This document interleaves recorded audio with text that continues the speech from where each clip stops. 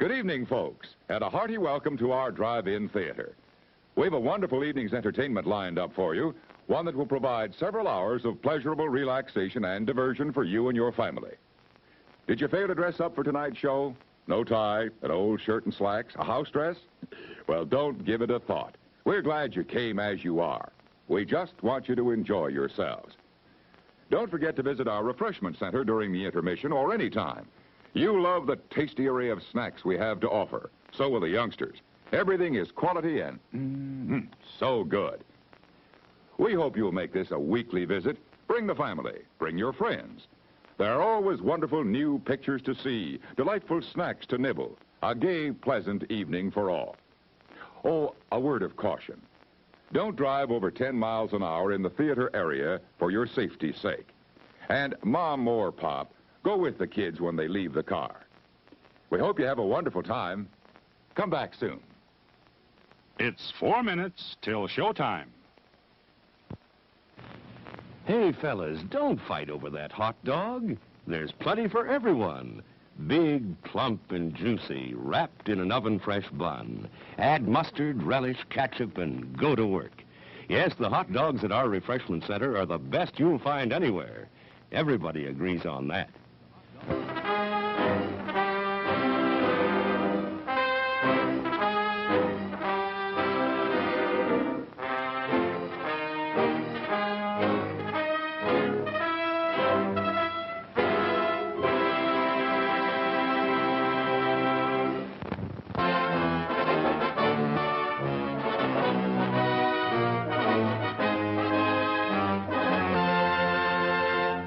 It's 3 minutes till showtime.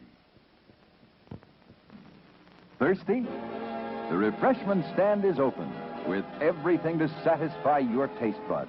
Here's the menu: the hottest, freshest, crunchiest popcorn, each kernel popped to its fullest with that real movie time taste. Cold drinks. You'll find your favorite ice cold, tasty, and thirst quenching. And hot dogs, hamburgers, and candy too. Now a short intermission, so you'll have time to make your selection before the show begins.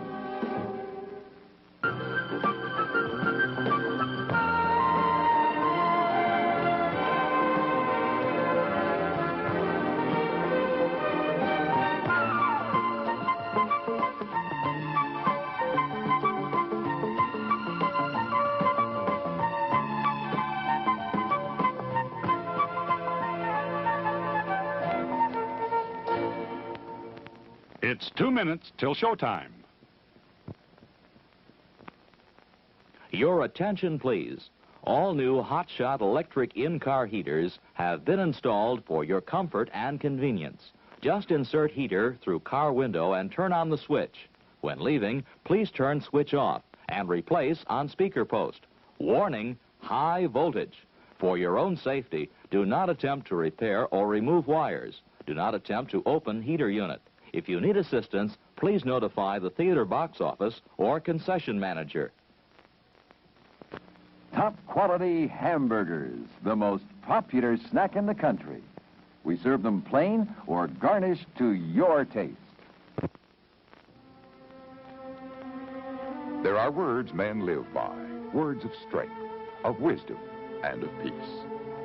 We urge you to find the spiritual comfort and guidance we all so greatly need by attending your place of worship regularly.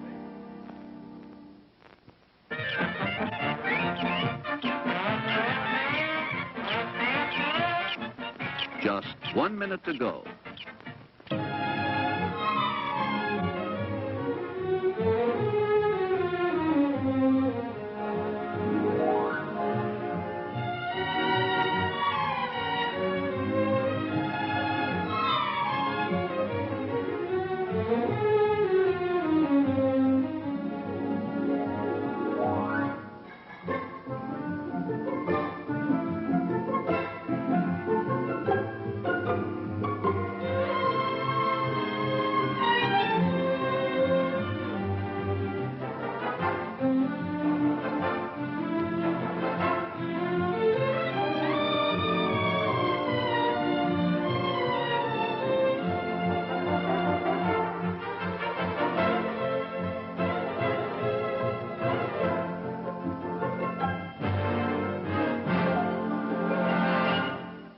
And now, on with the show.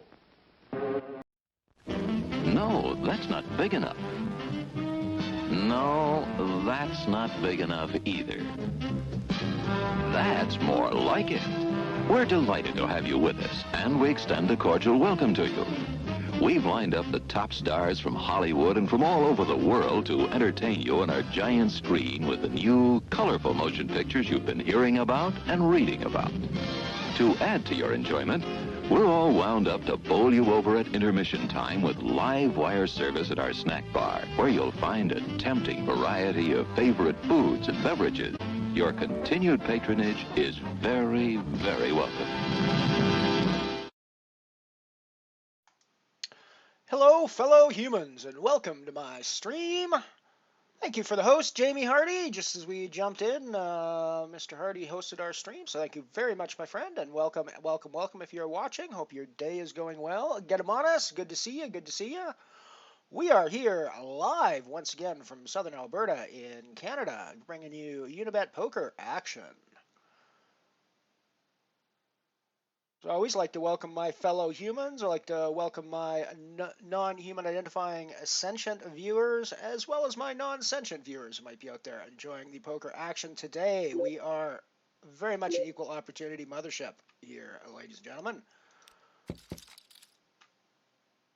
I got 3 games going at the moment. We got the Falling Star Bounty in the top left. We're taking another shot at our €2 Singularities in the top right. And we've got our old friend, the Dark Matter Nano, bottom left. I regged in the Comet Nano last night to make sure there was people in it. Still didn't quite get enough people to play it. I'm not sure why. The Dark Matter started with 4 people in it today.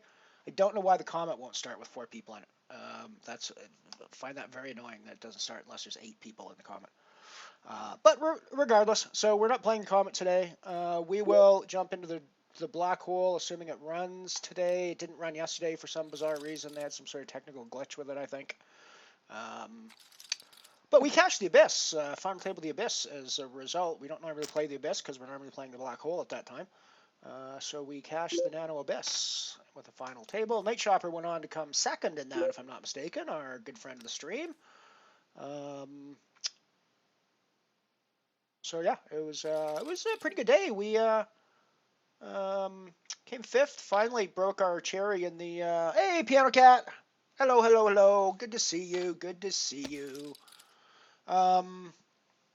Yeah, so we finally broke our cherry in the €2 Singularity category yesterday. Got 5th in one of them for like €8 or something like that. So it's not making a profit in that format, but it's definitely nice to have notched up a cash after 14, count them 14 tries and misses in the €2 Singularity format. It's starting to get a little painful, frankly.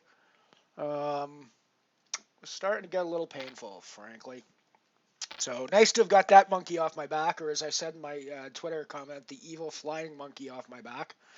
And we will see how things go. So let's take a closer look at the tables. As I said, we've got the Falling Star booty going on here. We've picked up some chips, but we haven't not picked up any booties yet today, so we're still looking at that. We have got the €2 Singularity. Once again, we picked up a few chips, but it's been a pretty slow day so far over there. And we got the Dark Matter Nano, which of course we've won 5 times now, looking for our 6th trophy in the Dark Matter Nano at some points, and it is increasing. We have 11 players total registers, 9 sitting there now in the Dark Matter. It got a really big. It had a really big. We cashed it yesterday as well, and it had a really big field yesterday. It actually crushed the guarantee, which it normally doesn't even hit the guarantee of €10. So it was a pretty nice crush. Let's have a quick look. What did we do yesterday? I know we cashed Dark Matter. We went pretty deep in the Dark Matter, actually. Yeah, we finished 9th, so we final tabled, and then we were the first off the final table for 45 cents. We finished 6th in the Nano Abyss for 222. We finished 5th in the €2 Singularity for 864 as well. And we finished 17th in a Falling Star Bounty for a total of 903. Total of 903 in bounties and prize pool combined. So yeah, it was a pretty decent day all around yesterday, I have to admit.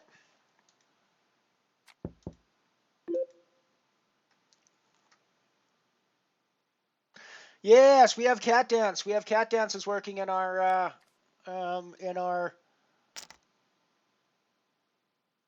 We absolutely have cat dances working in our stream now. That is awesome. I am so happy about that.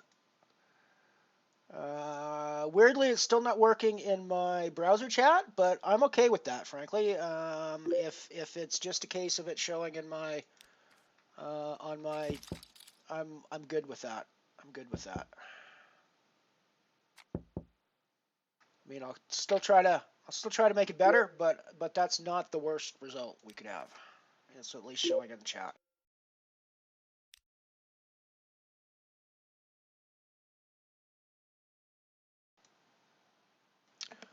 We have the kitties. We have the kitty dance. I like it.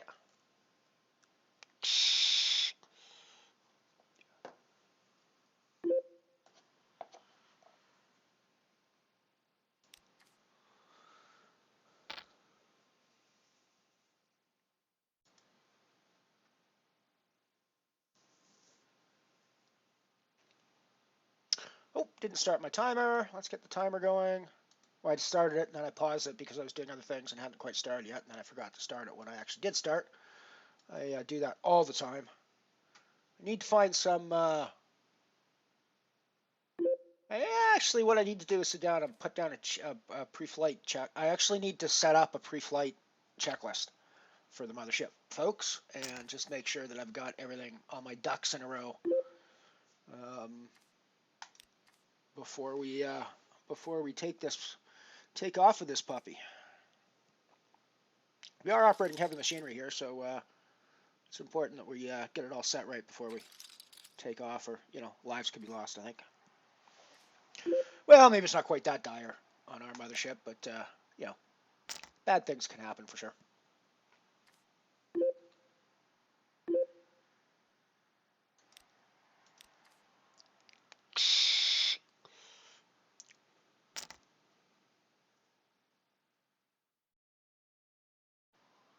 Still getting used to my new vape. I've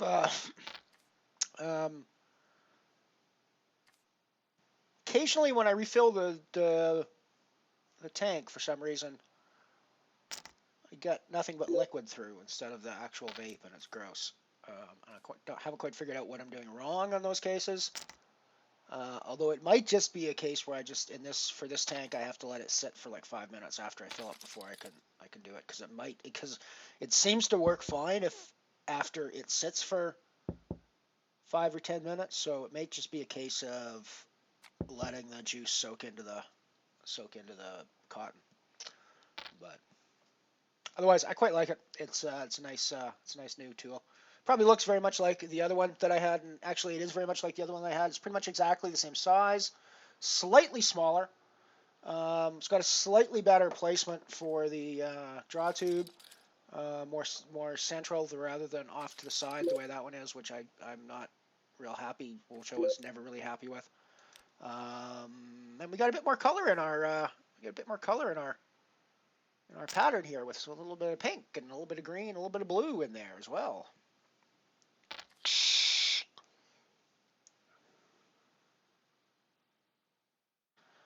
Broadjoy, good luck. Good to see you here, buddy. Good to see you. Let's have a quick look at what our current number is. We might actually even be close to there.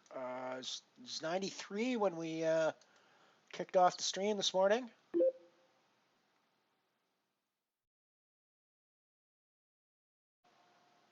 Well, that's weird. It actually shows less views now than I thought I saw before, so maybe I was just being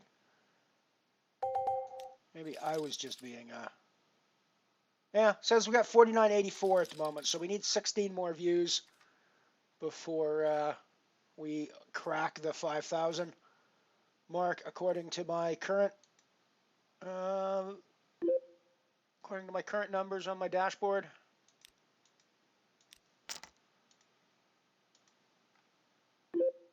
And yeah, 4983 on my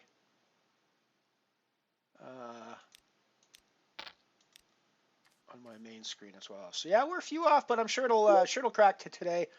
I normally, I think that's unique views is what's being measured there, and I normally get between 20 and 40 unique views at least every stream. So, of course, what that means is that not everybody's hanging around to watch when they come and look, and lots of people are coming and looking and leaving. But that's cool. That's the way it goes. I don't expect everybody to be thrilled by what they see on the mothership, but I'm very much happy for the people that are, and I very much enjoy your company when I'm here streaming the pokers from Unibet. I had big plans of changing my table today for a new table layout, and just didn't bother. So, maybe we'll do that for the next stream. Maybe we'll do that for the party stream on Friday.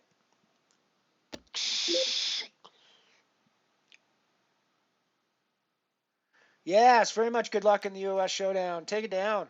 Give yourself another trophy. That's what you need, Piano Cat. You need another trophy.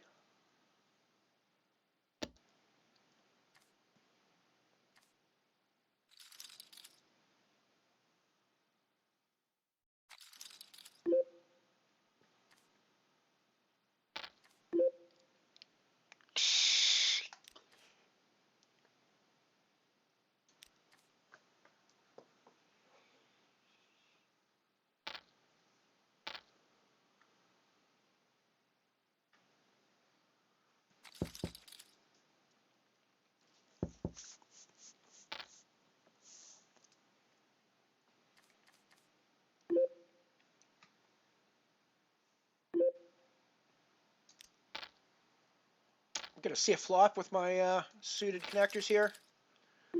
Not the greatest flop in the world for our 8-7 of spades, but it's not terrible either. So I think we're going to see one more street at least. We do have backdoor straight possibilities here.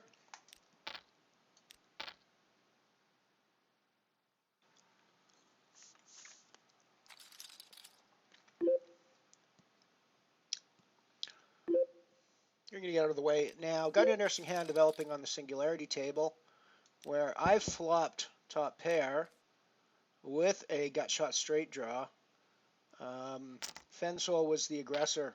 One Lucky was the aggressor pre-flop. And we've just been calling behind so far. And I think we're going to call behind one more time. There's a lot of draws that are doing this, I think. So I think, some of the draws just got there, of course, so we might not be good anymore. To heart hands.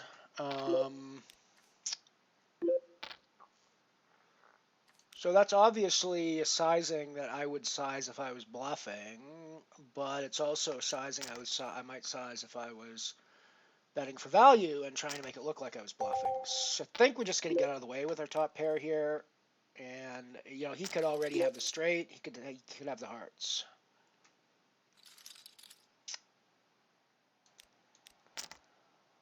We are all in with ace-queen in the booty. And we get there. We get there, everyone. Woohoo! 2 booties. 2 booties in the falling star. So we get 42 cents and 34 cents. Let's go add that to our bankroll numbers. The falling star equals 0.42 plus 0.34.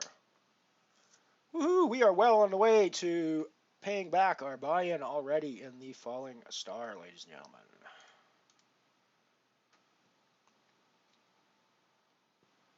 Yes, champion and champions. Take that puppy down, Piano Cat. There is no reason in the world why you can't do that.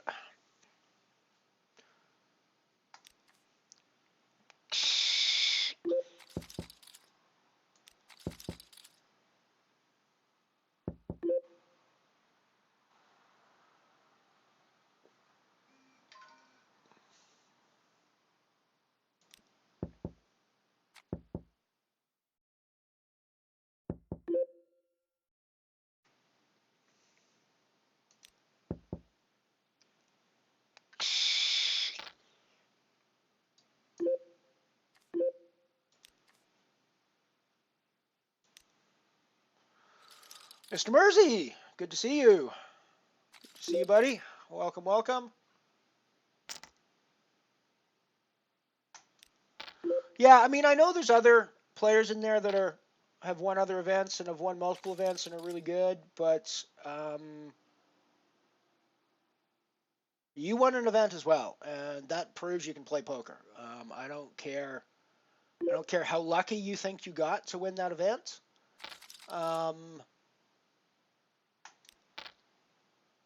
People don't win poker events just by getting lucky, or very rarely do they do that. You win poker events by a combination of luck and skill. And I'm sure that you had that combination, and just keep playing the same way today, and don't play scared. Don't try not to make yourself think you're or don't feel like you're outclassed against people that might have won 2 or 3 or 4 events. Just play them like they're every other poker player. I think, and just you have just as much right to be there as anybody else. So take it and run with it. Play your game. Have fun.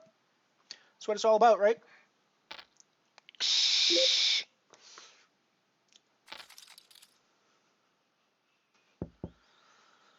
Alrighty, I think I'm making a hero call here with my 2 pairs.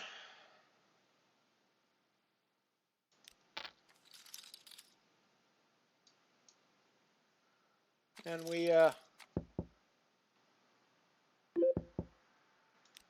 hold there. I mean, there were straights that were out there, but just the betting that had gone on prior to that did not seem to me like it was going to be straight territory that I was going to be up against. So that's why I made that hero call.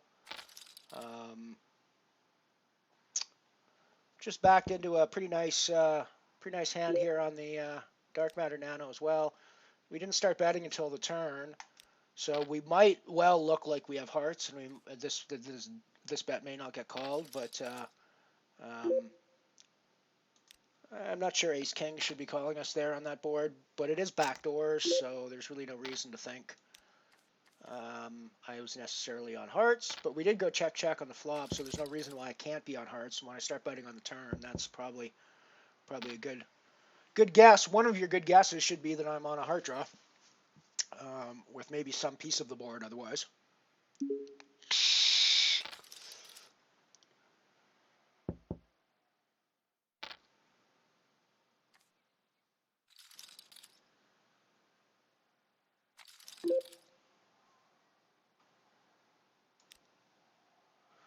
Yeah, put in a raise here under the gun with my ace queen.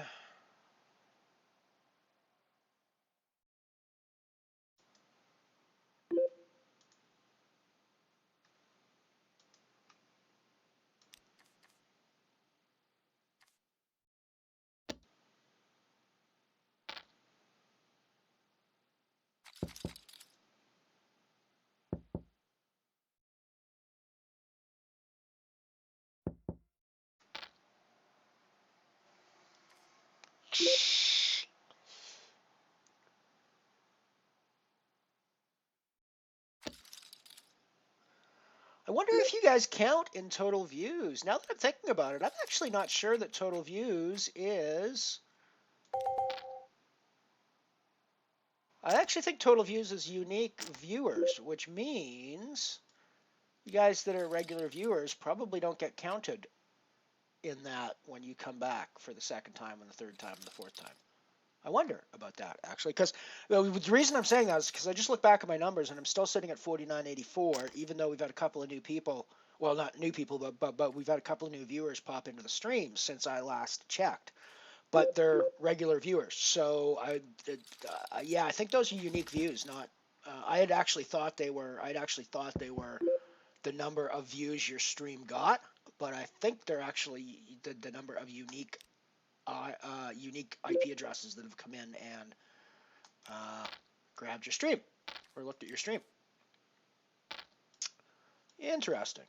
Might take a little longer to crack it then. Oh, it's one of those kind of tournaments. I didn't realize it was one of those kind of tournaments. Yeah, that does make a big difference then. You are at a bit of a disadvantage. But, you know, it's going to be...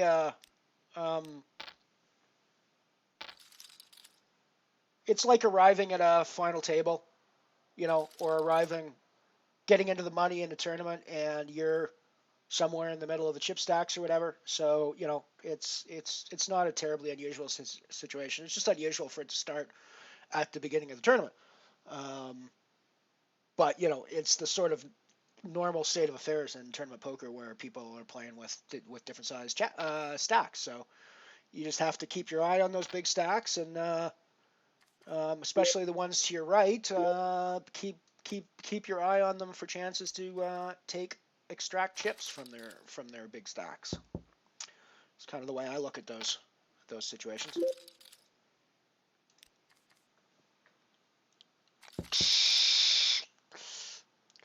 All right.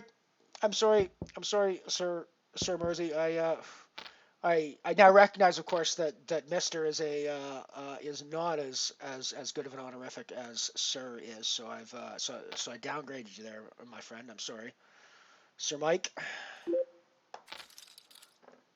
Is it Sir Mike or Sir Mersey? I think it's Sir Mike, right? It's the first name.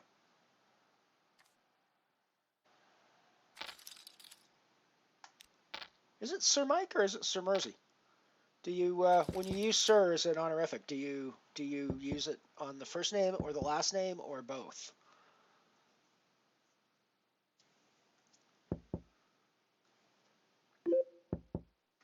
I think it's the first name, right?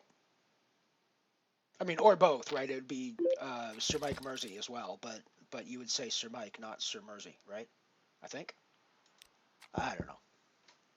Like it matters in this particular case as well, right? But oh.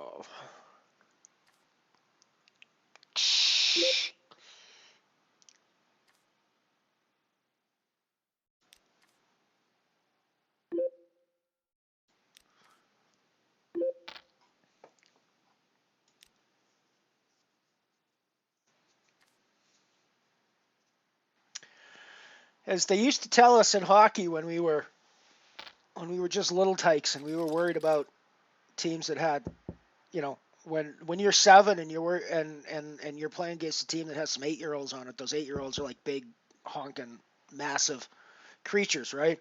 And so the defensive coach used to tell us the bigger they are, the harder they fall. You can actually apply that to the poker as well, because the bigger the stack they have, the more you can get out of them, right? So it's not a terrible spot to be the shorter stack on the table. Always you can sometimes use that to your advantage depending on the situations.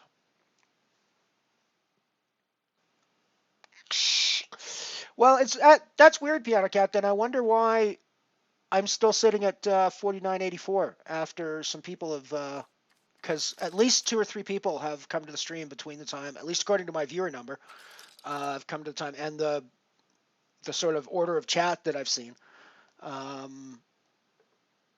So I wonder why my number hasn't increased. Maybe it's just a lag. Like I went and I refreshed my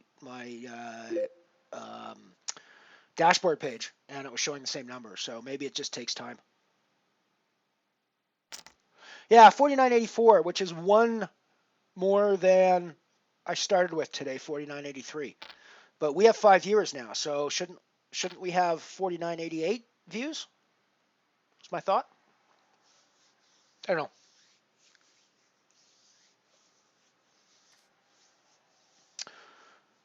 Wow, aces v kings on the dark matter. Oh, and the king of clubs just gets there with the running clubs. Ugh. Poker is such a disgusting game sometimes, folks. I'm just glad that didn't happen to me, because I would be raging right now, as you've seen me do before.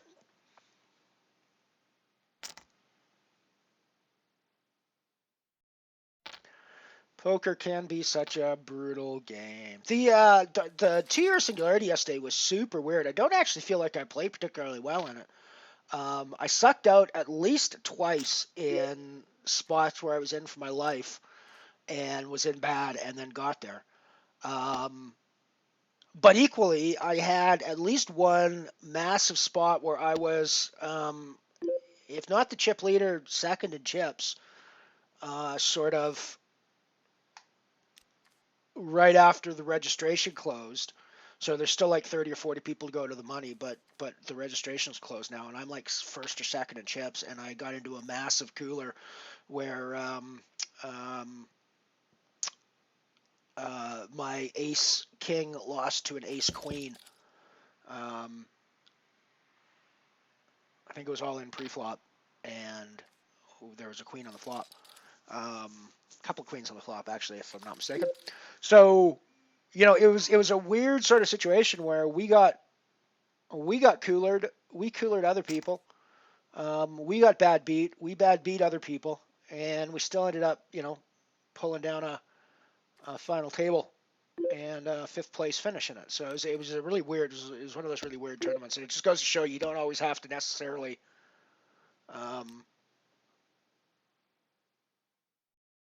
Even when poker goes really super weird for you, it can still be a profitable day.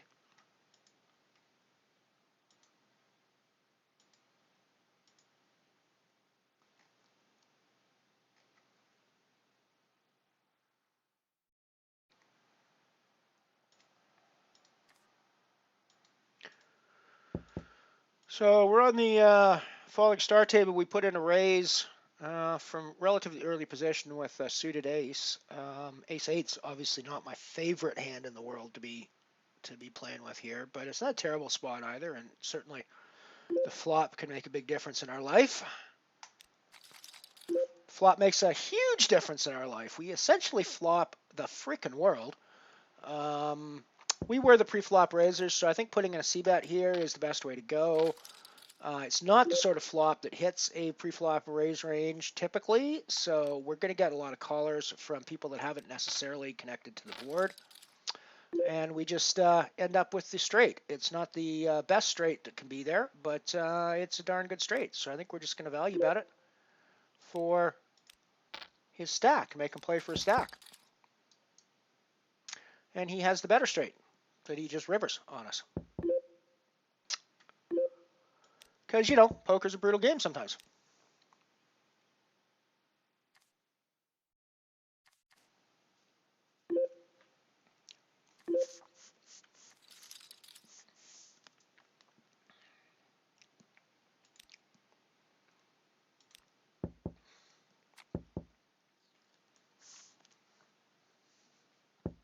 Pair of jacks.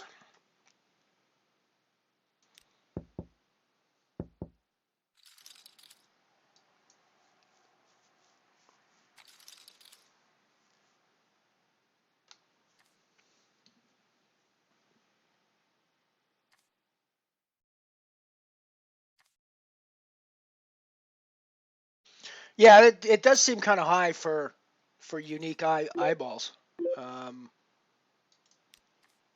for me. Although, admittedly, I'm pretty sure it also includes the time when I was doing anything but hold'em. I think that's a lifetime number.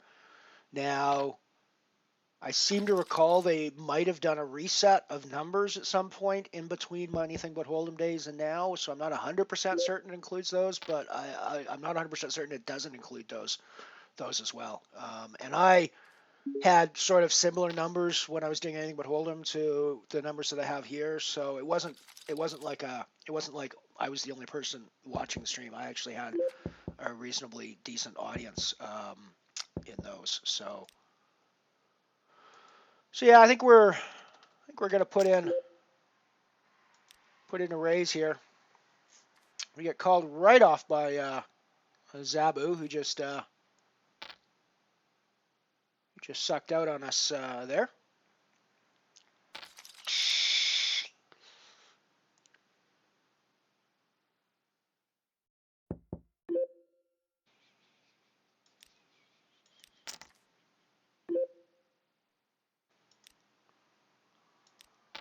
He certainly could have the ace, but so could we.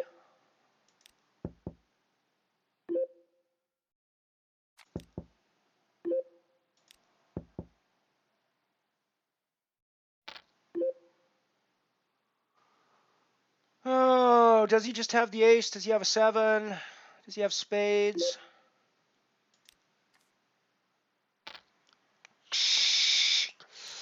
Guess he has the ace.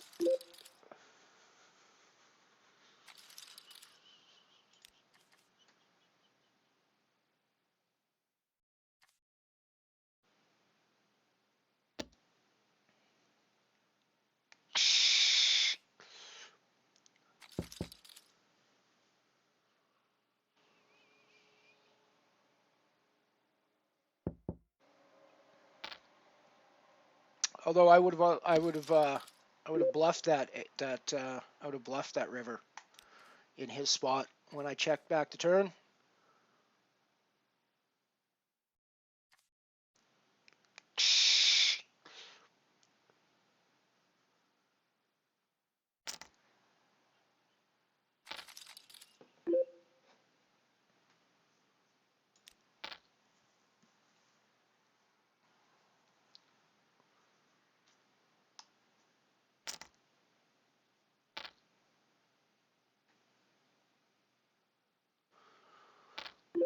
I think we're going to take his bounty at some point, though. Or at least have a decent chance at doing that.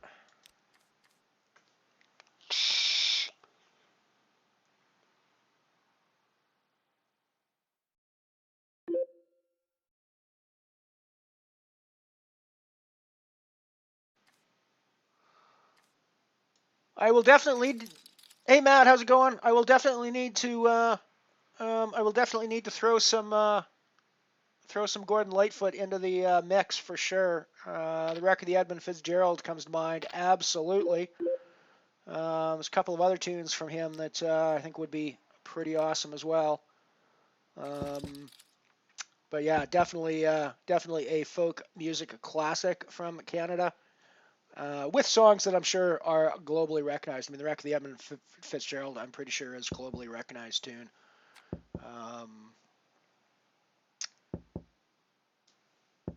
So absolutely, that'll be on Friday. We'll be running our music stream. Assuming this Friday isn't the day that I go to the office, which I don't think it is. I think that's next Friday that I go into the office. I'll have to double check with that. But yeah, we'll be doing. If Friday is the day I go to the office, then I'll probably stream Saturday, and we'll do the music stream on Saturday instead. Gonna keep them as weekend party streams. But I'm pretty sure I'm streaming this Friday.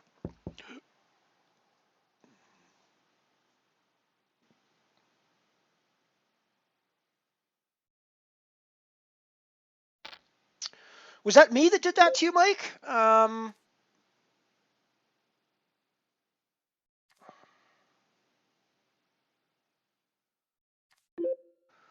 Alrighty. I think this is a somewhat high variance play. But I don't really want to play my jacks post flop, so I think the squeeze here is the way to go. And he just gets there with the queen. Of course he just gets there with the queen. Alrighty, so we're down in the falling star. Because it seems pretty bad to me that you call off with a queen 10 there, but I mean, maybe tell me I'm wrong, guys. Tell me that that's a standard call with queen 10 in that spot. Looks pretty it's pretty questionable in my mind, but whatever. Alrighty, we're still playing the €2 Singularity, where we've got a very nice stack there, and we are still playing the Dark Matter. I'm going to look at a few other tournaments and see what we get. See what else is here. We played that €5 Falling Star yesterday and did reasonably well in it, so I don't know if we want to fire another €5 at it today as well. I think I'm gonna pass on it today. I'm gonna play it more regularly, but 5 is still a fairly chunky buy-in for me with €145 in my bankroll. So I think I'm gonna leave that one aside today. I'm gonna get myself into the Black Hole Nano, which will be starting in 12 minutes time.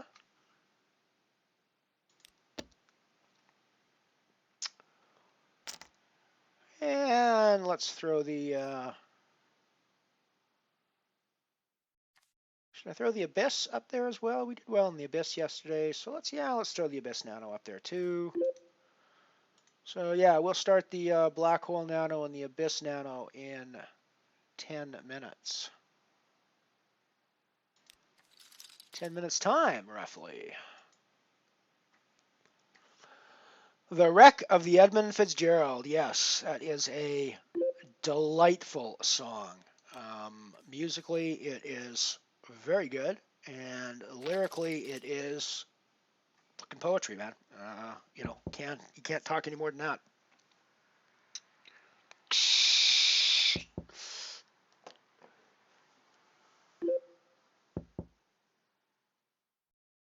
And it's also one of those songs where I can't imagine anybody ever doing a cover of it that even comes close to replacing the original. I mean, maybe it's possible, but it just seems so iconically that version that I just literally can't imagine. There's very few other songs where I can't imagine that somebody else could come along and maybe do it better. But that The Wreck of the Edmund Fitzgerald is one of those songs that I can't imagine anybody else comes along and does it better.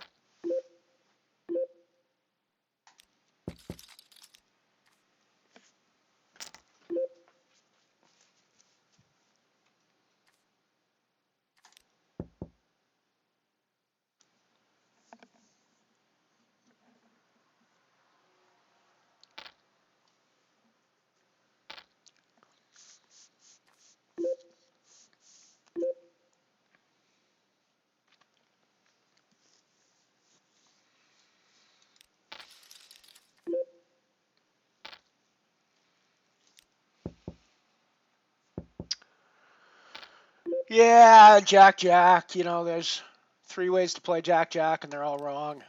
You know the story, right?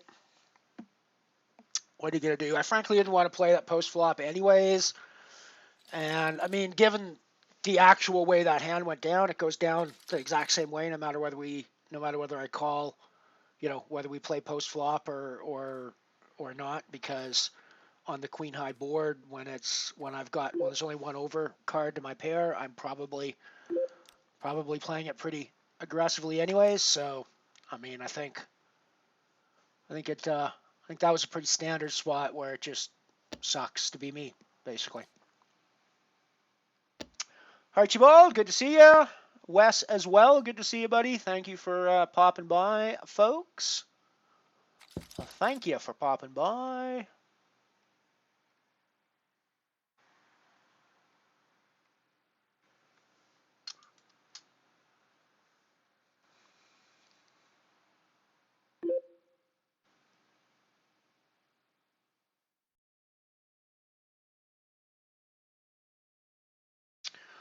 $49.90 views now, folks. We are 10 away from our 5,000 view mark.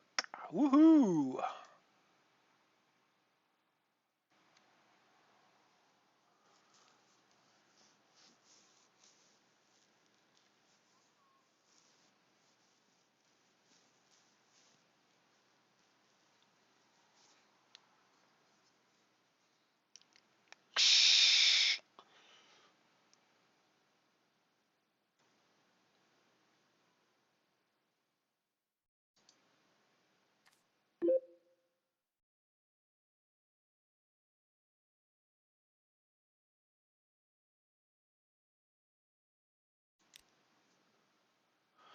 Got clubs all over the place. We got 4-6 clubs are there on the singularity table. We just folded 7-3 of clubs on the dark matter table. We got clubs all over the place, folks. Clubs and more clubs. Yeah, right, in the 2E singularity. In the later one. Yeah, okay. I can totally buy that. Like I said, I sucked out a couple of times in pretty gross fashions for the other person. But equally, I had a couple of times where people sucked out on me in pretty gross fashion as well. So it was just one of those weird days, man.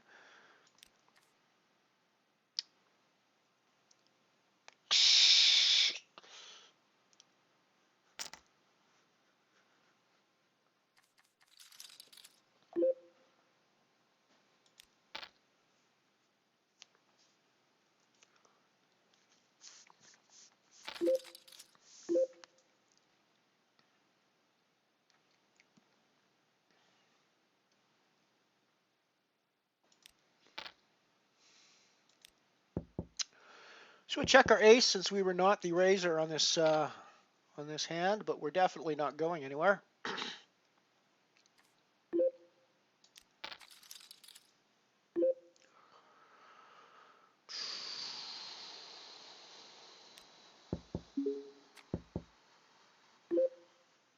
We're ahead of everything but a 3 now. Well, pair of 10s as well. We're definitely putting our bet in here. We were ahead anyways, but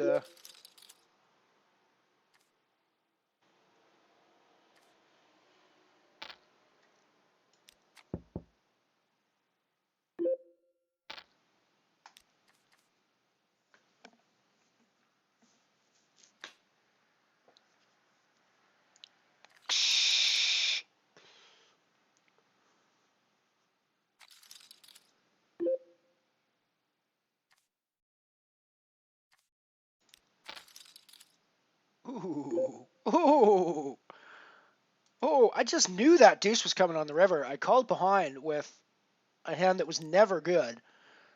Deuces on that board after 2 rounds of betting, because I just knew that deuce was coming on the river. It's a bad call. It's a bad reason to call, but I knew it was coming, and there it is. So, barring any 8-9 or 8-3 hands, I think we're in pretty good shape here.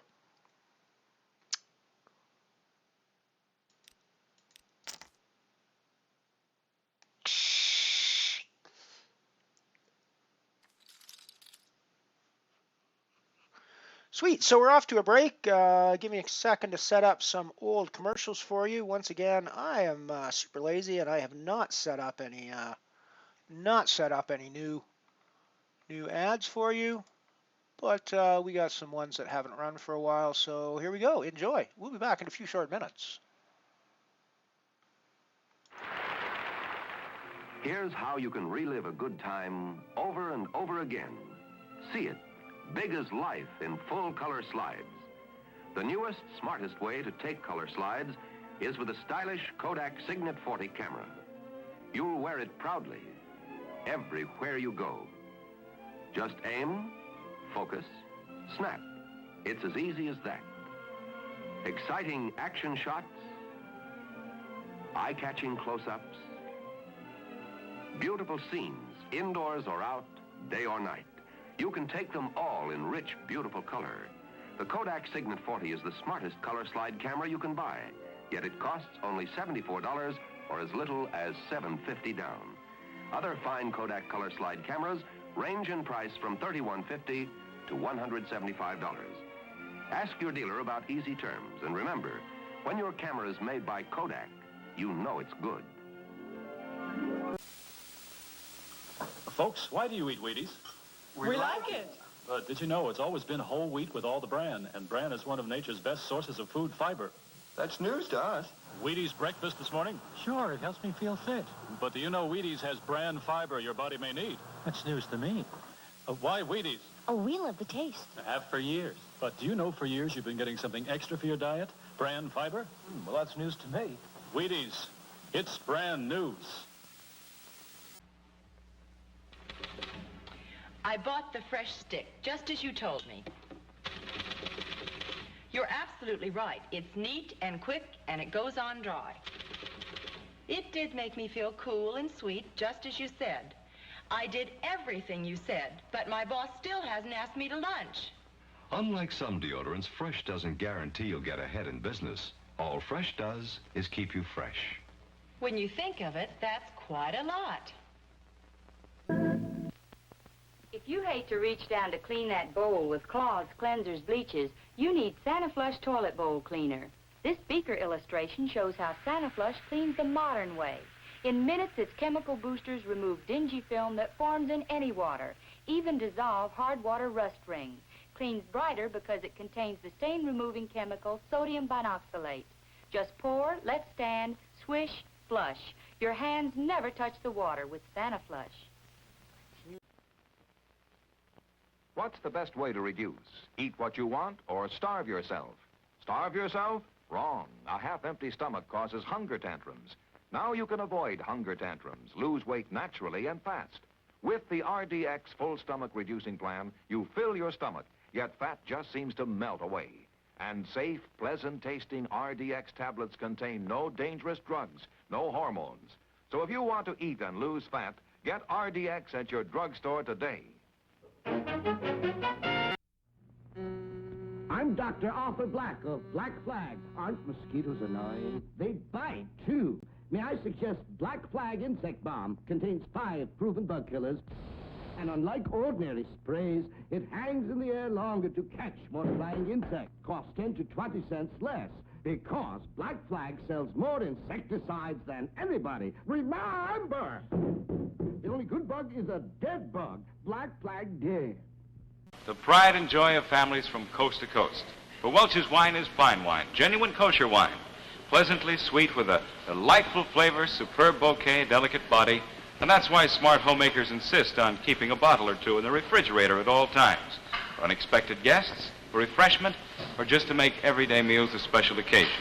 Remember to add Welch's family wine to your shopping list. Welch's, the greatest name in products of the grape since 1869, assures you of Welch's quality from grape to bottle.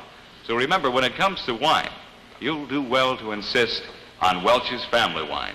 Incidentally, folks, we'd like to thank the many, many thousands of you who, for the first time, tried Welch's wine during the recent holiday season. And now that you've discovered the wonderful taste of Welch's family wine, well, we know that you'll be a favorite with us and with the Welch's folks from now on. Thank you.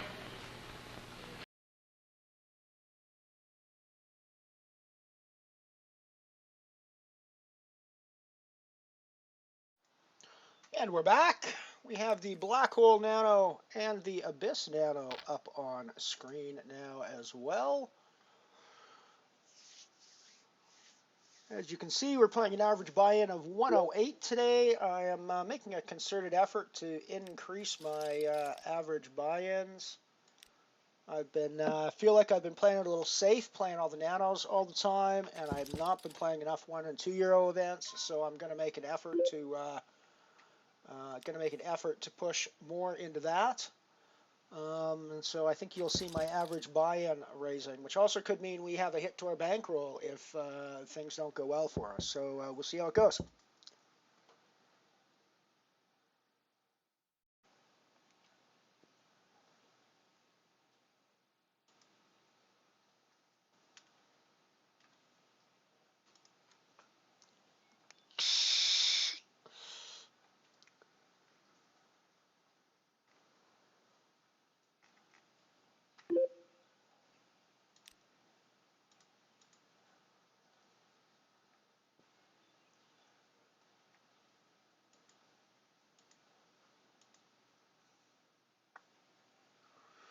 So just to run through, we got the Black Hole Nano, we got the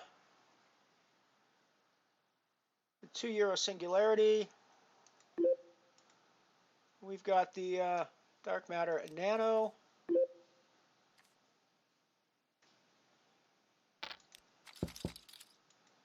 and we've got the Abyss Nano. We took 5th in the Abyss Nano yesterday. Bit of a stupid spot on our part where we basically called behind shove where we could never have the best hand. With a bluff catcher that didn't even catch many bluffs, frankly. So it's not our best moment in poker. But you know, you live and learn from those things.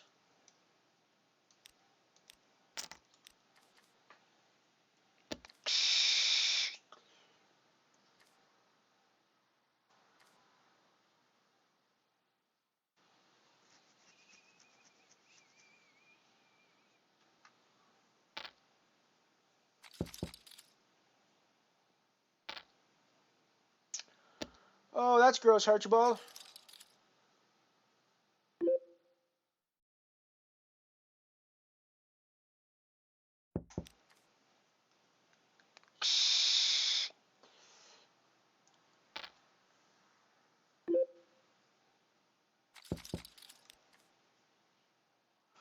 Oh, I need to add these to my bankroll numbers. I haven't added the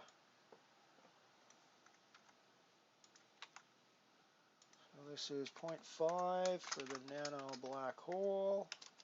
Oops.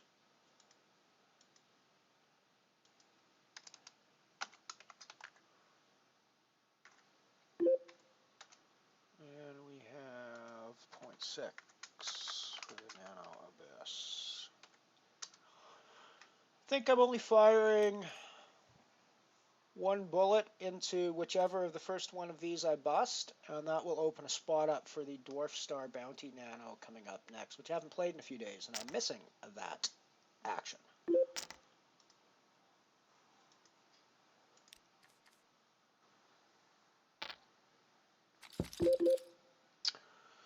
Yes, Piano Cat took down one of the UOS events. She is our star in chat now.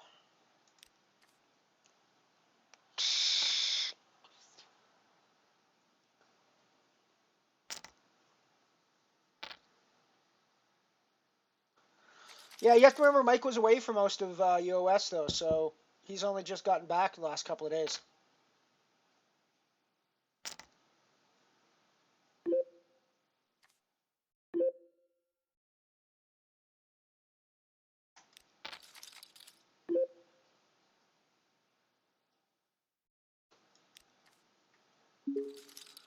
We've flopped open-ended on the Black Hole Nano table. We've turned the nuts.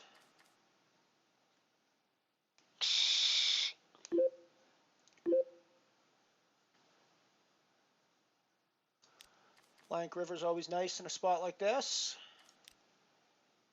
Let's give it a bit of Hollywood time. Throw in a half-pot bet.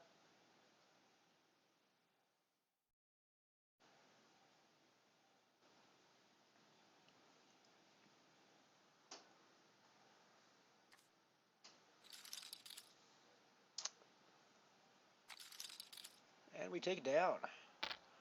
Nice first blood in the Black Hole Nano. That's the first pot we played first, and we take it down. Always nice to, it's nice to win the first pot you play, I find.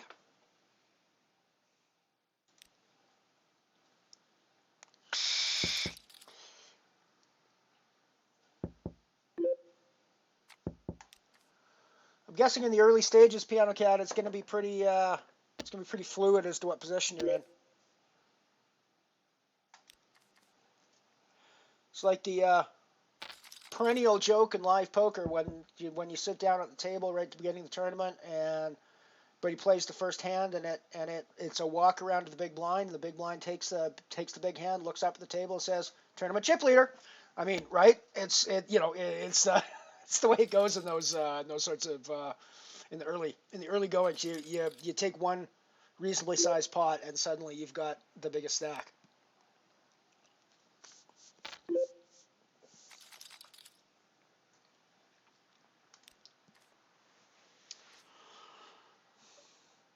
So I have to eat a little crow, and I have to send out some kudos to Party Poker.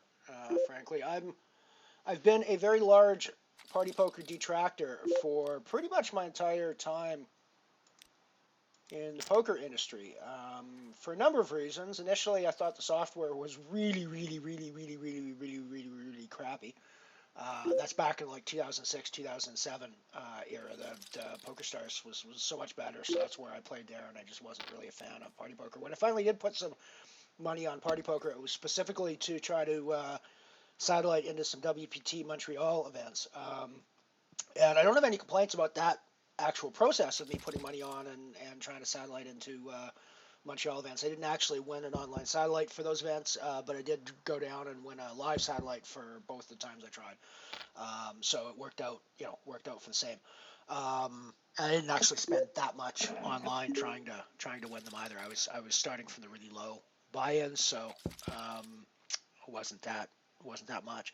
But of course, what caused me grief and what I got upset about and what made me sort of leave and say I'm never going to play there again was that if you don't play there for a while, they start taking your money away from your bankroll for quote-unquote inactivity, which I thought was pretty darn crappy. It's my money. Don't fucking take it away from me. I don't need to play every day I don't even need to play once a month, frankly, for you to respect my money. So I got pretty pissed off, and I didn't close my account because I need it for other business that I do. I need to be able to see what's going on Party Poker, so I need to be able to log in there. But I stopped playing. I didn't make any deposits, and I basically, put my account to zero and didn't do anything else on there, specifically and vocally because they took my money away because I was inactive.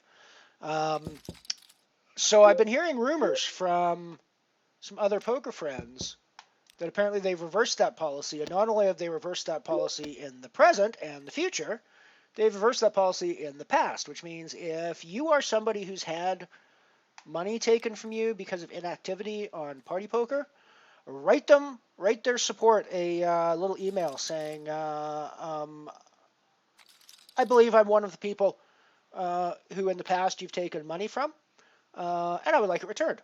That was literally all I sent in my email to them, and a couple of days later, I had some money back in my account and a nice email saying, you're right, we did take some money from you because of inactivity, and we are giving it back to you now. Here it is. And there it was in my account. So I played my first game on Party Poker last night, and it was a deep stack 88-cent event, and it was a lot of fun. I got quite deep. I think I busted... I was the bubble boy for the final table, and 7 people were getting paid there. So I was like, I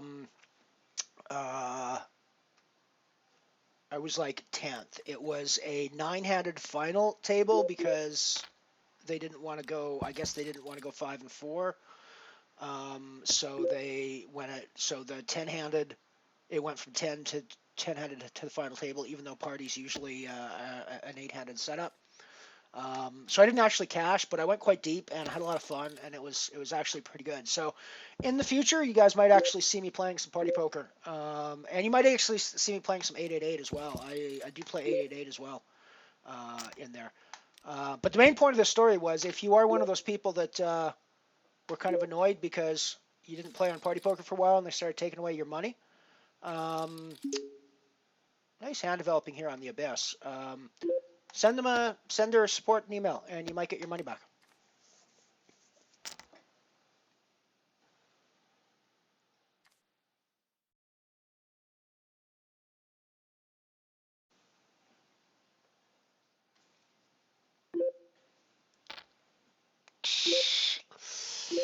Well, that hand got ugly real fast, eh?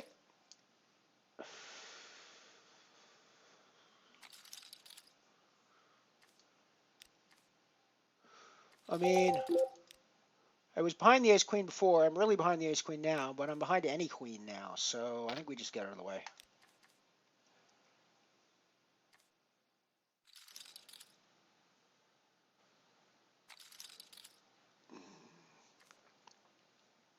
You will notice, Mike, we are not hearing the end of it. And I'm perfectly fine with that, actually.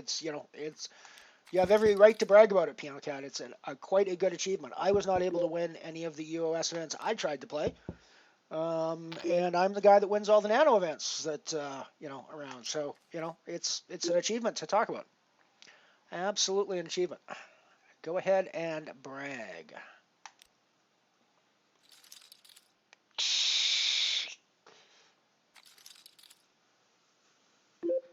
Got ace-queen on the cutoff in the singularity. We're definitely going to be playing that aggressively.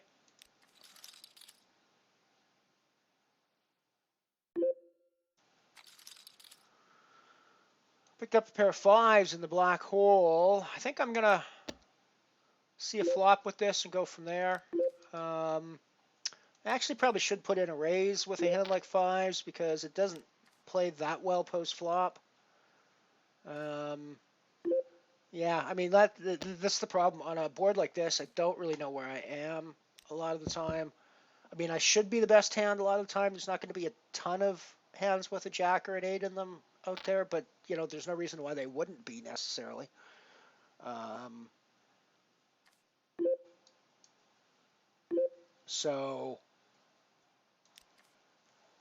yeah, I think this hand played out as a perfect example of why we should have put in a raise if we're going to play this hand. Pre-flop.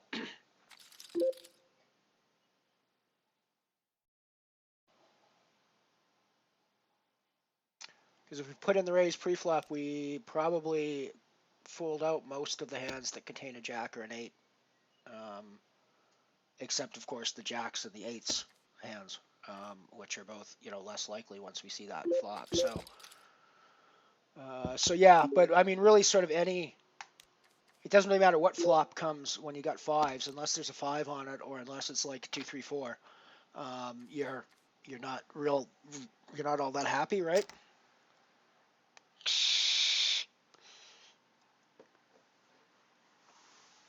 So yeah, I should probably put in the raise there.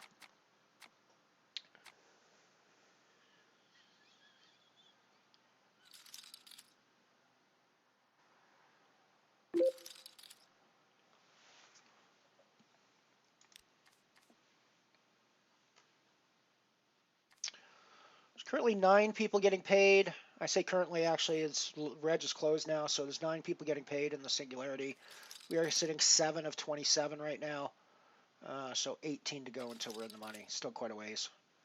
We have work to do yet before we certainly can't sit on our laurels and expect to cash.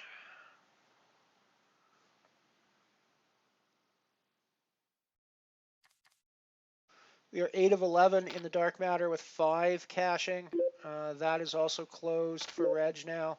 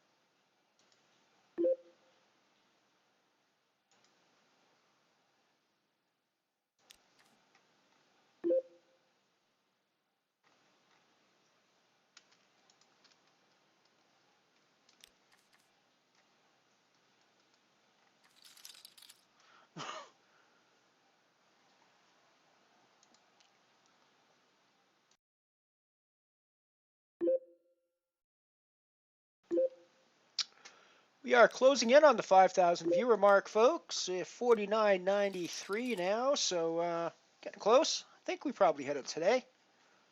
Not to today, definitely on the next stream we run.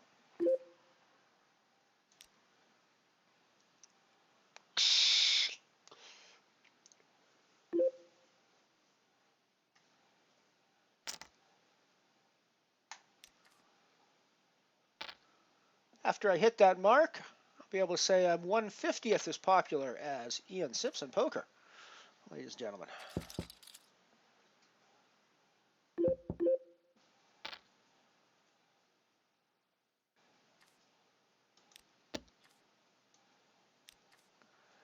Just put in a call on the button with a suited Queen 10.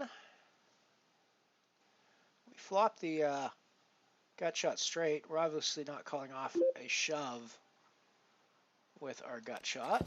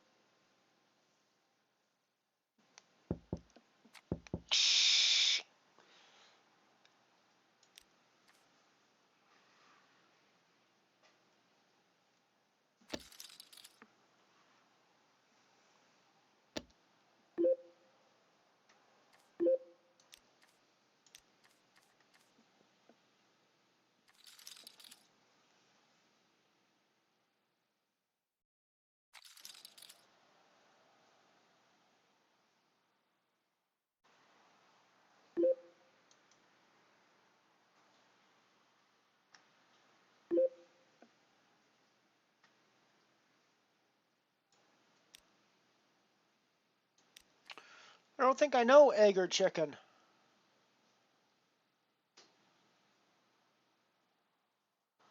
Mike.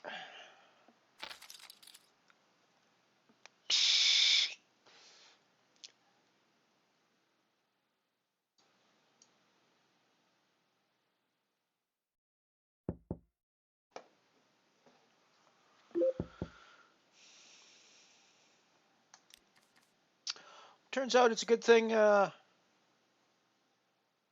good thing I didn't win a package to London this year. It turns out I'm probably going to Montreal on that same weekend to do a press event for Poker News Canada with Party Poker. So I will be quote-unquote working. I say quote-unquote working because it's not really something I call working so much when you're going to press events like that, although it is work. So, you know.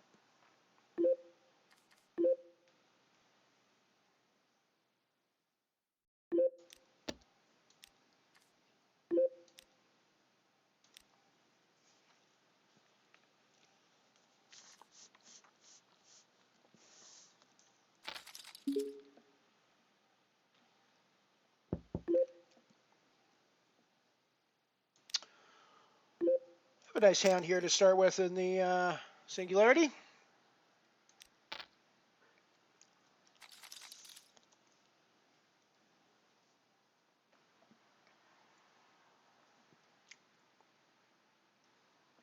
We get shoved on. Pretty good spot for us to be in usually. All right, as Ian would say, aces, do your job. Do your job, aces. Do your job. Yes, that is a good job by aces. That is a very good job by aces.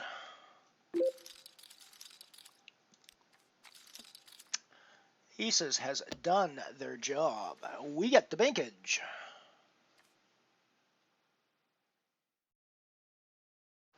I'm not going to London, Archibald. Like I said, I'll be in Montreal doing a press event with Party Poker for Poker News Canada.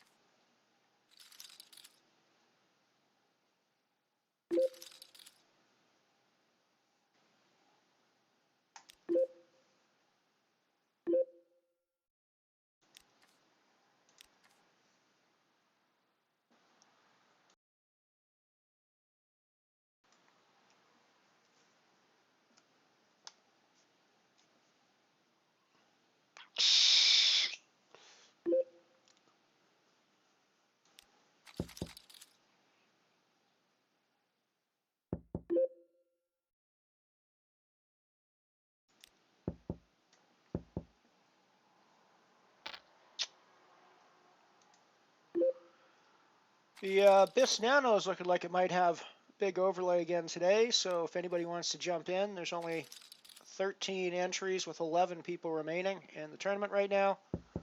And it is a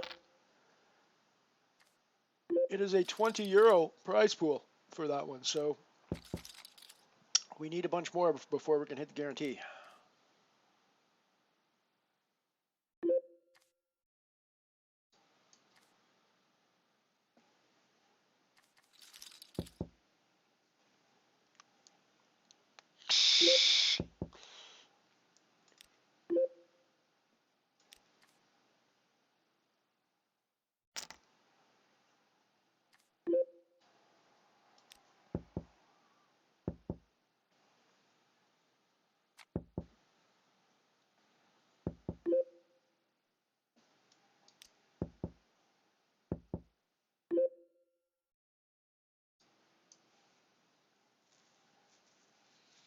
I'm going to see a flop with my suited jack here, I think.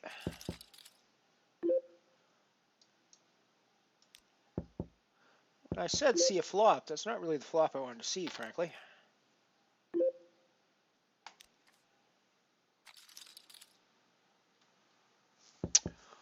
Why, thank you, Wes. Should be a chance to, oh God, I think we're potentially looking for rebuy territory in the black hole here, folks.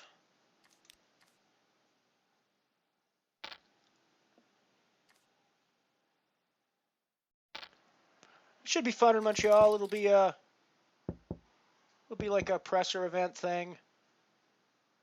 Wow. Jesus.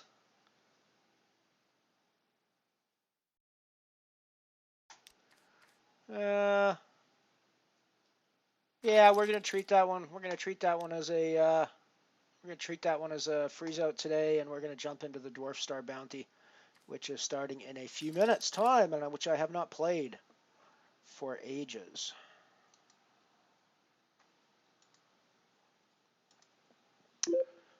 There we go. We are in that one. Let's mark that in our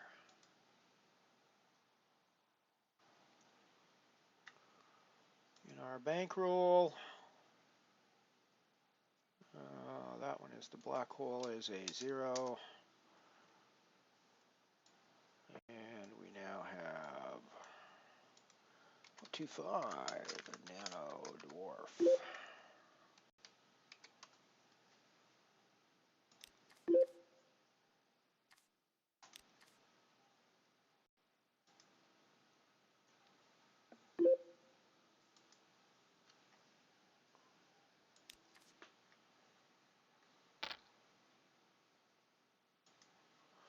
Manchester's a place I've never been before that I'd like to actually go sometime.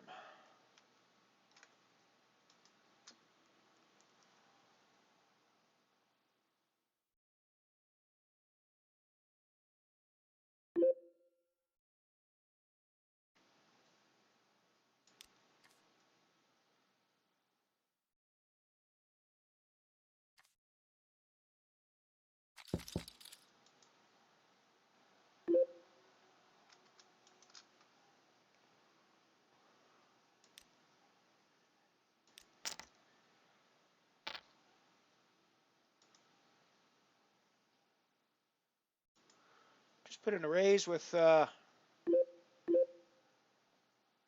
pair of queens. We're going to c-bet that flop, I think.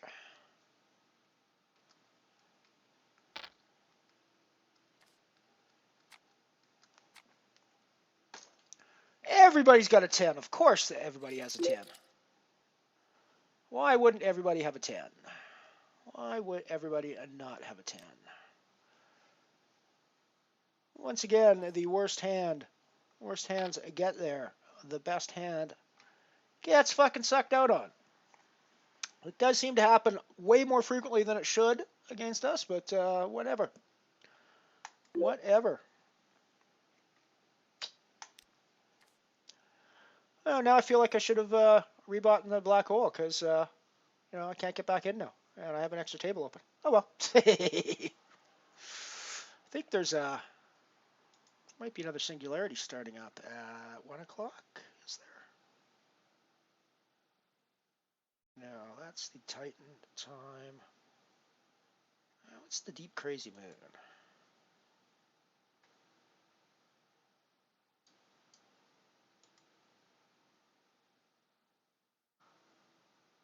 Oh, that sounds like exactly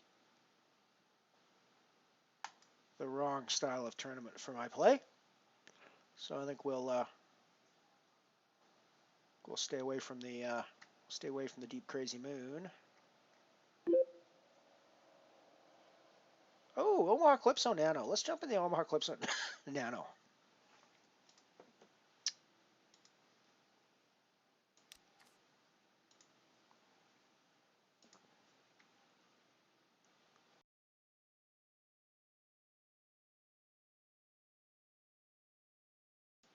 Hello, Ant-Man. Welcome, my friend. Welcome, my friend. Wonder if we'll find MVE in the... Whoops.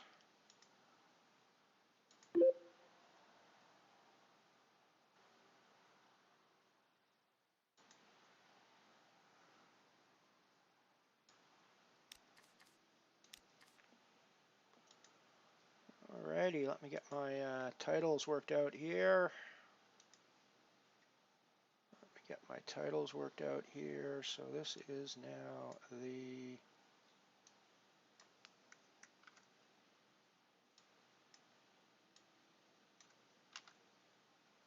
uh, 30 Omaha Calypso Nano. Oh, that's a pretty nice hand for it's a pretty nice hand to start an Omaha game off with, I think. Double suited ace kings.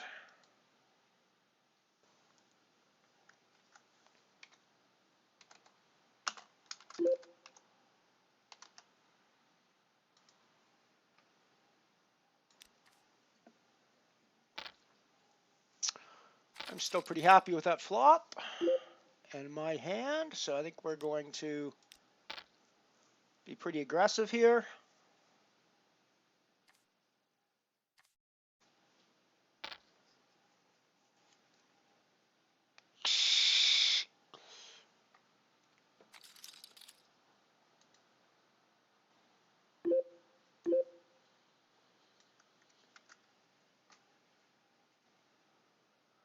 And I think we're going to continue to be pretty aggressive here.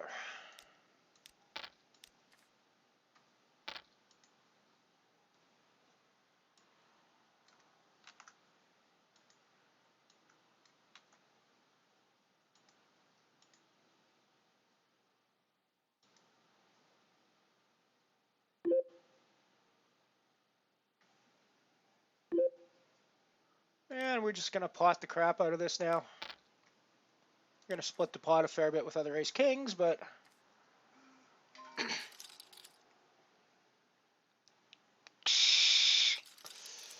King, King, 9-9 with one suit. Not a terrible place to start an Omaha hand with.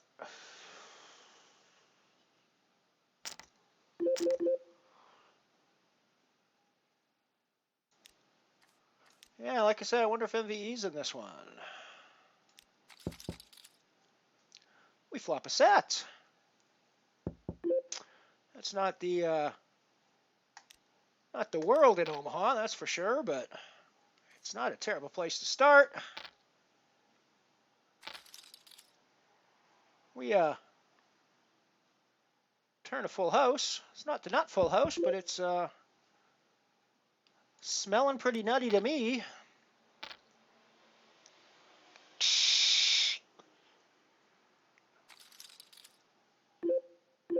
It's not the nut boat, folks, but it is smelling pretty nutty to me. It is smelling pretty nutty to me.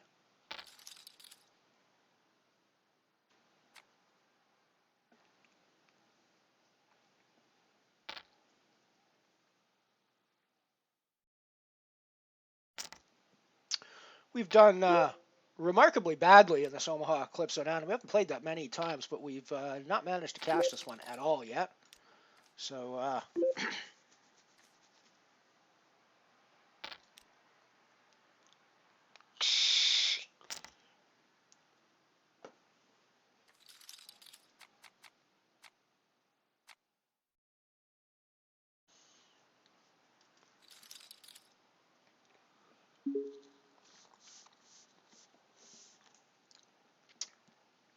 alrighty, Mike. Welcome to the Omaha Calypso, Sir Mike.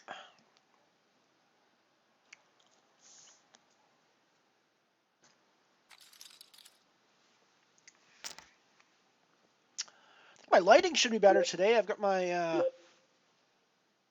usually a hermit that lives with my blinds closed, but I got my blinds open today, so there should be some sunlight streaming in. It's a pretty nice day here in southern Alberta. For May in southern Alberta, we're still we still fully expect snowstorms and blizzards up until the May long weekend, which is coming up on the well, it's the weekend that I'm in Montreal. Actually, it's the long weekend. Oh, we flopped top pair. There are backdoor or there are diamond draws out there probably, but our top set is going to be. Sorry, we flopped top set. I mean, not top pair. Our top set is going to be the best hand here. A large chunk of the time.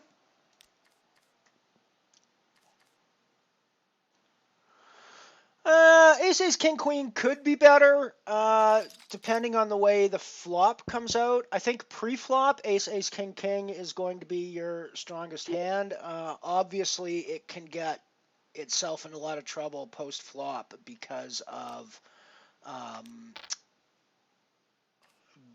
the drawing hands and the way Omaha plays out.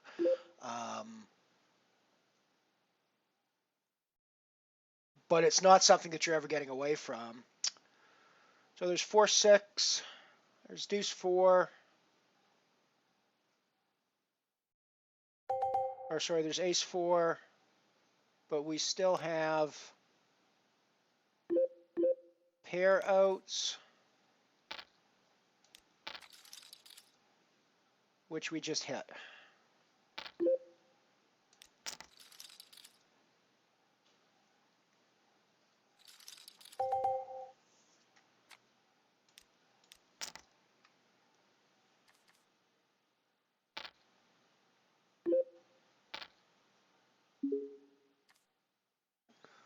Yes, I have all the aces and kings.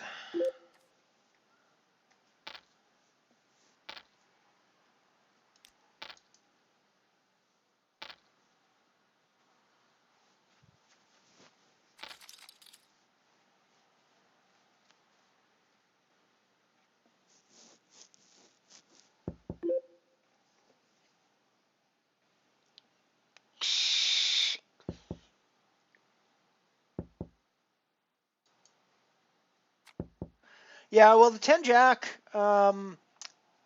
has much better straight opportunities than the queen-king does, obviously. The 10-jack for straights is the best you can get, basically, because it goes up and down, and it's the highest straights that have the most combinations to hit. If that makes sense. This is a decent Omaha hand. It's very much depends on flops coming through for you, but it is it can take a lot of big pots. Not when the flop comes out something like this, and we have no hearts in our hand. We are never doing anything with that flop, but yeah, the 10-jack hits so many more straights than the king-queen does, and a suited 10-jack, of course, hits straight flushes quite a bit, things like that. So yeah, you've got a lot of good possibilities with the ace 10-jack. So I can definitely see why that's rated as the second best hand.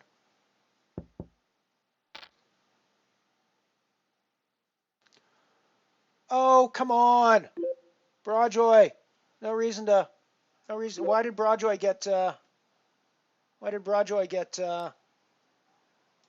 get banned there?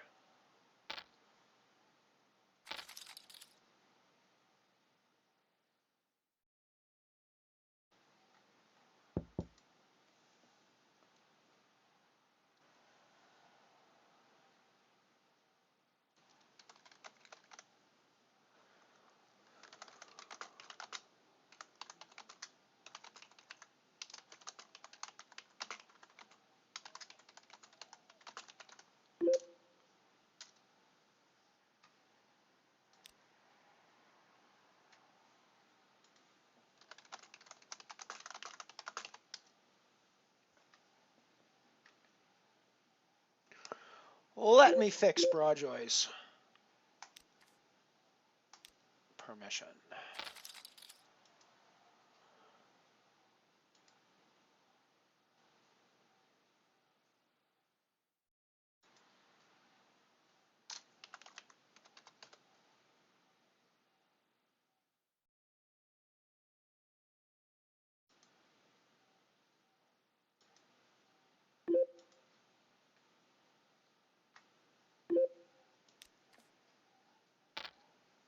That's a pretty nice looking Omaha hand as well.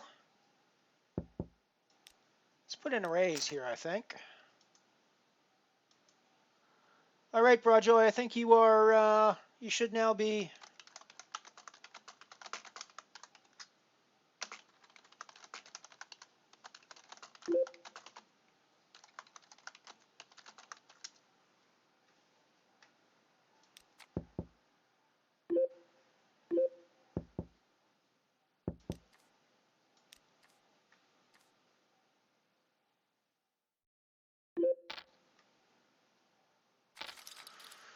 Not the best developing board for our hand, but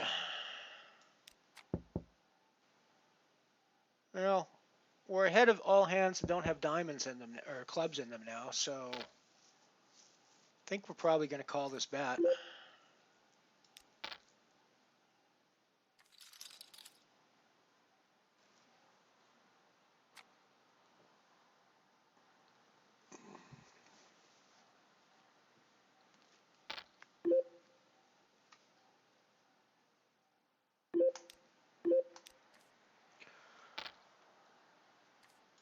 Picked up aces in the abyss.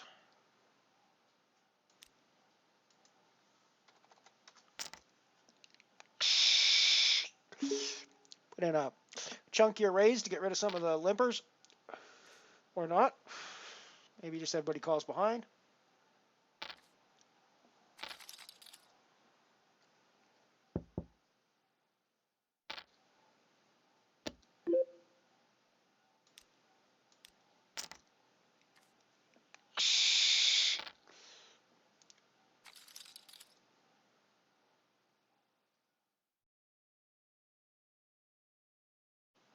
I'm calling this off.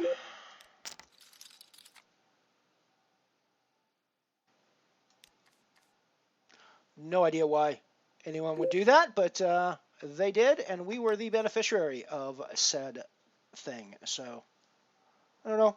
That's the way it goes.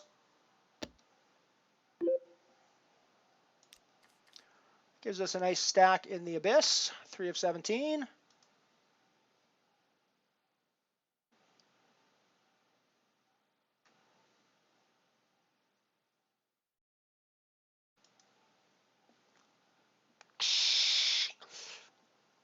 $49.95 total viewers. We are 5 away from 5,000, ladies and gentlemen.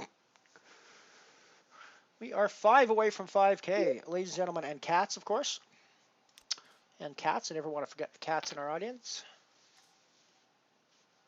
Wow, we folded the straight on the Omaha table there. Folded the wheel. Oh well.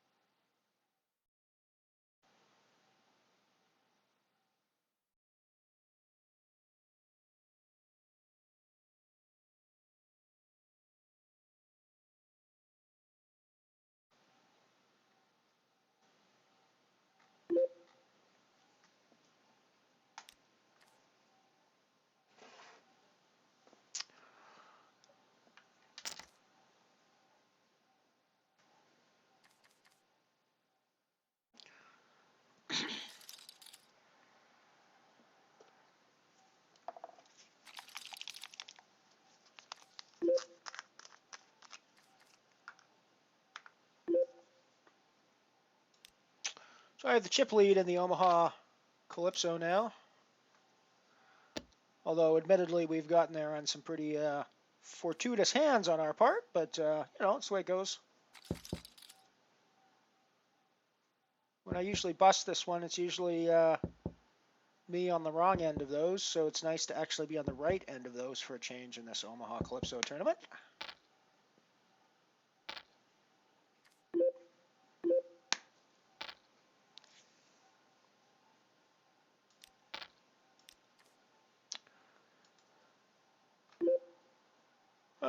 One suit with a pair of queens and a 9-jack to go along with it. It's not a terrible place to be.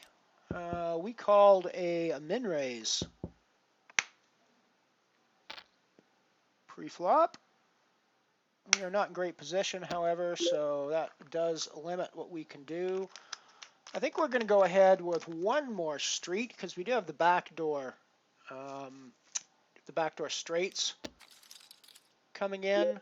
That is not the backdoor straight card we wanted to see. It does actually give us great straight draws, but it also brings in the diamond flush, which is almost always out there. So I think we're just going to get out of the way here because even though we're drawing to a straight, we're probably drawing dead to a straight. In Omaha, In Hold'em, we're playing that all day long probably, but in Omaha, there's diamonds out there like all the freaking time.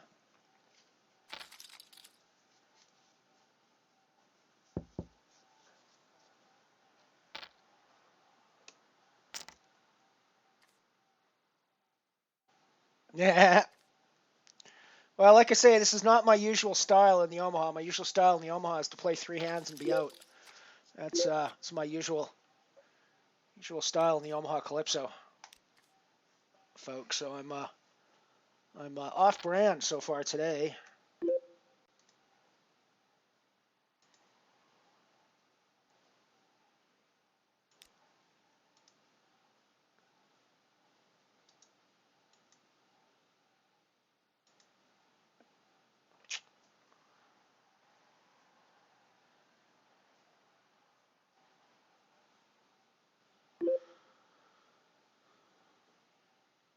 We just had the Dwarf Star Bounty pop up on our screen, so it is up and rolling as well now. We're back to 4 tables with the Omaha Calypso. And ooh, that's the wrong title. Why is that the wrong title? Why is that the wrong title? Why is that the wrong title, folks?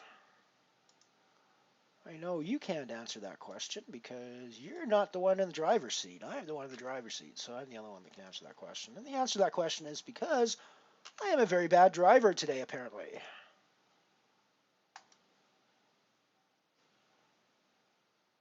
There we go. That's the correct title for that tournament now. There are a few too many cards in my hand for this to be the Black Hole Nano.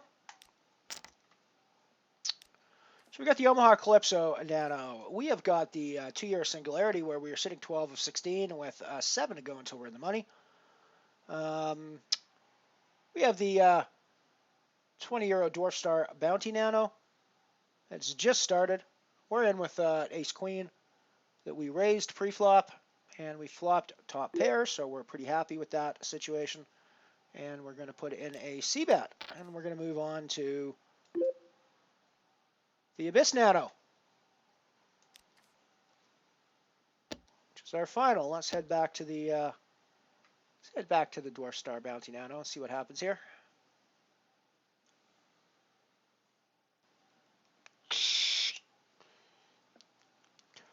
There's an example of one of the times when I fill my tank and I get a bunch of liquid. So I'm going to let that sit for a few seconds. One of the reasons why I still have my old one sitting here.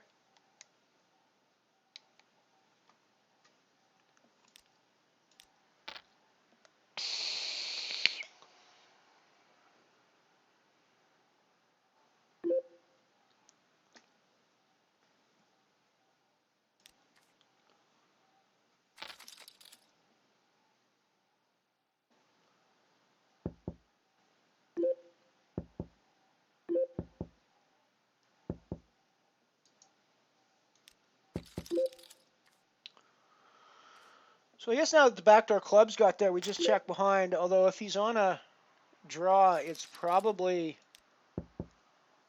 the spades, but you never know. Could be on both. Yeah, he's on the spades.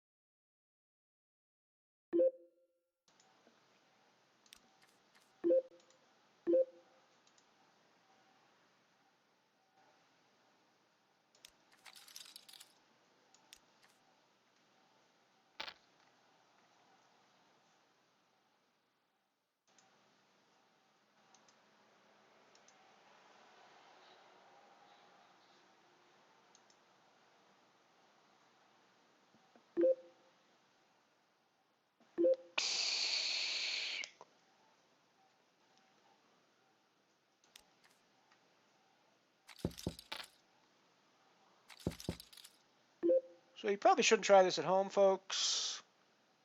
4 diamonds in your hand is not a great place to start in Omaha.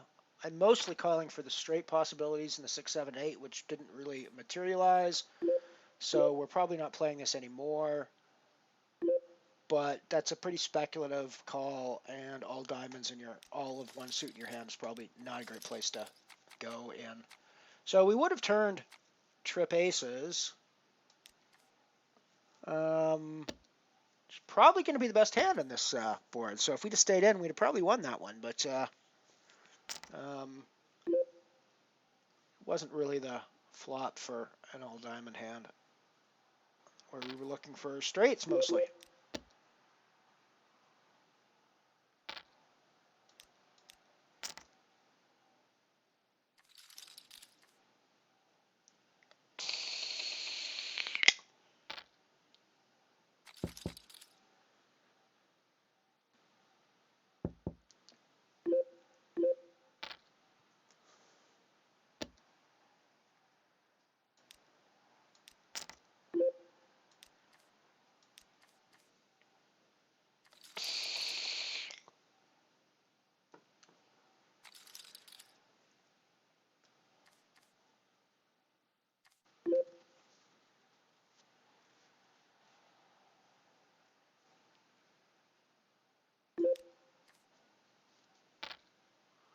$11 of 13 with 9 getting paid now in the Singularity event.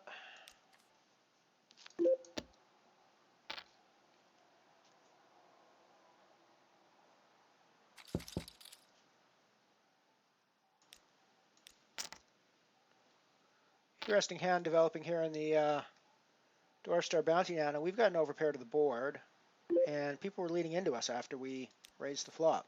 So it's kind of weird.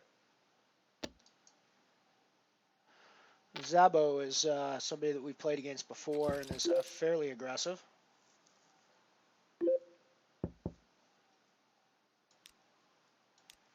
We're going to keep our aggression up, though, because we still have overpairs to the board.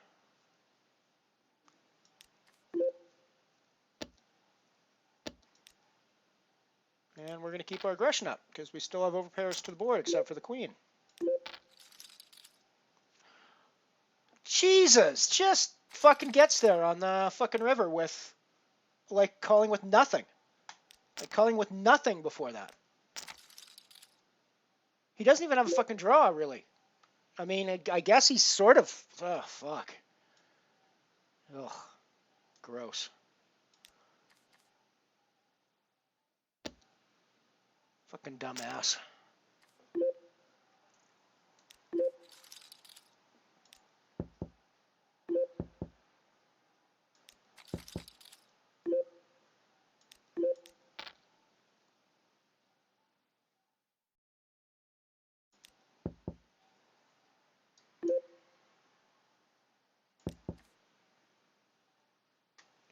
We are in for our life in the Singularity.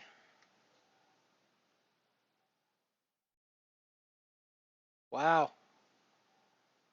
I don't know how we won that one, but we did.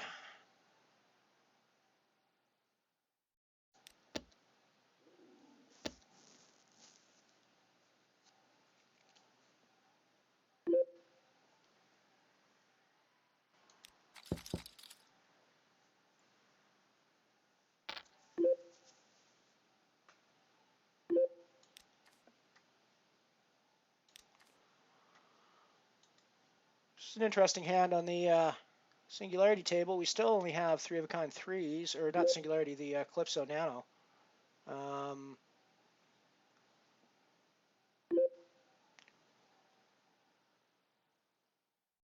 mean, I think we've got the best hand here all the time. I don't really feel like I'm comfortable enough to raise, though, because there's random, like, Jack 3s and things like that out there that, you know, you could easily have in an Omaha game. So...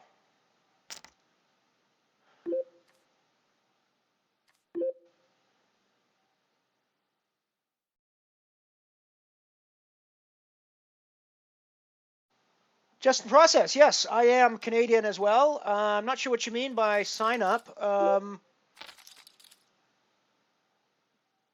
What do you mean by sign up? But I am Canadian. Where are you from, buddy?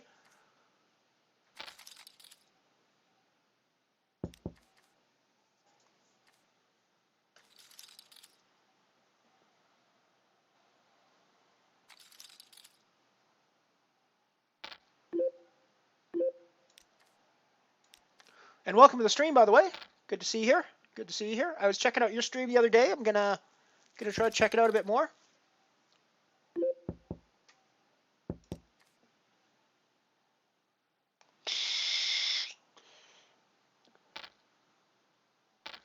We folded the boat here on the Omaha table. Yeah, it just needed some time to set, so it's weird. I'm just gonna have to let it sit, I guess, after I fill it for a while. But the weird thing is, it doesn't always. I don't always draw liquid after I refill it. So there's something I'm doing when I'm filling it that causes me to draw liquid, or others. Maybe it's that I'm letting it draw down too far. So yeah, maybe. Okay, maybe.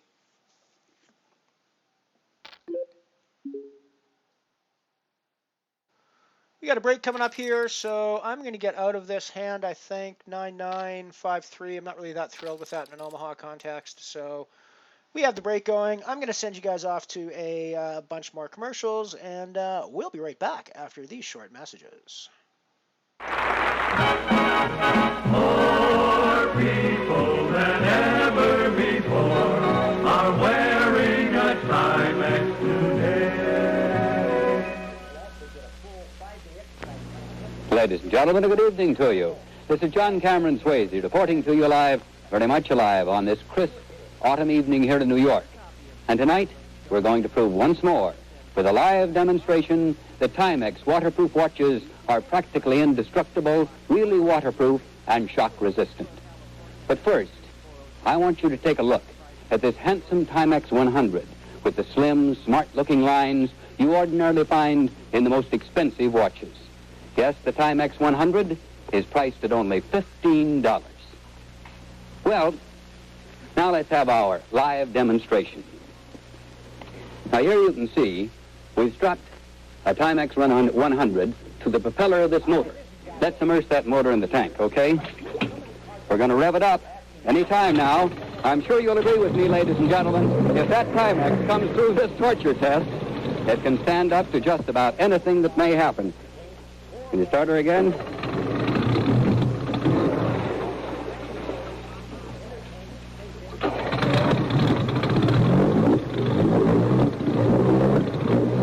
Yeah, that looks like it.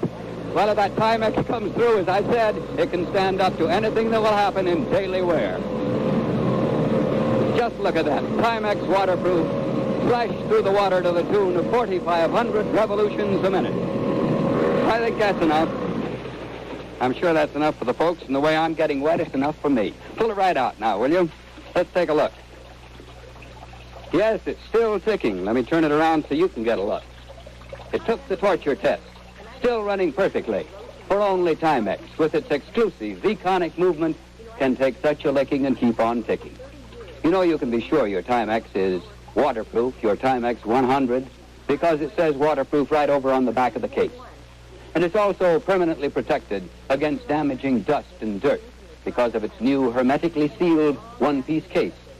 This case, completely waterproof without gaskets or cement, is the type found in the most expensive watches. Yet anyone can own or give this handsome Timex 100, for it is priced at only $15. Another reason why, if I can borrow a title of a song Frank just sang, day in and day out, more people buy Timex than any other watch in the world. Boy, oh boy. Now, here's something that says a party, a platter of tasty hors d'oeuvres. You know, they show that someone who knows how is doing the entertaining. And to go along with them, America's best kosher wine, Welch's family wine. And what a great combination. Welch's, the fine wine with that famous name and extra flavor. Yes, if you and your friends like real good food, well, then I know you're going to like Welch's family wine. And that is a sure thing. Now, in this glass is a taste delight that smart folks enjoy on all occasions, perfect for serving before or with or after your dinner or any time at all. Welch's brings you a wine with a pleasantly sweet Concord grape flavor that's just right whenever you serve it or wherever you serve it. Now, this very famous label signifies that every single drop of this wine is carefully made the Welch way, from luscious Concord grapes picked at the peak of their perfection and made into a truly delicious wine as only Welch's experts can do it. Now, you look for this word when you buy the wine that you serve your family and your guests. It means that you want them to have the very best. Yes, that's right. You'll do well to insist on Welch's family wine. And folks, here's a friendly tip. It can be used in so many ways in cooking to give that extra special flavor to your dishes.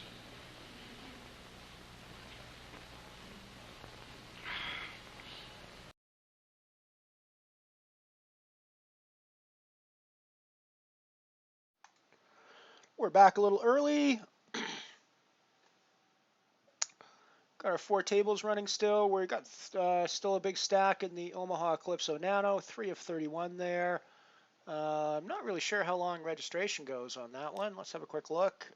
Registration for another 40 minutes, so we're still pretty early in that one. We are 6 of 12 in the Singularity with 9 getting paid. So it looks like we're probably going to cash another 2-year Singularity today, which is a nice way to start making back our losses on that format. Min cash that one of 308, so it's not a terrible min cash. It's not a great min cash, but not a terrible one.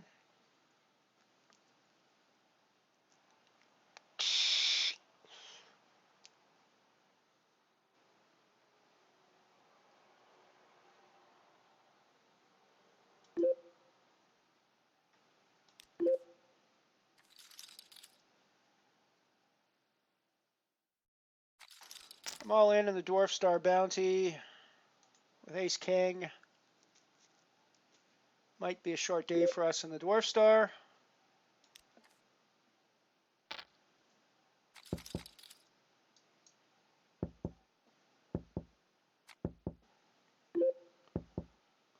Well, we've definitely got the best hand.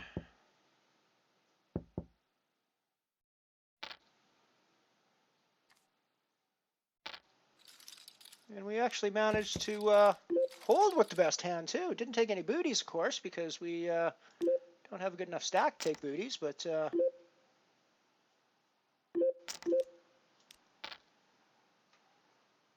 I guess we're going to do the same thing again.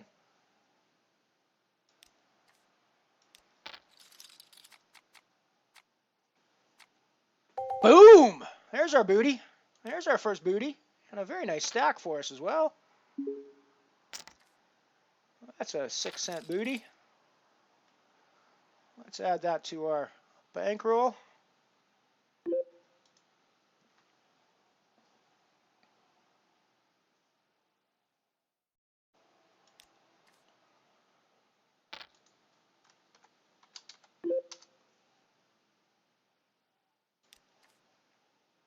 That gives us a nice stack of the Dwarf Star as well.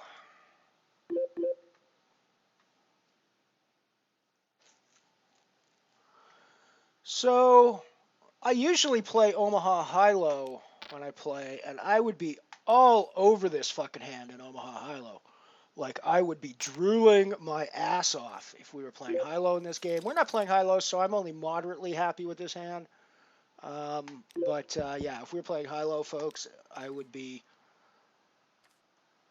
almost be sexually excited over this hand, folks. That's how good this hand is in Omaha high-low. However, in Omaha High, unless you smash the flop, which we have not done, we do have straight draws, up and down straight draws. Actually, I think we're going to see one more straight. We do have. I was thinking we had a gut shot, not up and downs, but we got up and downs. We're less.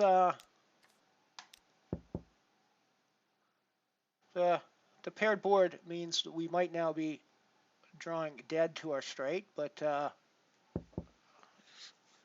don't think there's any reason necessarily to assume that.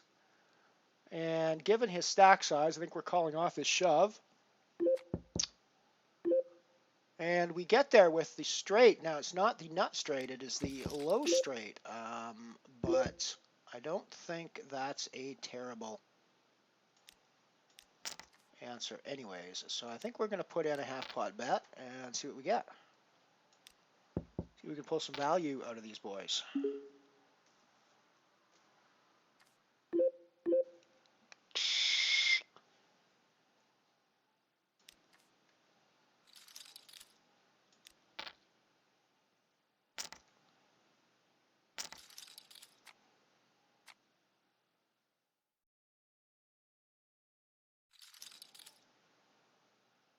Just took a couple of big hands in the Abyss Nano as well, or a couple of, just knocked off a couple of people and took a big pot, so we're doing well in the Abyss.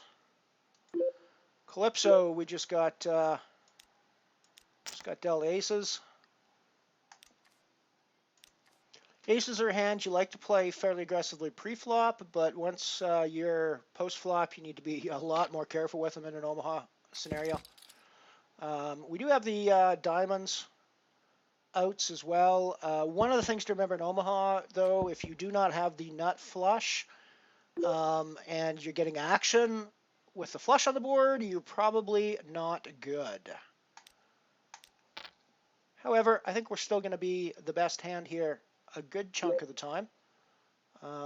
So I think we need to get our money in and see what happens.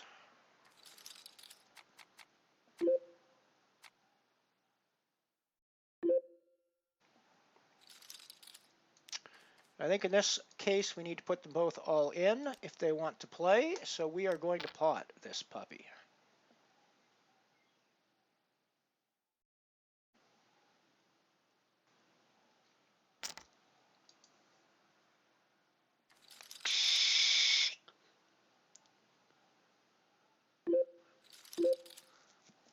Yeah, I was a little worried about the straight, but, you know, what are you going to do?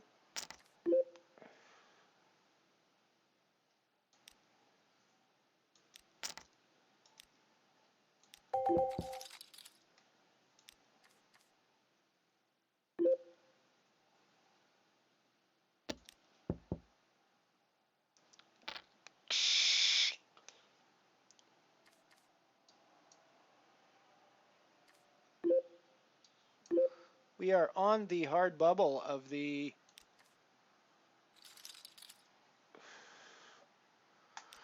Singularity. I am in a cashing position, but just barely.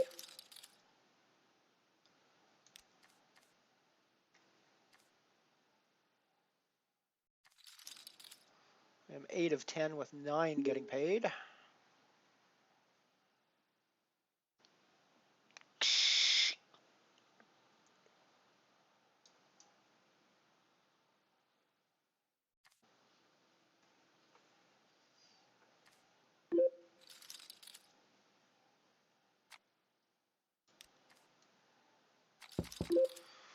Pair of queens with a jack. 7 and clubs is not a terrible place to get started with in Omaha. Not a great place either, but it's not a terrible place.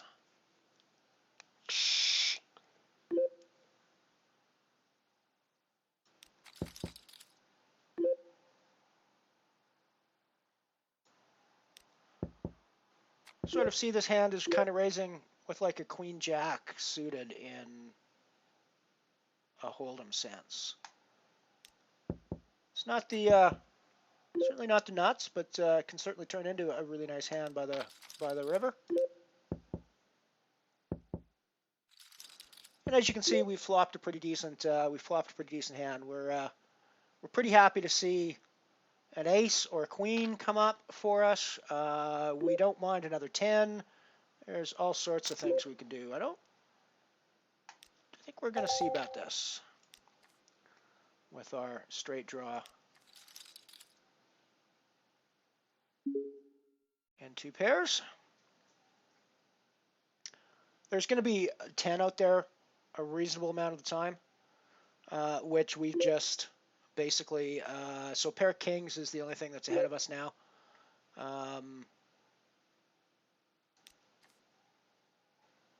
So I think we're going to check back and hope he bluffs into us on the river. Although we could have,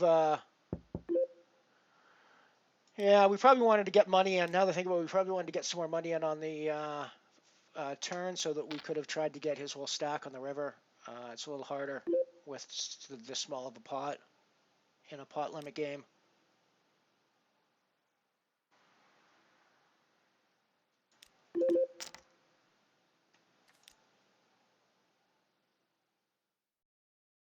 Definitely getting involved with this. I'm all in for my life on the bubble from the button in the Omaha, and we get through, or in the Singularity, we get through.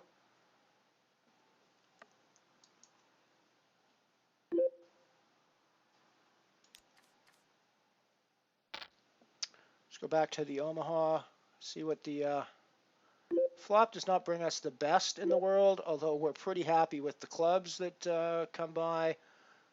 We were the pre-flop aggressor, so we're going to put in a bet here, a fairly chunky one, 3/4 pot in this case.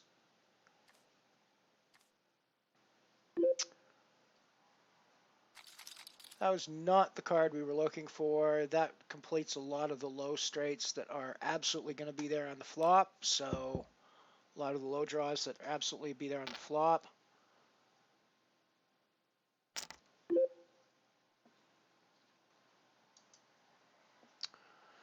So I'm basically drawing to a club, and I could be drawing dead to ace-x of clubs in either of those two hands.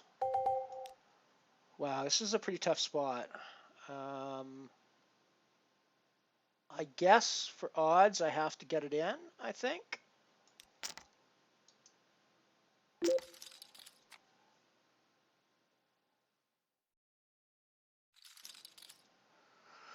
No, that's probably not a good spot for me to be in.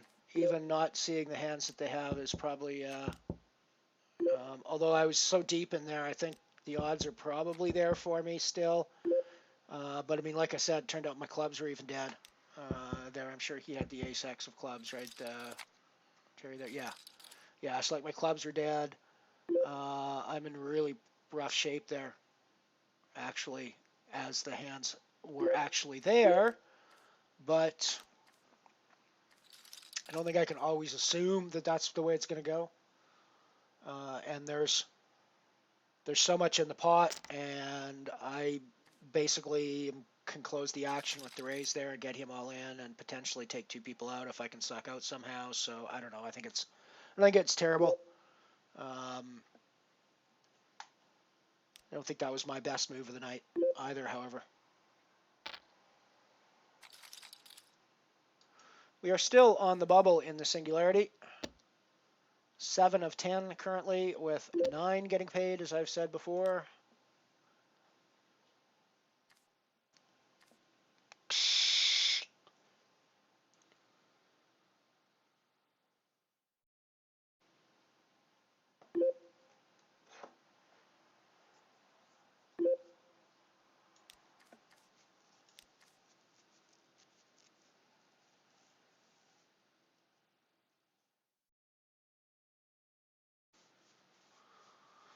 Hey, Mr. Shopper, welcome, welcome, welcome. Welcome, welcome, welcome, buddy. Good to see ya. Always good to see ya. We got the cat dance going as well for you here, so we always try to please our viewers. We now have the cat dance activated.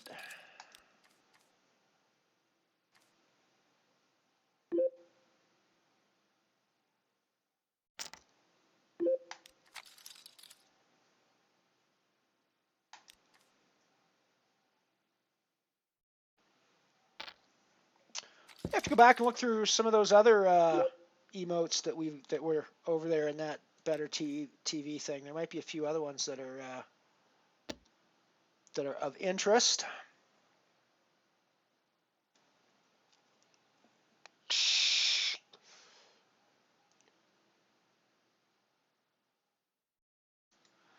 Still bubble time in the Singularity.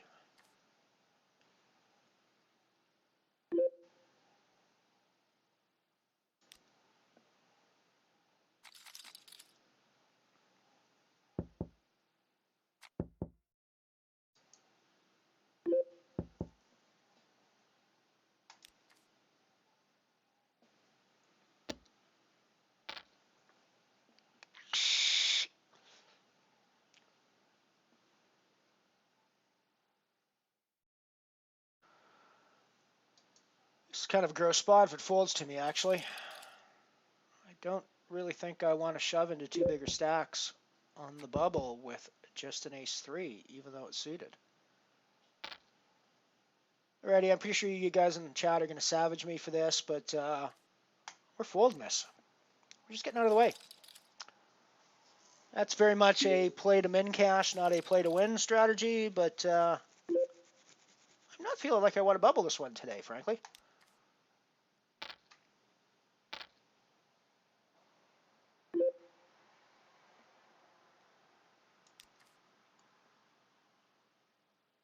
Still have the chip lead in the Abyss Nano for the record.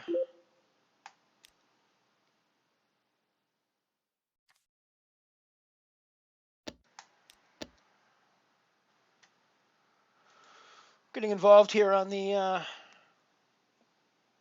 Omaha table with Broadway draws. We hit our jack for top pair. I'm going to put money in the pot, try to clear some of the other hands out to get them away from picking up draws.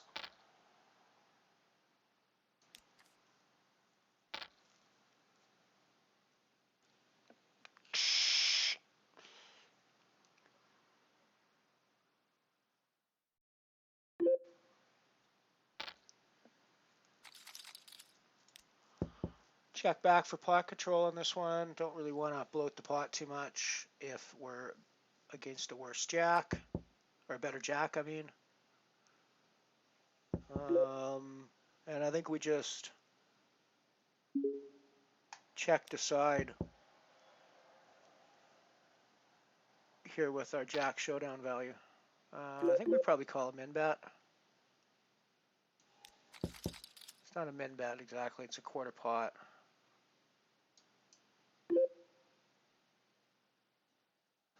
Six, seven gets there. I think we still have to call.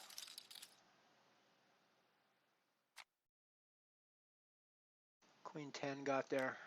Didn't see that one, but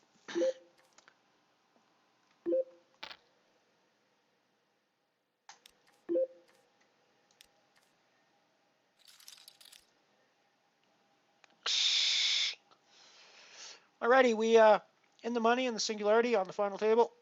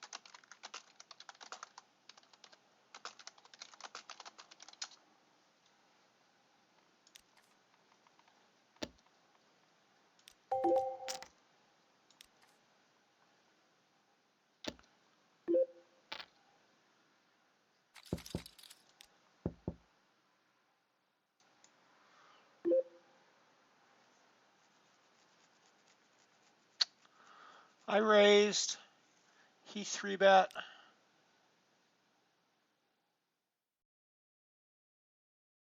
And I pot bet over top of him. He min 3-bet and I pot bet over top of him pre. Wow. Big wow. Big wow on that one.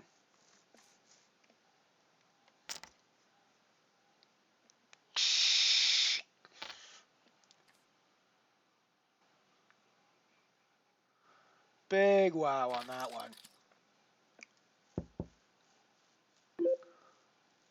Pretty sure he shouldn't be calling me pre-flop with that hand, but whatever.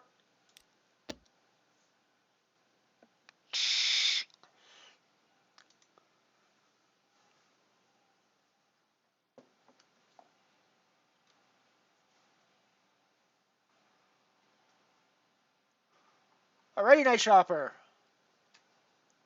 Good to see you, buddy. Good to see ya. I'm not doing quite as well in the Calypso as I was, but we've now just turned 2 pairs on a board where really only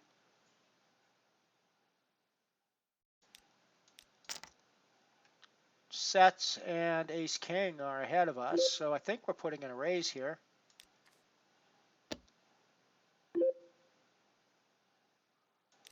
To get the draws out of the way. There are low draws there that just got there for like the wheels. None of the flushes got there. I think we just call check behind though.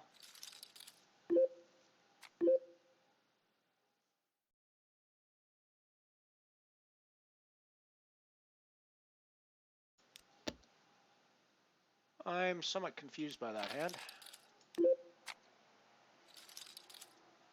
Oh, he flopped a sat, right? That was one of the ones. It's one of the hands we were concerned about.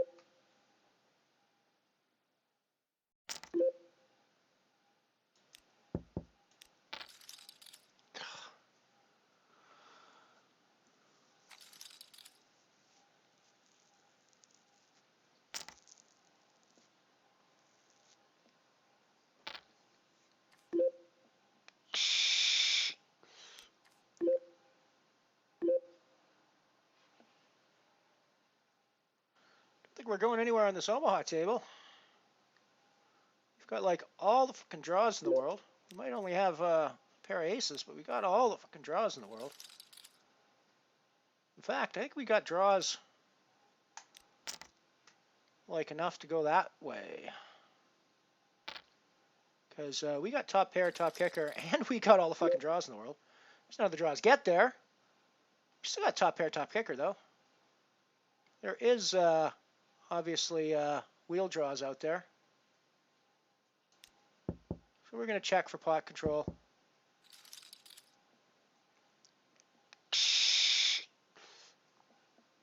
We were calling there almost all the time.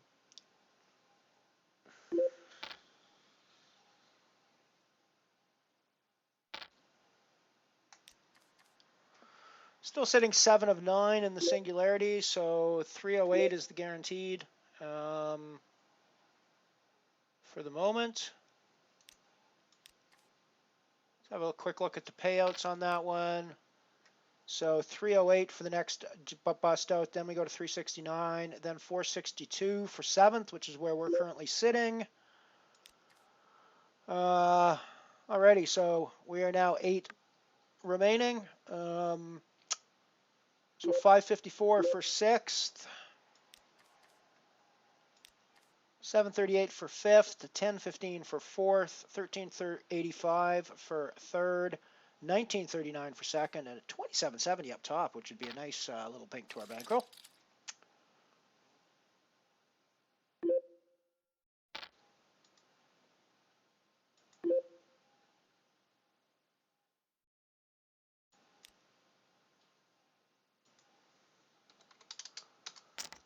Putting in a raise here with my 7s or my 9s on the Abyss Nano table.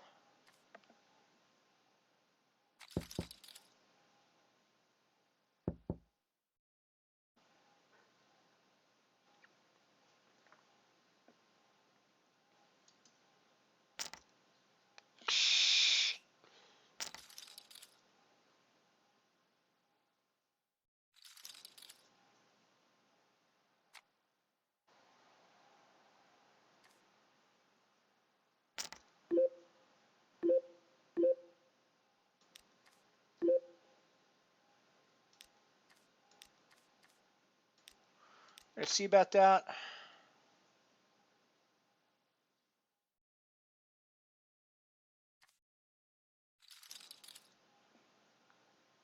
And we have got the chip lead once again in the Abyss Nano. 7 to go until we're in the money.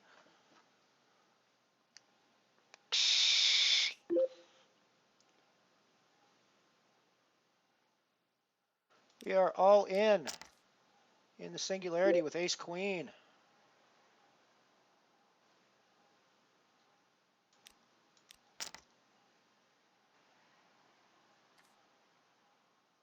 We've also just put in a raise on the Abyss with our Ace King from the button.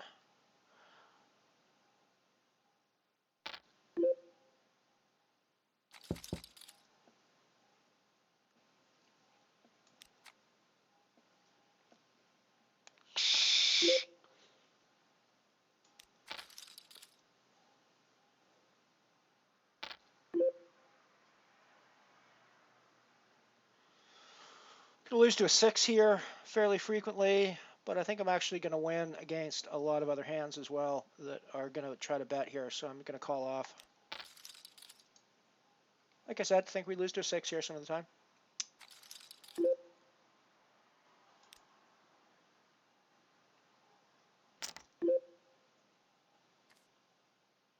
I think when I check back the flop, he starts betting with a lot of hands that don't necessarily hit that board where he thinks his ace queens, ace jacks, ace tens, even hands like queen king, queen jack are good in that spot. Or he thinks he can push me off of my ace with his bets. So I think I have to continue there. I think I have to call off on that river for the size of the bet.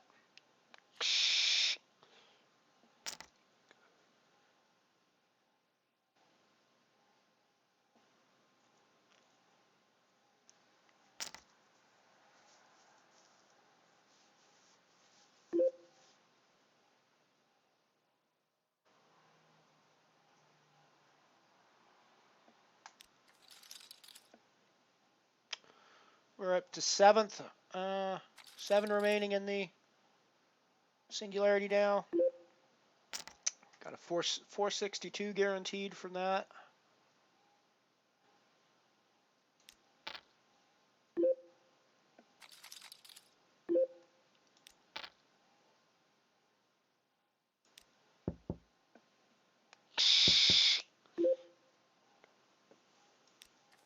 Second in chips in the Abyss Nano with 6 remaining until the money. 6 people getting paid there.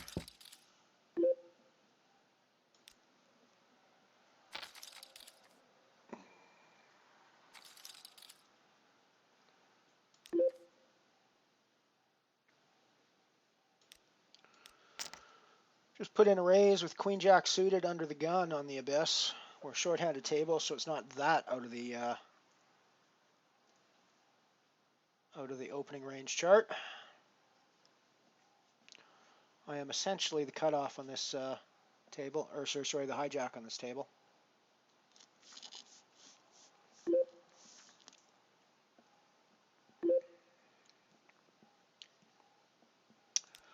It's a good flop for me to c-bet on, I think.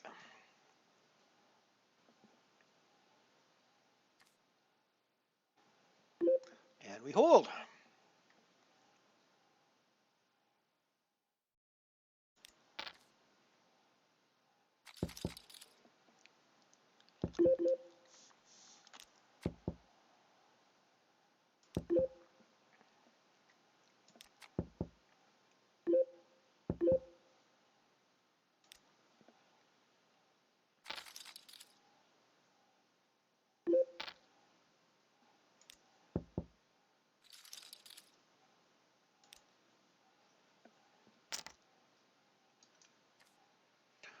Still like the tiny, tiny, tiny stack in the Singularity. I've got like 5 big blinds, 6 big blinds.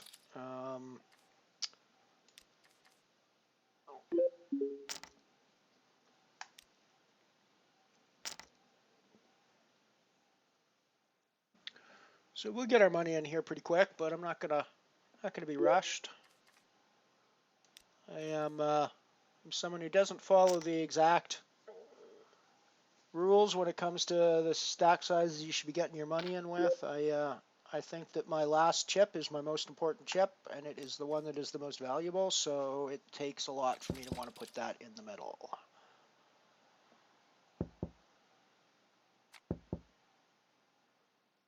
However, a pair of 8s is going to be the hand that we put our money in the middle with. GLS in the Singularity, folks.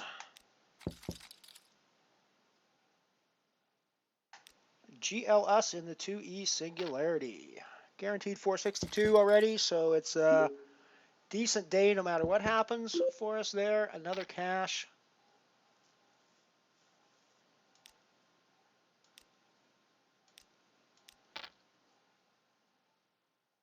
And we hold. Nice.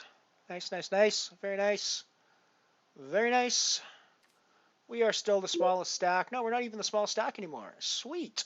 We will be after the next blind goes through, but for now, we have one smaller stack. We will stay the biggest stack as the blinds go through, but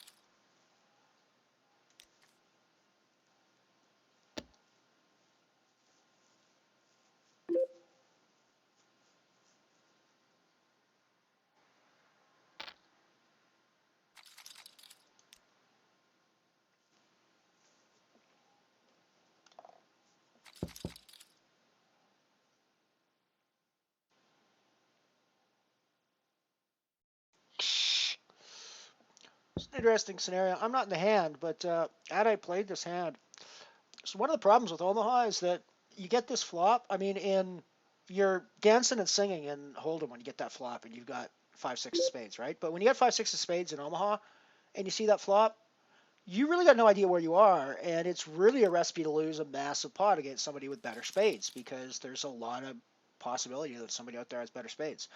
So it's really one of the reasons why you don't even bother to get involved pre-flop with these sorts of hands in Omaha, because it just leads to grief down the road when you hit a flop like that. And yeah, sure, I might have taken that pot down. And it turns out I would have taken that pot down in that case because I was the only one who was playing spades by the end of that hand, or I would have been the only one playing spades by the end of that hand. But I mean, I don't know that if people are going crazy, and it's pretty hard to withstand pressure with a 5-6 of spades on that sort of board. So, you know, it's tricky.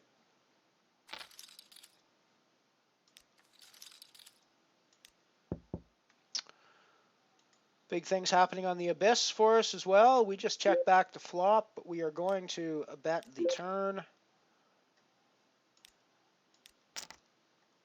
Big things happening for us on the Dwarf Star as well. We'll get back to that in a second.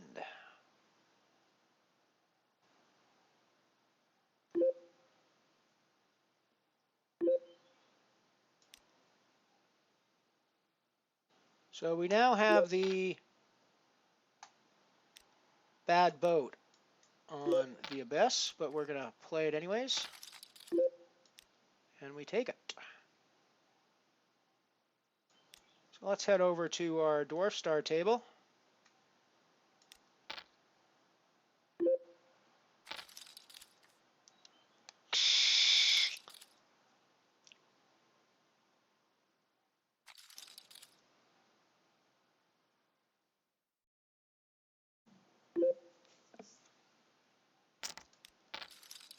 Huh. Good Lord. Good Lord. Good Lord, what an awful, awful hand he just played.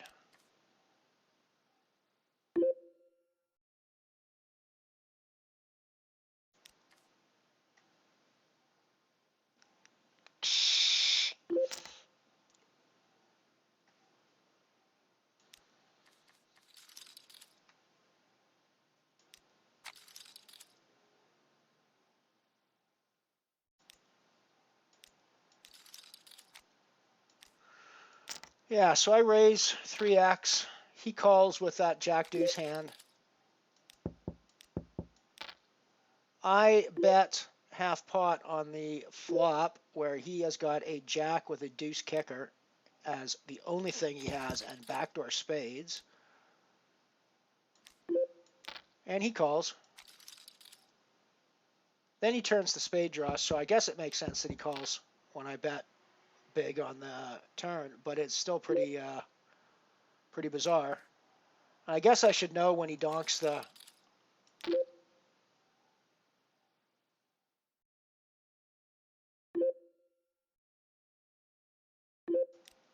I guess I should know when he donks the river that he's got it, but I still call off with my aces. Gross. There's no way you should even be in the pot with Jack Deuce, but what are you going to do?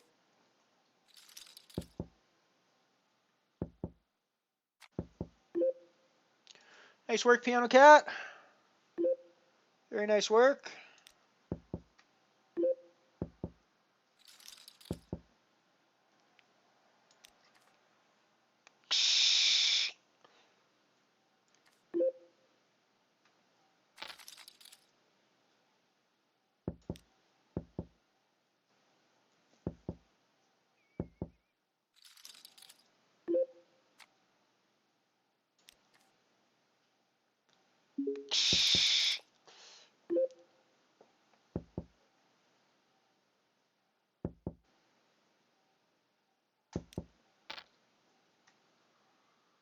Seeing a flop on the Omaha table with my, not the flop I wanted to see.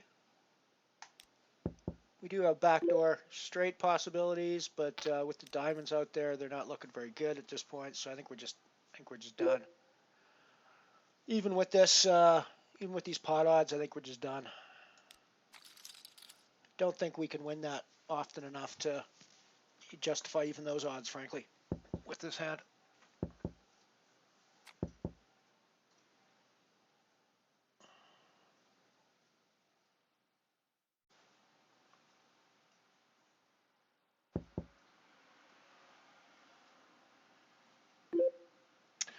Yeah, that's true. Board reading skills are overrated. You're right. They are. They absolutely are.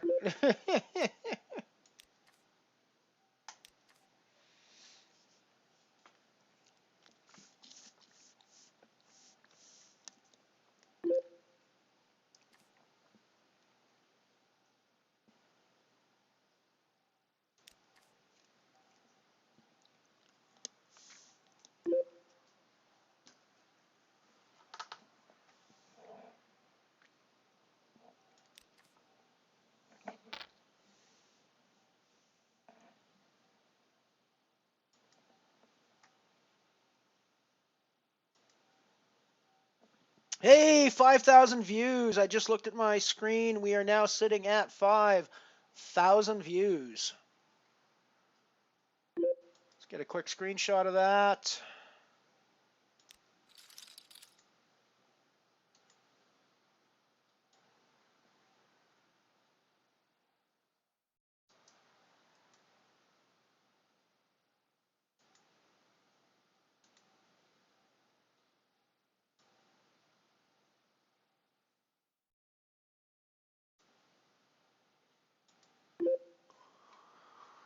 Hey, hey, woohoo, 5K views, yay! Yay, yay, yay, yay, yay! Probably shouldn't have folded jacks there, but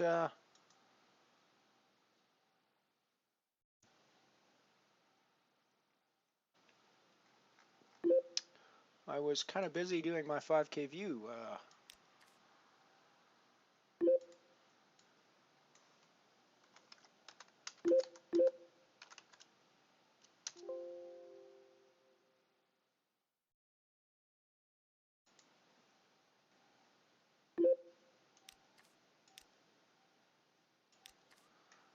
5 of 5 remaining in the singularity now, so we're up to 738 guaranteed there.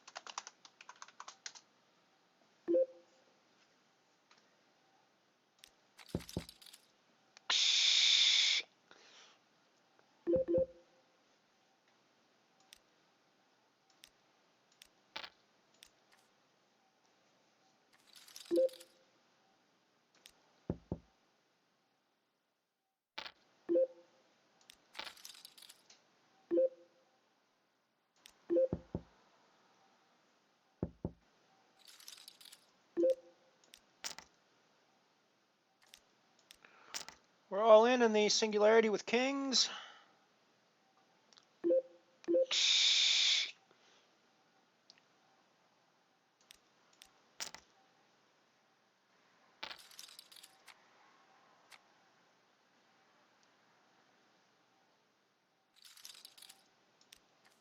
Oh, we just get up against aces.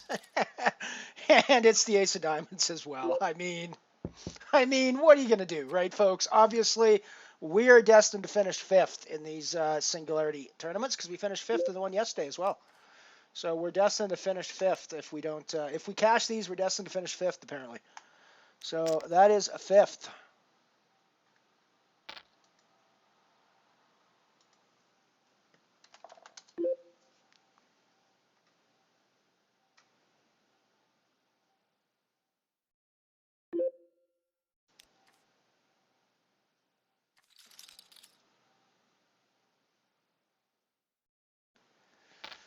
So that's 738 for our €2 singularity and another 5th place finish in that one.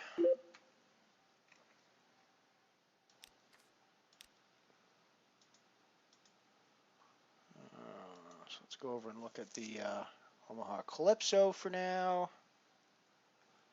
Let's make sure we get a screenshot of our singularity win.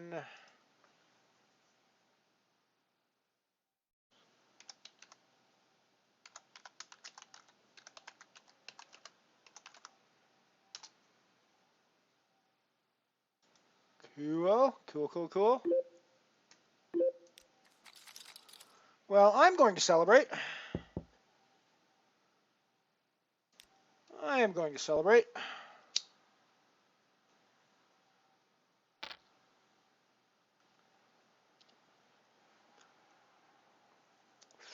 A flush is almost as good as beer.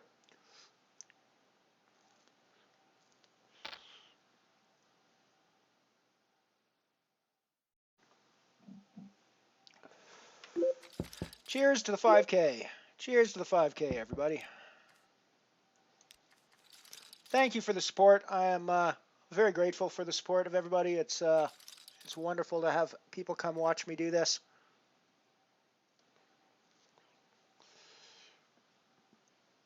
You have lots of choices of poker streamers to watch, so I am very grateful that you choose me to be the guy you come watch because I'm frankly not the best poker player out there. I'm not streaming the biggest games out there. I'm not even sure I have the most interesting commentary of any guy out there. I do have the best ads of anyone out there, though, I think. So maybe that's what sets me apart. Maybe that's what gives me my followers.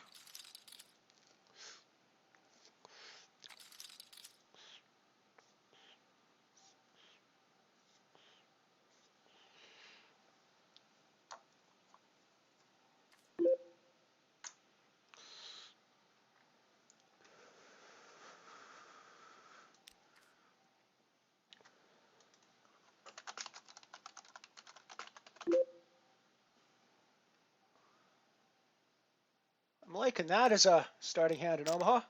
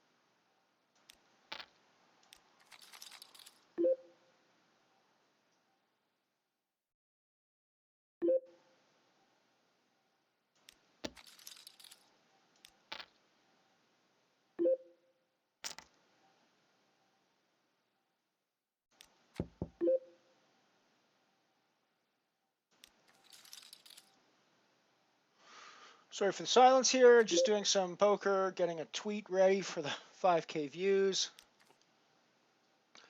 and watching a specific poker hand.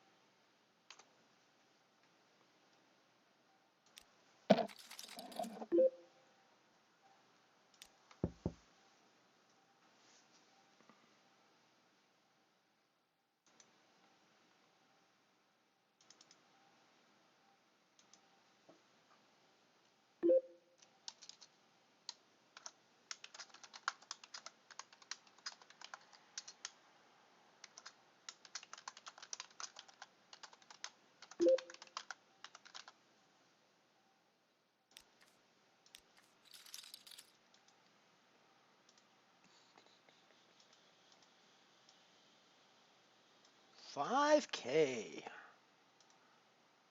5K viewers. Woohoo! Alrighty.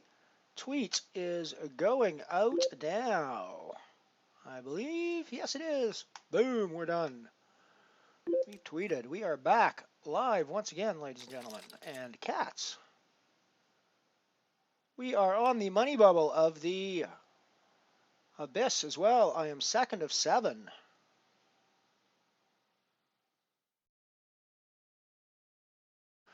Thank you, Piano Cat. I appreciate the vote for best ads.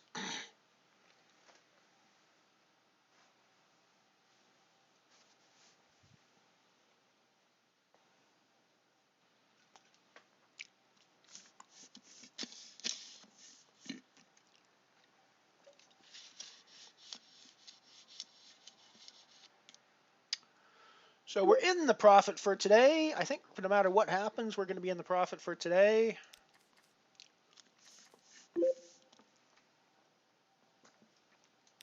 It looks like we're going to pull some more cash out of the Abyss as well, for sure.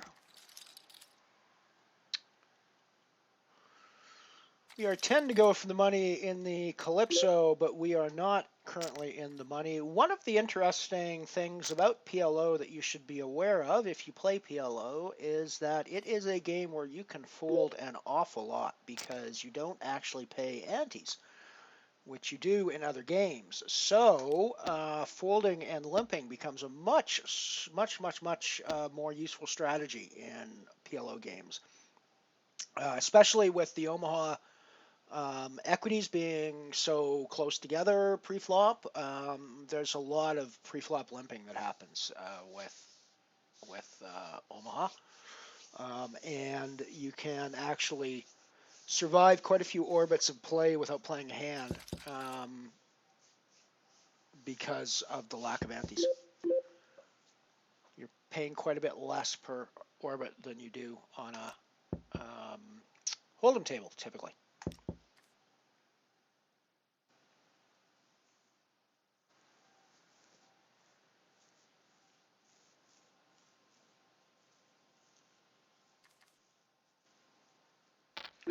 So we turn the backdoor spades. I don't think I'm going to, with the pair out there, I don't think I'm going to go too aggressive with this. So I think we're in check call mode.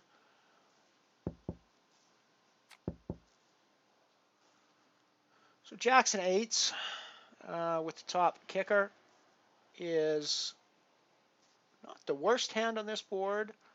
There's going to be an 8 or a 7 out there here a reasonable amount of the time, though. So again, I don't think we're going to go super aggro with our top pair, our top two pairs. There will be some ace hands that think they might win. That's very much Omaha or Hold'em thinking, though.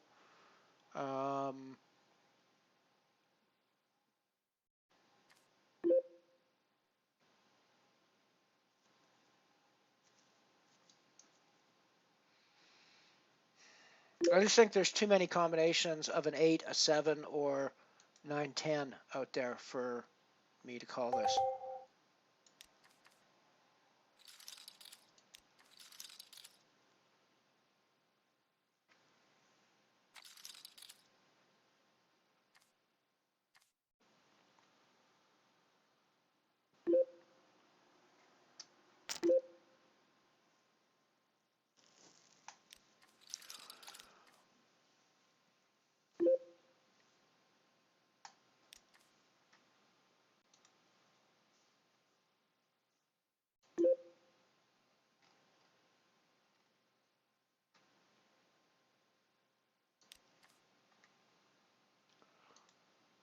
I might have played a pair of 4s there as a set mining opportunity.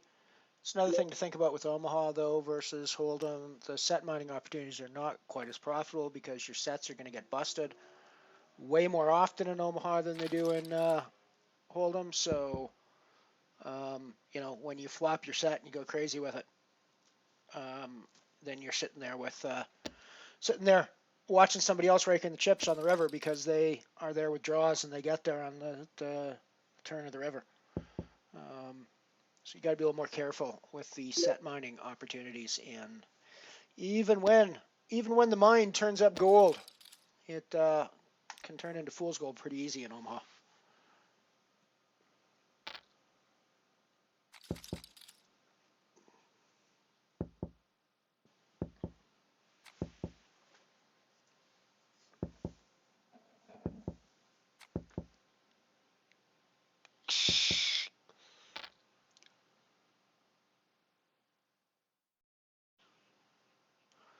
So we are still on the money bubble, 2 of 7 with 6 getting paid in the BIS Nano.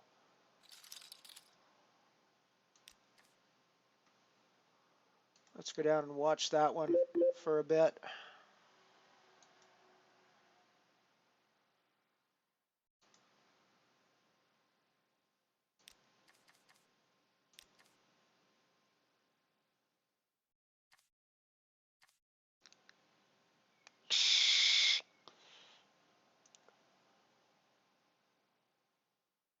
You have 2 sitters, sleepers at this final table, which I always find really weird. I mean, I suppose if you build a big stack and then you just go walk away and do something else, it's not that unusual, but I just think it's weird if you're at the final table. You should probably want to play your hands. What'd you think? I mean, presumably, if you got to the final table, you have enough poker skill to want to play your hands and not to have the attitude that, well, I'll just do better if I sit out. I mean, I think there probably are players who, might get super lucky sometimes and go, yeah, I could probably do better if I just sit out. I actually thought about, when I won my ticket to the WPT, I literally thought about sitting out the entire day one, just not showing up for day one, letting my stack blind down and show up for day two, because I still would have had probably something like 20 or 25 big blinds by the time day two started if I did that. So I don't know. I didn't, and I busted on day one, so maybe I should have done that. But alrighty, we are on the break. I'm going to get out of this deuce 7 hand, so we are going to head to another set of commercials. So enjoy. We'll be right back. It's from the best commercials on Twitch.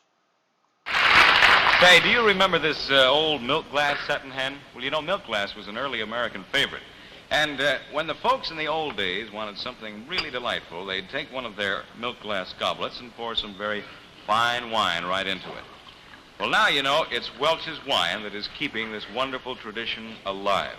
A real wine for folks who really want the best. Yes, today's answer to this age-old family tradition is Welch's family wine, the answer to warm hospitality and really gracious living, and the wine that so many Americans enjoy these wintry days. You know, there is very good reason for this ever-increasing popularity of Welch's wine. Now, you folks know that all sweet Concord kosher wines are made from grape juice. And everybody knows who has been making the very finest grape juice for the past 85 years. Welch's, of course. And the only kosher wine made from Welch's grape juice is naturally Welch's kosher wine. Now, when you want the best in grape juice, you buy Welch's. So, doesn't it make sense then, if you want the best and most delicious kosher wine, you insist on Welch's family wine? You get several bottles tomorrow. Try the half-gallon size. You enjoy the wine of all occasions. That's right, when it comes to wine, you'll do well to insist on Welch's. A place for everything, and everything in its place. That's the rule for Chip, Alice, Timmy, Danny, and Charlie Dowdy. That's the rule for their mother, too, and a mighty useful one it is. A place for everything. That sure helps around my kitchen. Everything in its place. That's easy. With my Frigidaire cold pantry. So true, Mrs. Doughty. In your Frigidaire cold pantry, there's a place for all your foods. Fresh and frozen, canned, bottled, and wrapped, new bought and leftover. They're all right there, and they're all at your fingertips. Let's start with the most ingenious door in any refrigerator. It has special places for bottles, spreadable butter, cheeses, even leftovers, and a big picture window hydrator for fruits and vegetables. It tilts down to show you your supply at a glance. And it also lifts out, so you can take it over to the sink when there's a fresh supply to be washed and put away. But that's just the door. Think of all you can store in here on these big firm shelves that roll all the way out to you, so you can get at the food in back without moving anything in front. And how about your frozen things? Oh, yes, there's a place for them, too, in this big, big food freezer. Even your ice cubes have a special place for storage, right here. And watch how they get there. You just take out a tray, turn it over, and push. You get a shower of ice cubes all frosty dry and ready to use. See all the wonderful ideas in this Frigidaire cold pantry at your own Frigidaire dealers. It's further proof you get the best when you buy Frigidaire, built and backed by General Motors.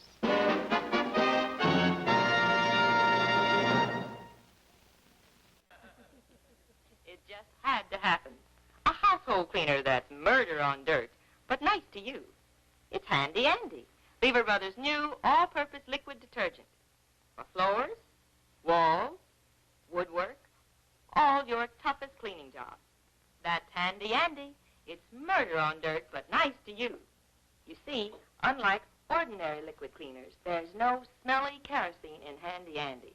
It cleans faster, safer, easier than anything you've ever used. Yet, leaves things smelling clean and fresh, kind to your hands, safe for everything you clean. Straight from the bottle or in solution, Handy Andy does floors, walls, woodwork, in a flash with no rinsing. Tubs and sinks come shiny white without scrubbing. Gets tough with dirty garbage pails. Makes kitchen cabinets and refrigerators sparkly clean. It's murder on dirt, but nice to use.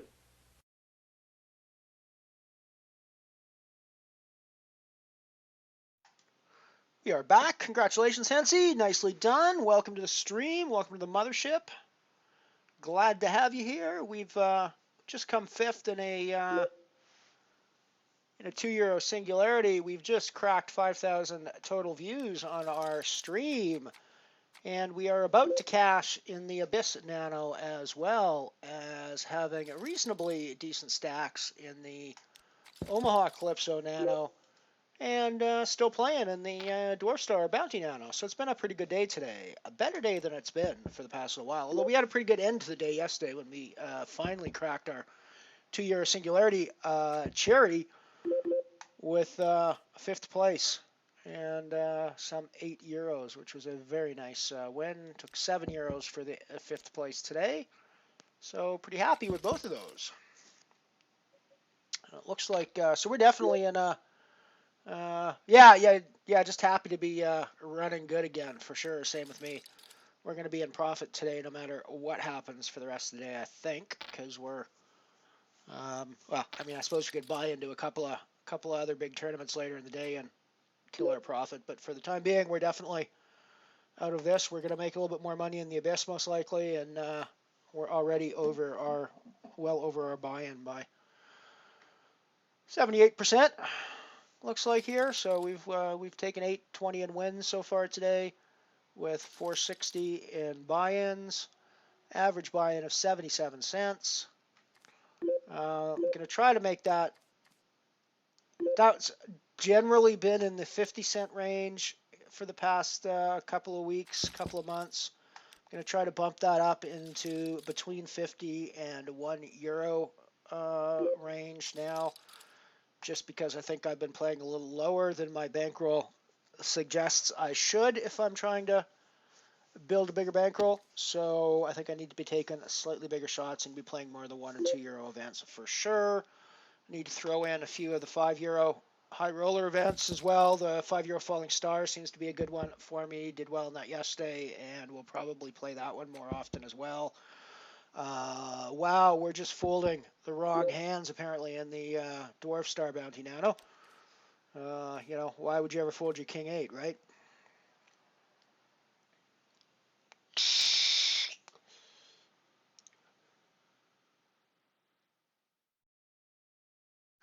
Yeah, it's a cool fridge. One of the things I'm wondering about is why have modern fridges gone away from the idea of putting the freezer on the bottom? Basic physics tells you that heat rises. So presumably it would be easiest to keep stuff frozen on the bottom. Now it does occur to me that with heats rising, it might be harder if your freezer's on the bottom. It might actually be harder to a certain extent to keep the rest of the fridge cool. Whereas when the freezer's on the top, it gets you cool it down to whatever temperature it needs to freeze, and then literally the cold falls down into the rest of the fridge. So maybe that is what accounts for the difference. But I've always looked at those old fridges with the freezer on the bottom and goes, that from a common sense perspective, that seems like the best way to design the damn thing. So why did they move modern fridges to have the freezer on the top? It does occur to me that it might be because it forces the cold air to literally fall down into the fridge part from the freezer. So that might actually increase the efficiency, thinking about it from the reverse. But if so, that would be one of those interesting spots where common sense is actually the exact reverse of what the actual truth is. That's not that uncommon in the world, because our common sense is actually remarkably stupid sometimes, to be perfectly frank. But common sense is not very sensical or very common a lot of time. But yeah, so it's one of the things I found interesting about that fridge, though, is seeing the freezer on the bottom, and I've always sort of thought that was the way to go. But it literally, as I was thinking about it, watching that commercial today, is literally the first time I've thought about the idea of maybe having the cold falling is better than it's better efficiency than the fact that you can get it to freezing the easiest on the bottom. So I don't know. It's interesting.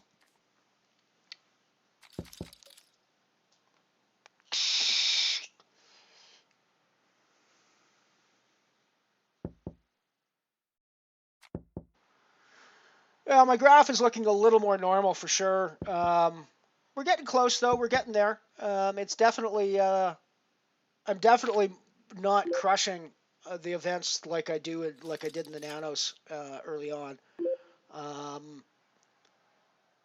I think I'm still actually crushing the low-level nano events when I play them. It's just that playing them isn't really worth my time anymore. I mean, the dark matter I play for the dark matter nano I play for 4 hours and win the thing, and I get €4, which is nothing to. I'm not gonna refuse it, but it obviously doesn't do a great deal for my bankroll.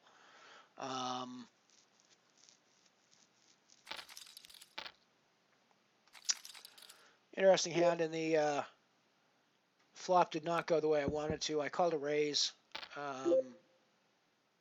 pre-flop. And we probably can't withstand any pressure post-flop with a flop like that, so we got to get out of the way.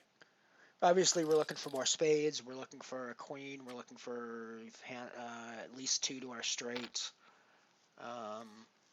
But didn't work out for us there, but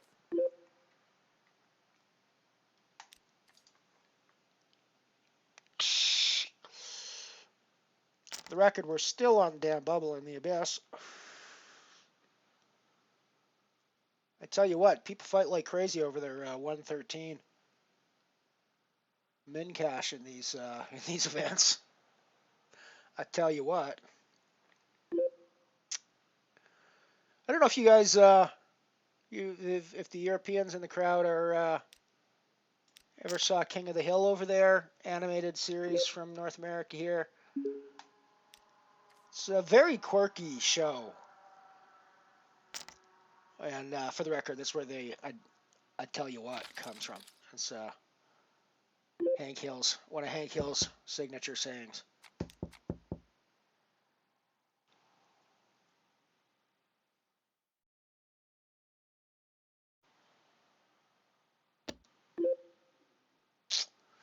Interesting. Well, yeah, I mean, I must admit, I have always found it interesting that the design has the freezer on the bottom, which seems to make the most logical sense from a pure common sense perspective.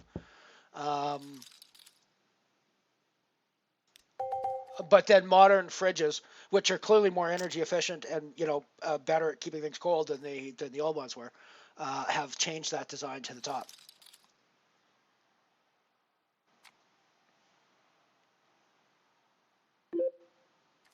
Gotcha, Hansi. Yeah, no, fair enough. And I mean, it makes sense. I've always thought it was kind of an interesting example of where common sense doesn't necessarily line up with reality.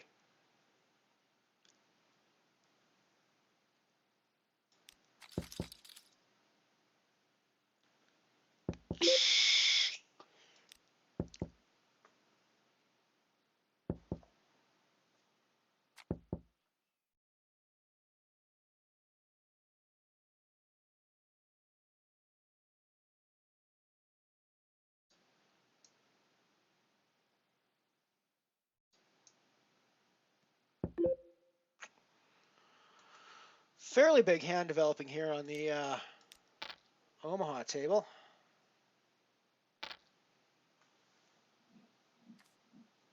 We've definitely got all the draws in the world. Our ace high is not always, or our ace is not always going to be good here. However, our 2 aces here, there's gonna be an ace X where the X has hit the board here a reasonable amount of the time. Oh wow, we were just crushing him no matter what. Gotcha. Guess we weren't getting value out of that hand anyways, so.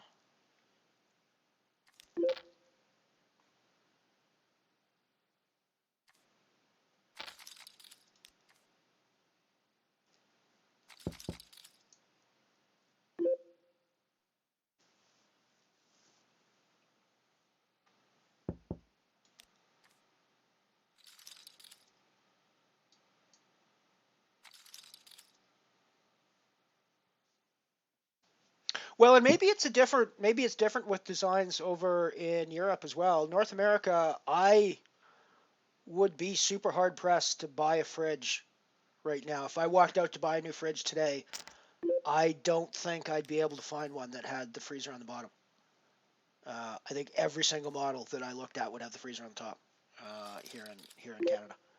I don't know that for certain because I haven't looked for fridges for ages. But I can't remember the last time I saw a fridge here that had the freezer on the bottom.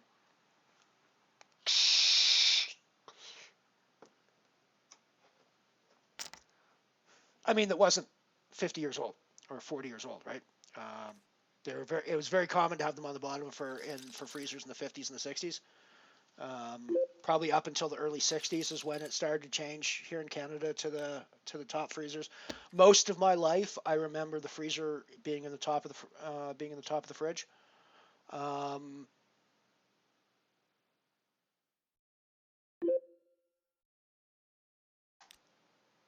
And I remember freezers in the bottom of the fridge being like quote unquote an old-fashioned design. Which, like I say, from a pretty early age, I was looking at going, well, that really doesn't make a lot of common sense, frankly, to flip it around and put the freezer on the top. But clearly, it makes some sense in the physics world because they do it, and the fridges today are way better than the fridges of the old days were.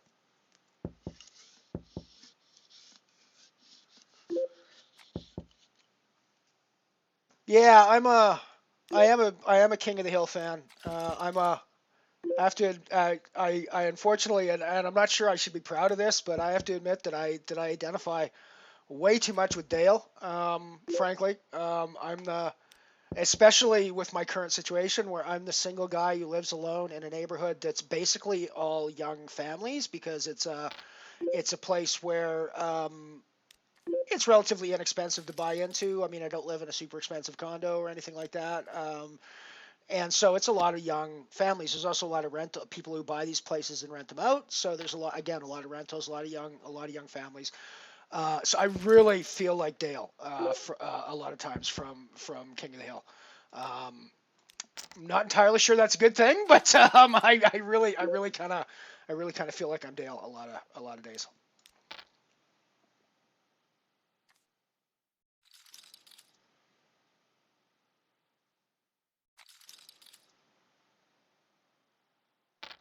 Yeah.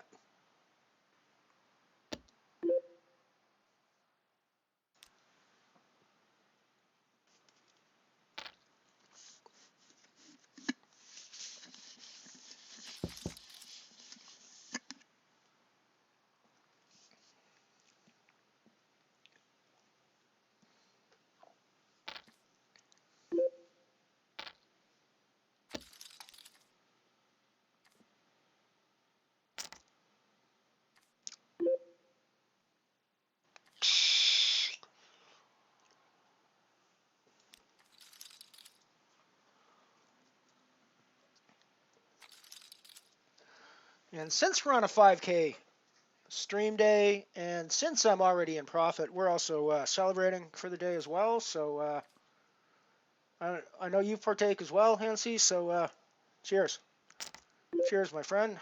Cheers, Piano Cat. Cheers, everyone else who partakes.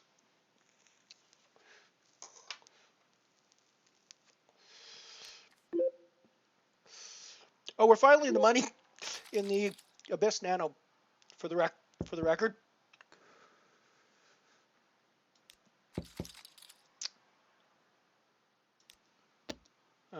Six people remaining now. We are 3 of 6. 113 is guaranteed min cash there. 753 up top. So life's not doing terribly in the Abyss for us or anywhere today. We're actually doing pretty well. We might be able to pick up some chips in the Dwarf Star Bounty Nano as well.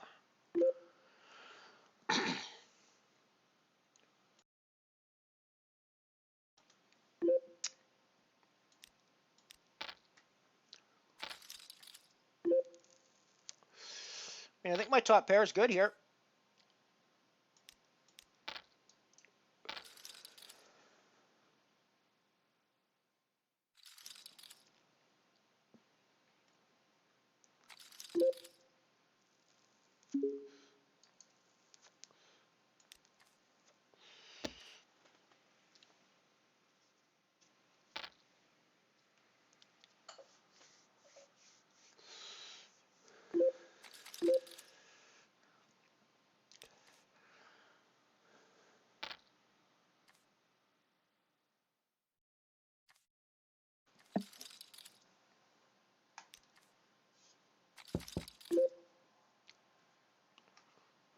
Well, and it's obviously getting more than marginal benefits as well. I mean, that may not be the only thing, but well, it's clearly not the only thing.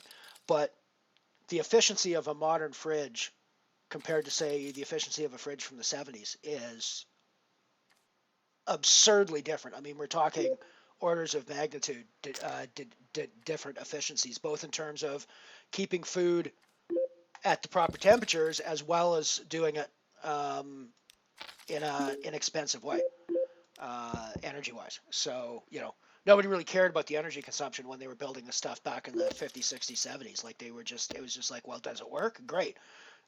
Who cares if we're using massive amounts of power to do it? Because power's dirt cheap, and there's an unlimited supply of it. And then in the 70s, we started to look around and go, oh wait, there's not really an unlimited supply of it, is there? In fact, it's very limited, and in fact, it might be running out at some point. So maybe we should be a little bit more cautious. So things really, the design focus, I think, changed in the 70s from make it work, and we don't really care about anything else, to well, yeah, it's got to work, but it also has to be energy efficient. It also has to have all these other qualities to it. So I think that's a big focus of the modern stuff. But I mean, yeah, and that's true in a lot of cases. I mean, I look at modern cars. I mean, I remember the first cars I got. You were constantly fixing little things, belts and doing timing and adjusting the carbs. And I mean, you were constantly doing tiny little things to make sure that the car kept running in an efficient manner. I bought my Hyundai Veloster in 2012. Well, late 2011. It's 2012 version. I've put 156,000 kilometers on it now. Maybe 160,000. I'd have to check. It might be over 160 now. I think it's actually over 160 now that I say that. I've not changed a belt. I've done regular maintenance on the 5,000 to 7,500 kilometer mark.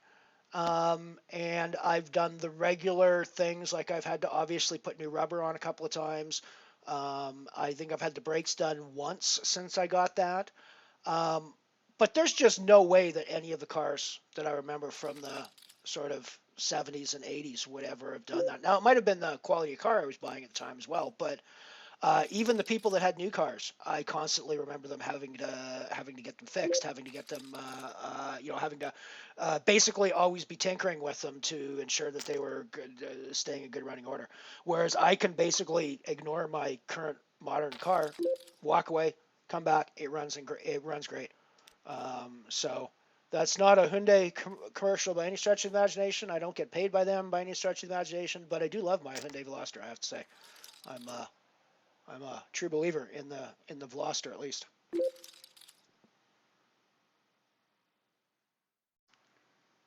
Oh, we're on the Buble. Wow, didn't even realize we were on the Buble in the Calypso. And I am the min-cash stack at the moment. Where's MVE? Where's MVE coming in to tell us he's on the bubble of the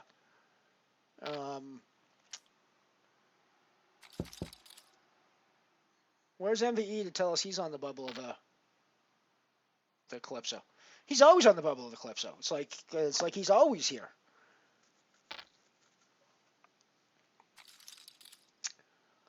Someone better check up on MVE, make sure he's okay, because he's always here at the money stage of the Calypso.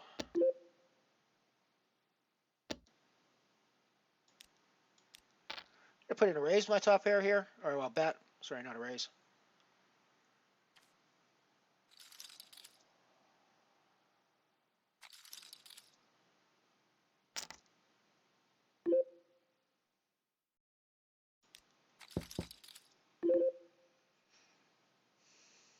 Still six-handed in the Abyss.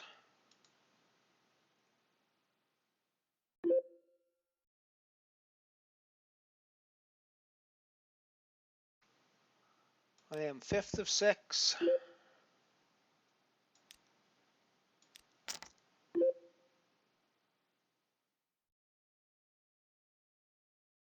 going to put in a Bit of a bluff here.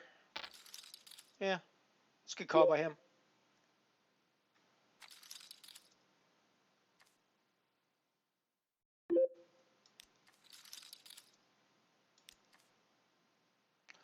So now we managed to rebuild our stack on the Dwarf Star Bounty Nano, so that was that's nice. We're still alive there. We have picked up one booty. I think we're all in here with the blinds where they are. Yeah, I think we're all in with our kings. I think we're just putting our money in the middle. Hopefully we get called off light by FGFG and we hold. Come on, kingies. Do your job. You do your job. Nice. I'll take it. I will take it.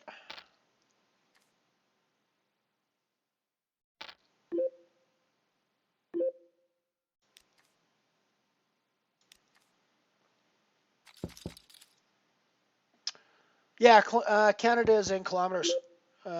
We changed over to the metric system in the mid 70s. It's kind of weird. I'm actually part of the generation where it happened in the middle of, well, not the middle of my life. Happened in grade 3 or grade 4 for me. So that would be like 75, 76. I have to do my research to find the exact date for when we switched over.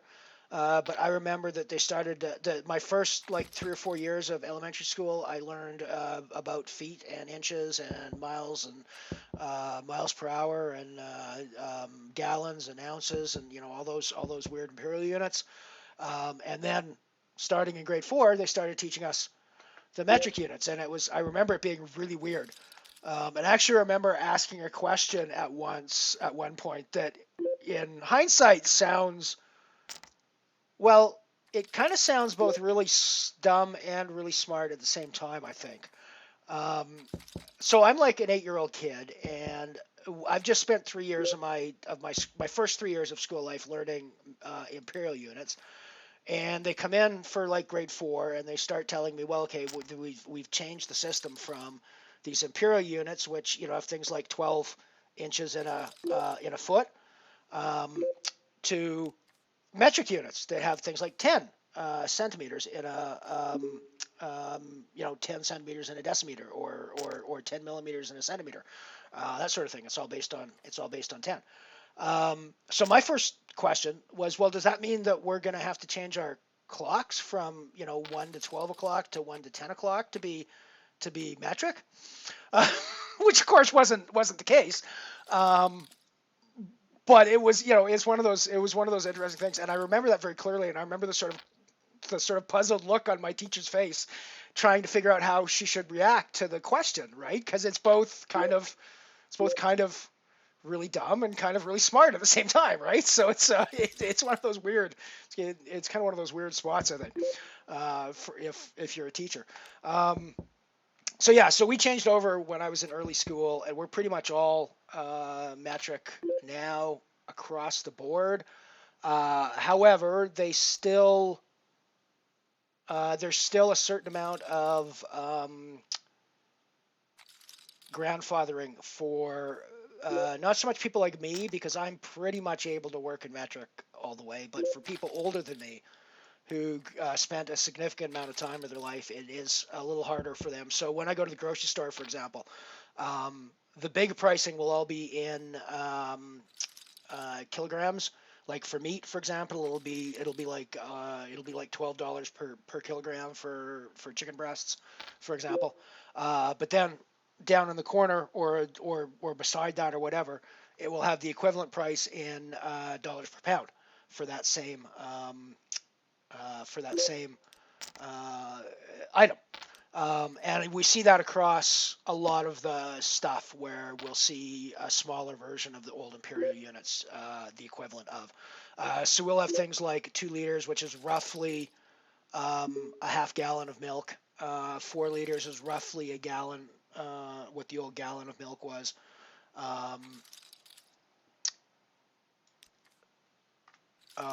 Things like that. But it is basically, we're basically all metric. I have kind of a weird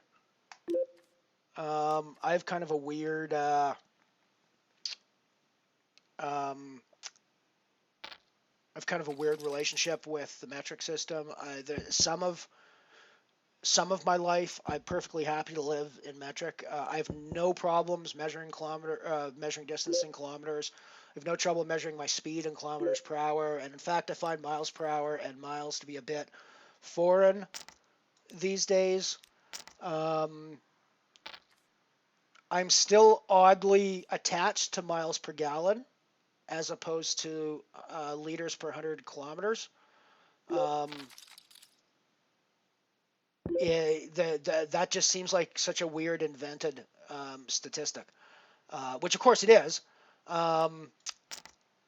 We are all in the abyss now. So I still kind of tend to think of that in miles per gallon terms. Although with my car displaying in liters per 100 kilometers,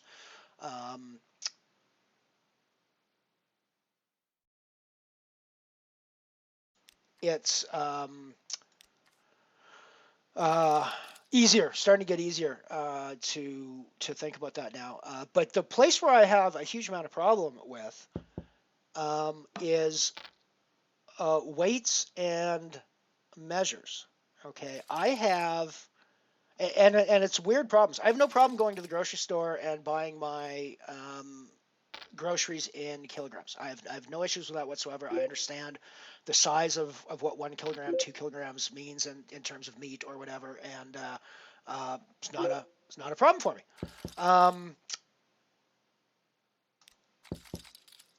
I have no conception of what a human being who weighs 65 kilograms is in size. I literally cannot conceive of that in my brain.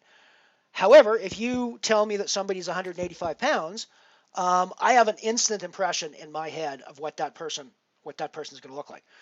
Likewise, if you tell me that somebody is 1.8 meters tall, I'm like, okay, that's like somewhere between 5 and 6 feet, probably.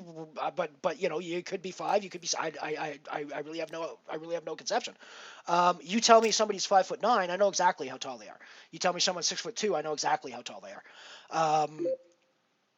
So it's a weird thing for me where I literally cannot think about human dimensions in the metric system and get any sort of coherent picture in my head, whereas I get instant pictures in my head when I think about imperial units in those terms.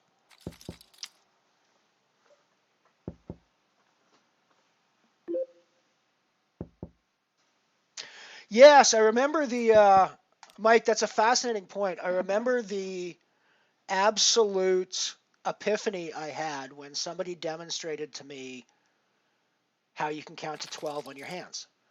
Because and I was like 45 when I saw this demonstration, or 40 in my 40s anyways when I finally saw this demonstration on YouTube. And for literally my entire life up to that point, I'd looked at systems like the Aztecs that used a lot of base 12, base 64, base 24 types numbering systems in their stuff, and gone, how did you guys come up with that shit? I mean, that is just so fucked up. What the hell were you thinking?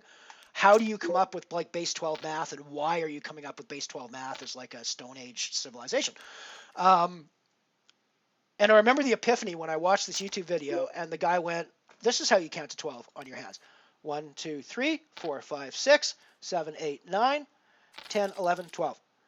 And I was like, holy fuck, that's base 12, that's base 24, that's base 60, ladies and gentlemen.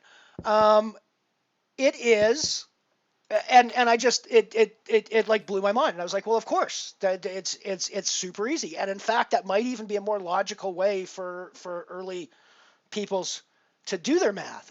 And I was so tied into the 5 fingers concept that I literally had no ability to move past that until I saw this demonstration.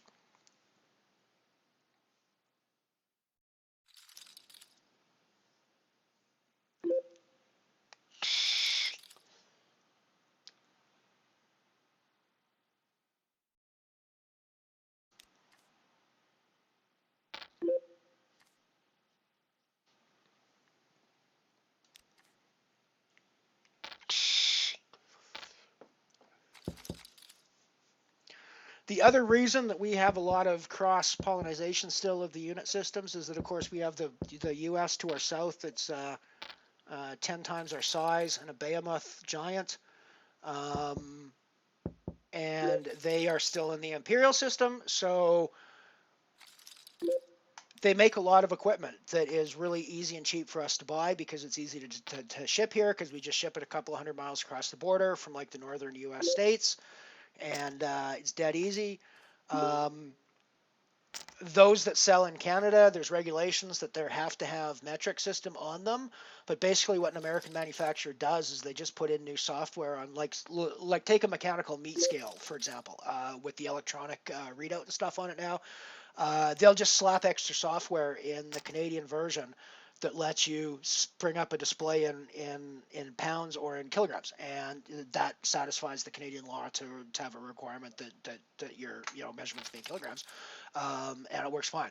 So pretty much anywhere you go, you could still ask for a pound of beef, and they'd be able to give you a pound of beef because their scale they could easily press one button, and their scale would convert to the American units of pounds, and everybody be happy. So we still are almost fully capable of operating in the old imperial system in almost all contexts because of how close we are to the States.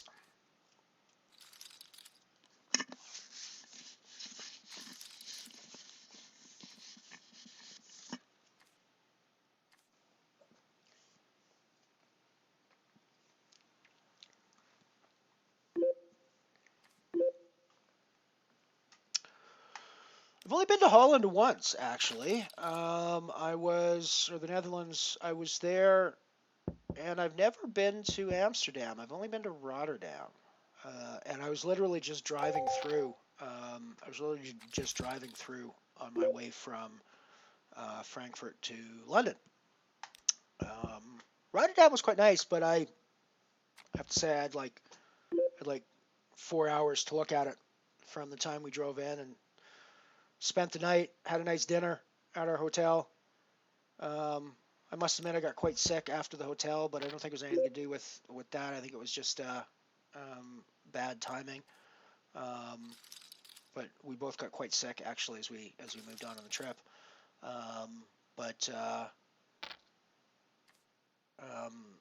Yeah, then we kept driving the next day because we had plans. We had to be in London at a certain time, so we had to just keep driving. But it was nice. It was fun. I'd like to go back to the Netherlands sometime. I actually dated a girl who she was born in Canada, but her parents were very Dutch, and had come over. I think at least one of her older brothers was born in Holland before they came back over here, or before they came over here. So that was always kind of an interesting experience. We had the advocate for Christmas all the time. I'm probably not even close to pronouncing that right, but like really thick egg drink.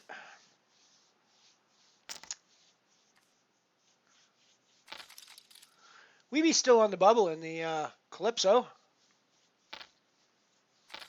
I always remember MVE comes in and talks about these bubbles like lasting forever, so we have to be prepared for that.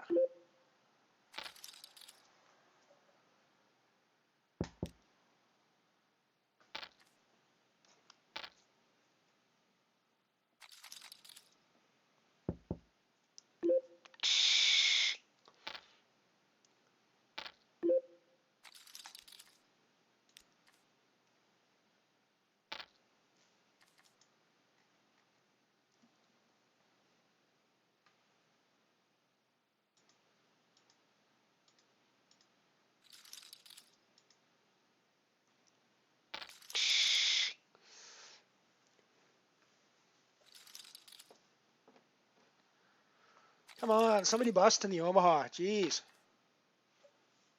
already. Talk about fighting over your 98 cents, folks. Jeez, come on. I mean, I don't mean I want to bust in in the Omaha. Let's be clear about that. I want the 98 cents. I'm gonna fight like fuck over that 98 cents. But you know, doesn't mean everybody else has to. Doesn't mean everybody else has to fight like crazy over that 98 cents, right?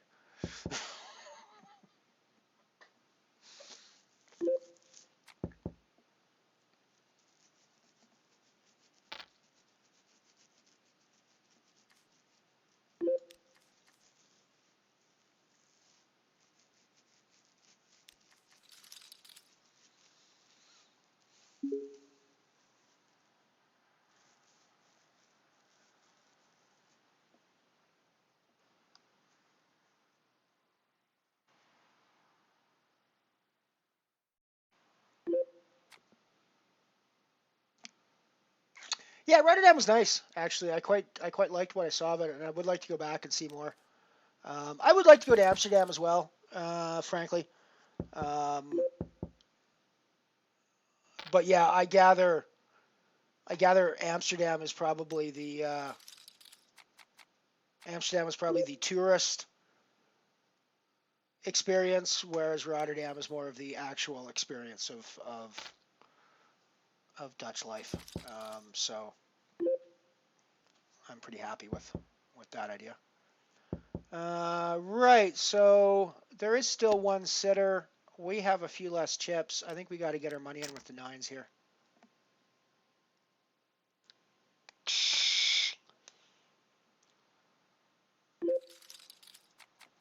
Come on, hold, hodl. Damn it. Oh well, so we're done in 5th place in the Abyss Nano for 188. Not a terrible result. We're not going to be too unhappy about that. And we are in the money now in the Calypso Nano as well. Let's go have a look at that one. So let's add our 188 to the bankroll in the Dark Matter Nano. We busted the shit out of. The Abyss Nano, we did 1.88 for 5th. And we haven't even added the Calypso that we are now in the money in.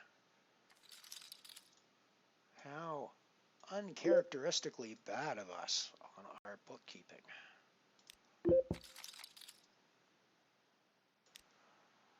That is a 0.65.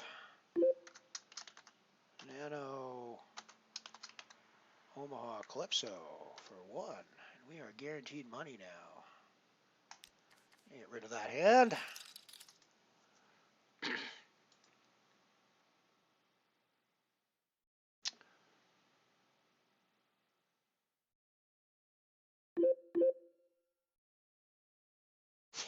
How many quarters? Yeah. It's like, stop. Ask that question again slowly and listen to yourself very carefully when you ask it.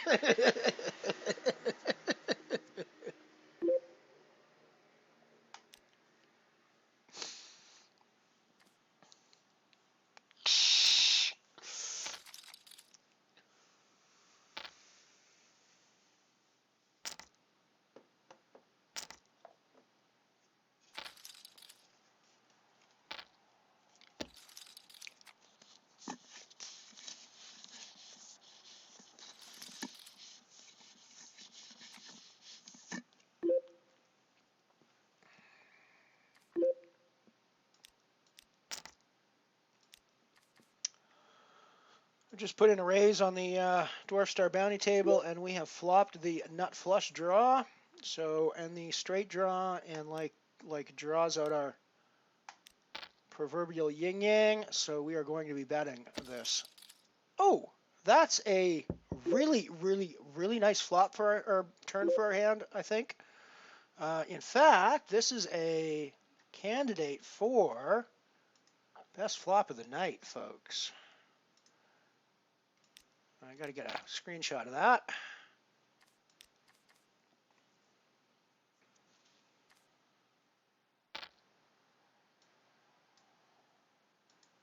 That is definitely a candidate for best flop of the night.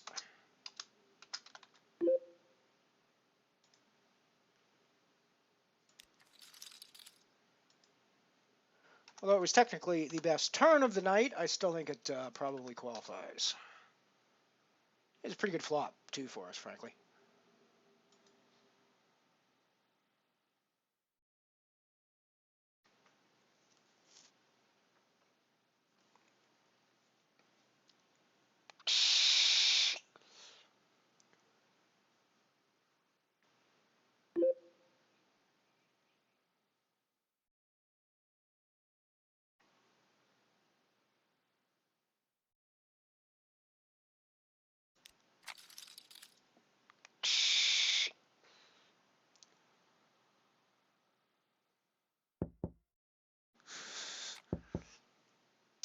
Yes, absolutely. You gotta. I would like to spend some more time outside the cities as well. I'd actually like to go there for like a week or something to be able to spend some time and not spend it all in one place necessarily. Um, I've always found, and it's weird. I've always had a really tough time ever since I. So for those of you who don't know, I'm sure I've mentioned this before on the stream, but for those of you who don't know, I spent 5 years working in Lagos, Nigeria, in sort of Horn of Africa, um, right near the equator. It was in the 90s, from 93 to 98. I spent there. Um, and one of the sort of byproducts of that, even though I was there working, one of the byproducts of that is I really have a tough time with the sort of typical vacation experience now. It doesn't really feel right to me unless I have a chance to sort of immerse myself in the culture somehow, in some, at least some small way now, because I was able to do that so much in so many different ways while I was in Nigeria, and it was just such a wonderful experience. So it's really tough for me to do the sort of typical, like I'm I'm ready to murder people. If I get on one of those bus tours, I'm ready to murder people by like the third hour of the bus tour. Forget about 3 days. I'm ready to murder people by like the third hour. I'm like, get me the fuck off this bus. Let me go do my own thing. Let me find my own interesting things to see and do, and my own interesting people to talk to or hang out with. Um, so yeah, and unfortunately, it's one of the things. Uh, Doing that. And I had the chance to travel a lot of Africa in sort of the same way, where I'd be able to kind of just hang out and sort of do whatever I wanted to do, and go someplace, talk to somebody, find out something interesting that they thought was interesting to go see, and then you end up going to see something that no other tourist ever gets to see. I hung out on a cattle ranch in Nigeria, Abudu Cattle Ranch, which was a quote unquote tourist place when we were there. But based on what we saw, there's like literally no tourists that ever went there. It was not some. It was kind of out of the way for any Nigerians to get to.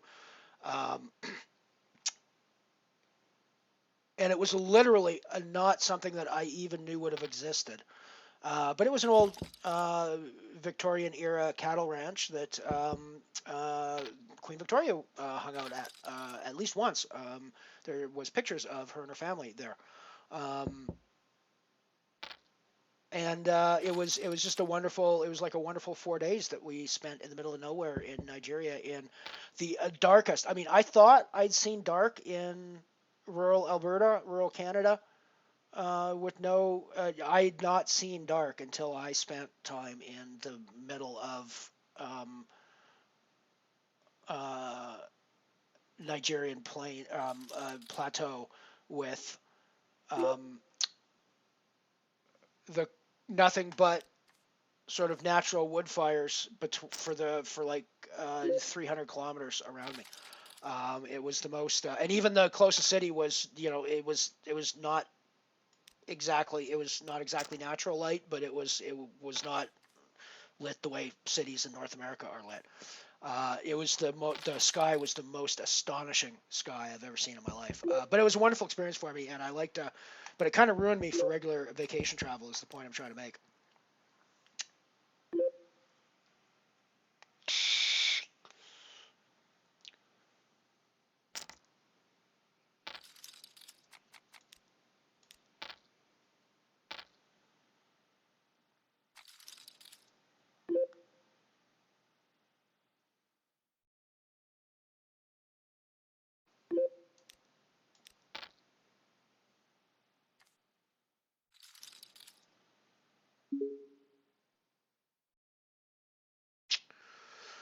pretty much blinded down for our life in the Omaha, but we have leveled up a little bit, I think. Maybe 1 penny. But we're doing reasonably well here in the Calypso, or in the Dark Matter. Dwarf Star, Jesus. What is wrong with my mouth today? The Dwarf Star Bounty Nano is the tournament I was trying to speak about. Well, I guess this is the hand we get our money in with on the...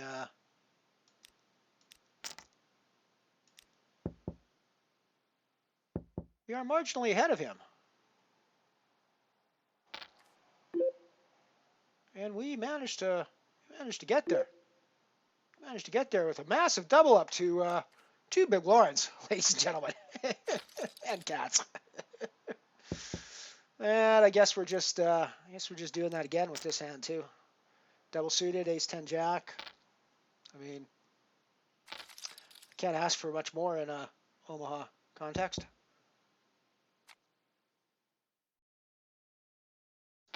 The spades now, yeah, I mean, oh, boom, boom, boom. We're just killing the Omaha.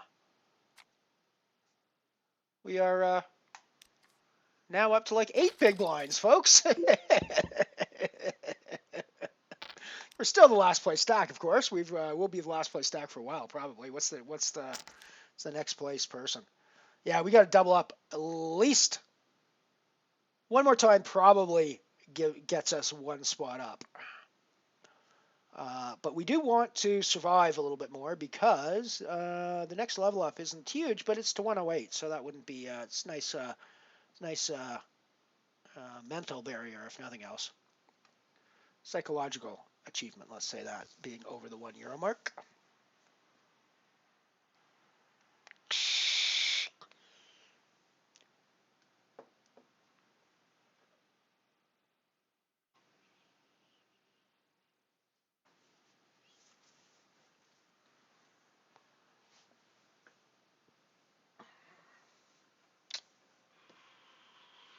We could pull out a. Oh, we are going to pull out a cash here in the Omaha clip, so I bet that pushes us up over 100% ROI on the day. I would think.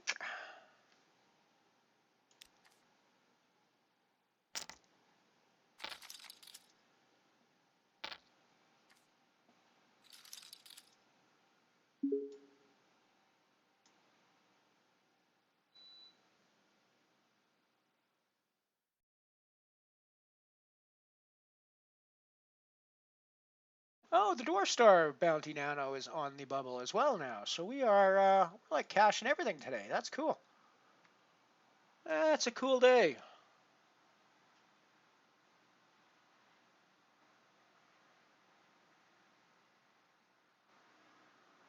Yeah. Dark can be really crazy. The remarkable thing was how not dark it was, given how bright the sky was, in a way that I had never even seen. Like I said, I thought I'd seen the sky from southern Alberta, from some places in the mountains here in Canada. We have a pretty sparse population, and I thought I had seen the sky in my life until I got to the Abudu Cattle Ranch on the plateau in southeast Nigeria there, and I realized that I had not actually seen the sky. And it was easy. I mean, I literally spent an entire night where I didn't sleep, and I just laid out on a lawn chair, staring up at the sky from there, because and one of the things that kind of came over me was it's super easy to see. I was always one of those guys that was like, how can anybody believe in astrology? How can even way back when, how do you believe in, the stars controlling your life? And then I spent a night lying under the stars, the real stars, as they may be very close to how they would have looked to, our ancient ancestors who only have like wood fires around them and nothing else. And it's pretty easy for me to see why you come up with myths and deities and things like that from it's a pretty awe-inspiring. And in a world where There's no TV, there's no theater, there's nothing like that. It is an astonishingly beautiful show. So I can totally see how our ancestors would have gotten crazy about it. We double up again in the Omaha Calypso. So we're the new MVE. We're the new MVE today, I guess. Cool. We are in the money in the Dwarf Star Bounty as well, just for the record. Down, have a quick look at that one. That was the wrong table. That's the right table. We are in the money in the Dwarf Star Bounty Nano.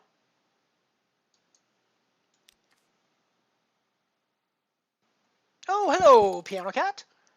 Welcome to my right. I did not see you there.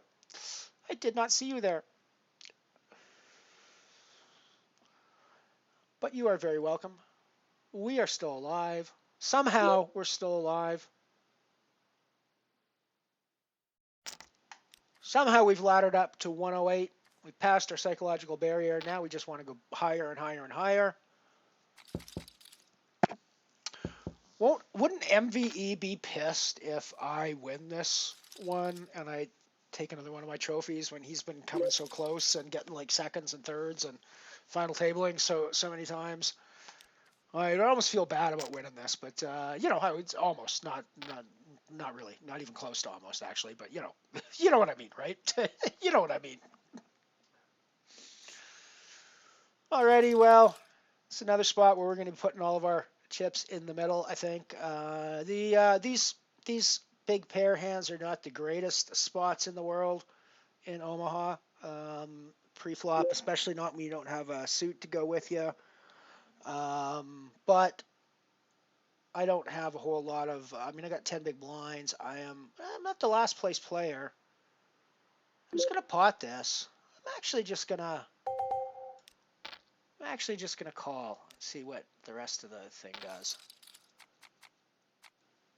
So I was sort of half expecting that, and I'm pretty happy now, I think.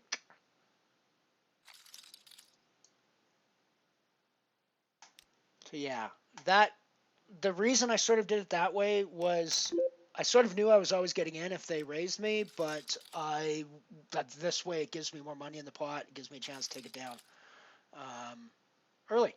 Oh, and he just gets there with the diamonds. Oh well, that's the way Omaha goes, though. We're gonna do that. I think that's the way to go. I probably he might not get involved.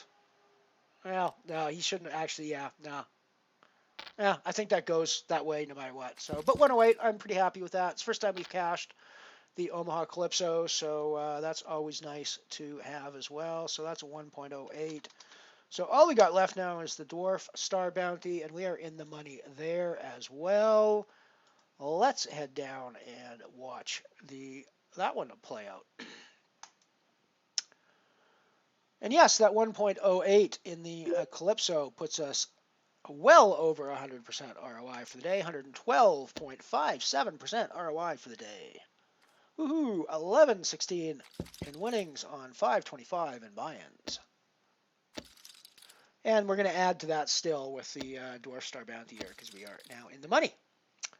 8 of 23 with 26 getting paid.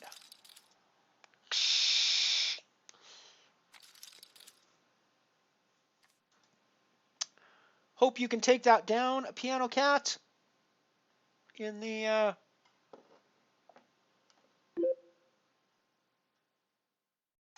Omaha. I am going to head off to a break as soon as this hand is over. We did flop pretty good.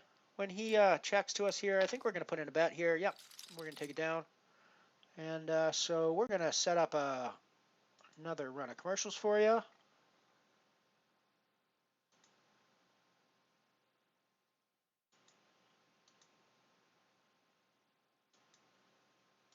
And we'll be right back after these short messages.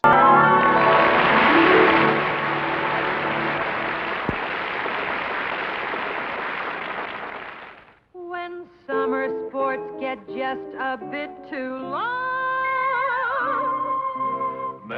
we suggest an answer with this song.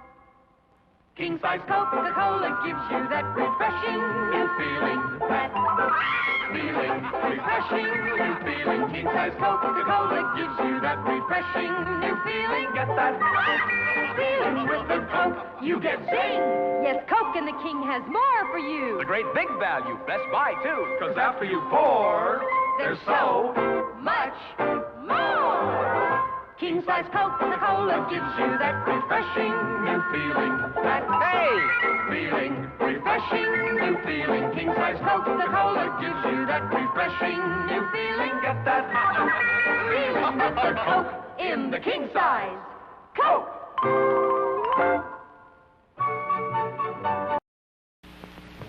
If you can write your name, you may win a new Plymouth Fury in Post Cereal's Plymouth Sweepstakes. Thanks to Post Raisin Bran, the raisin bran with more raisins than ever before. Look on the back of this Post Raisin Bran package, and you'll find out how anyone in your family may win this wonderful 1960 Plymouth Fury. 2 Furies will be given away every week for 10 weeks. And that's not all. There are also 50 Fury Juniors for the kids, real cars that go a safe 5 miles an hour, and 5,000 Plymouth scale models.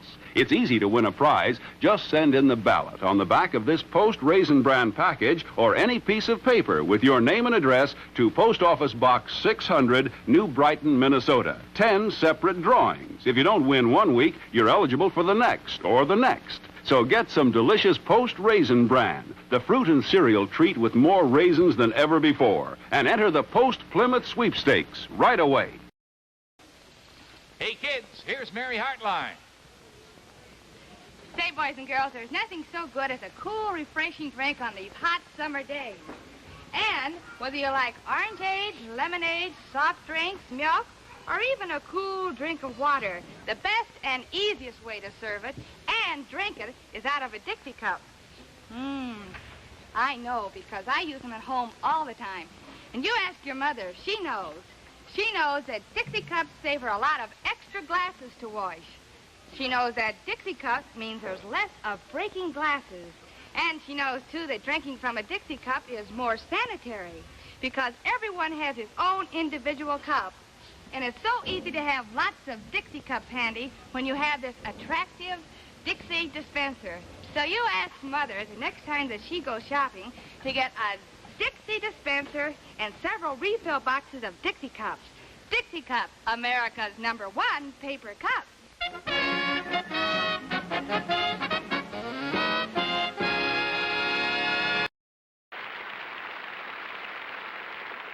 Do you know why delicious hot Quaker Oats is so good for so many families? Quaker Oats is rich in protein. A breakfast of delicious Quaker Oats with milk and sugar for a family of 4 provides as much total protein as 6 average eggs, as much total protein as 18 pieces of toast, and almost as much total protein as 18 strips of bacon. That's why your family gets that wonderful stick-to-the-ribs feeling with Quaker Oats, that wonderful feeling of well-being. And what hot breakfast is as easy and fast to prepare as Quaker Oats? Just pour it into boiling salted water, and you have creamy, smooth, delicious oatmeal with only 1 minute of actual cooking. And here's a tip. Before and after serving Quaker Oats, keep the pan tightly covered, and it rinses clean instantly. No scouring, no bother. So be sure your whole family gets the protein they need with a delicious hot breakfast of high-protein Quaker Oats or Mother's Oats, the same high-protein oatmeal.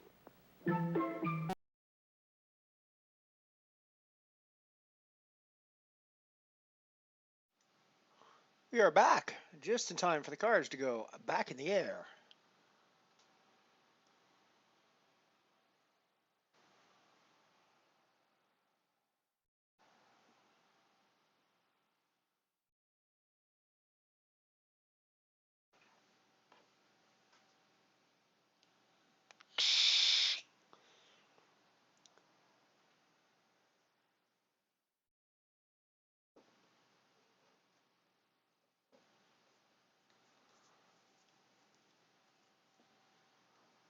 I was about to make a joke showing my ignorance about sports by joking the Spurs are a basketball team, right? Which, in fact, they are.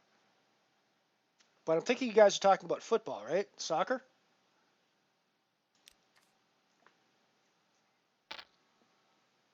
Tottenham Spurs? I'm actually not a complete idiot at sports. I don't really follow sports much anymore. I used to follow a lot more sports, a lot more. I don't really follow them as much anymore as I used to, but I'm not a quote unquote complete sports idiot.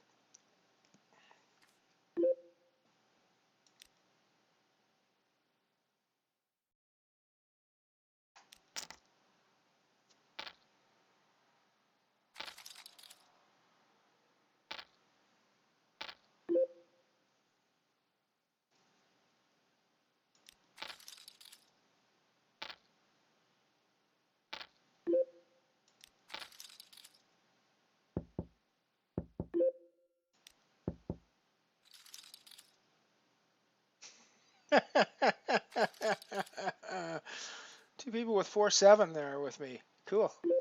I like that.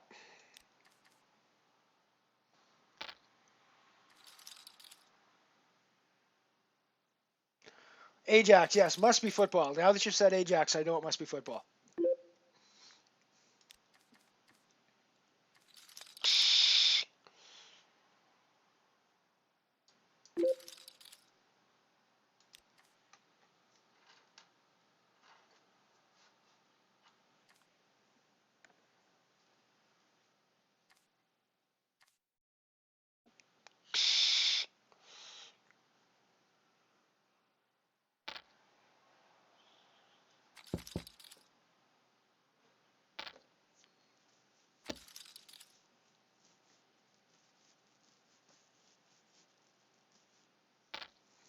There's 497 up top here in the Dwarf Star Bounty. Now, we have won one of these before, so it is certainly possible. We've done it before.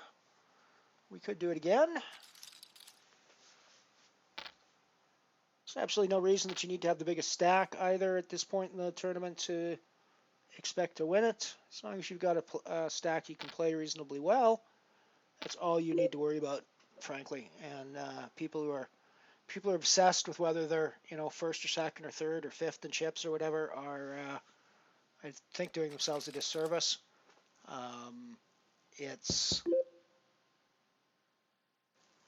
I think in a limped pot I'm going to put in the bet here.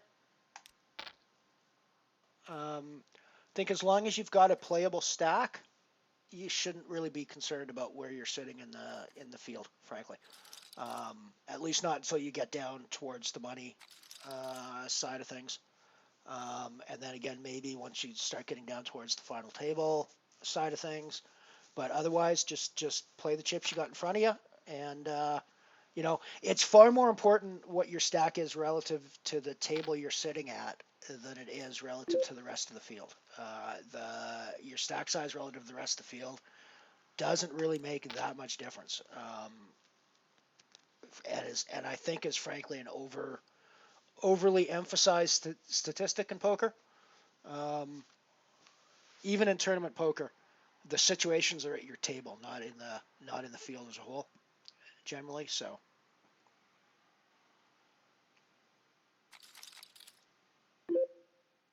Alrighty, Ant-Man, go for it.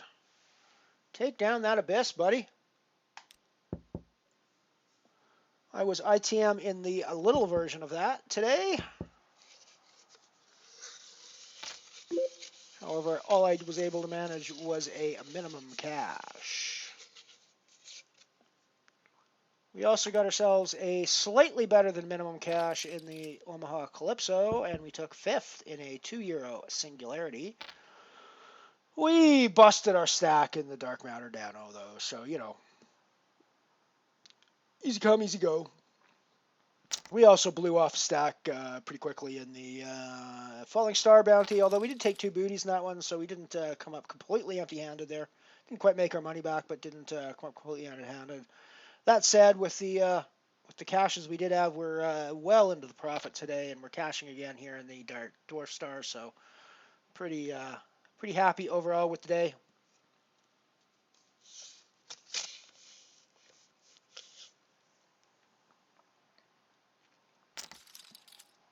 It's not going to give us a new bankroll high by any stretch of the imagination, but it's actually going to get us a little closer to that previous high that we had. We're probably back up over 150 for a change.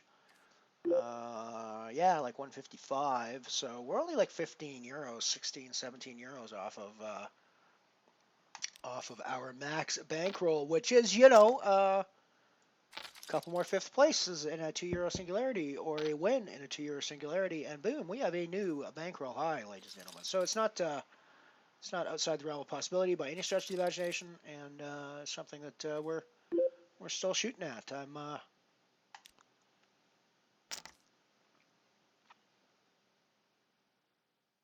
Do need to be able to regulate my emotions better than I did on Monday. However, I was very yeah, I had a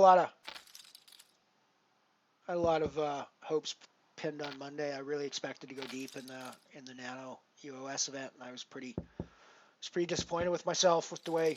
Well, not really disappointed with myself with the way it went. Just kind of disappointed with poker in general. And I really let that affect my mood, I think, on Monday pretty significantly. So I do apologize for anybody who watched the stream and did not enjoy the show they saw, because I'm pretty sure I didn't enjoy putting it on for you either. But it happens once in a while. I will try to avoid being quite so negative, though, even when things go badly for me.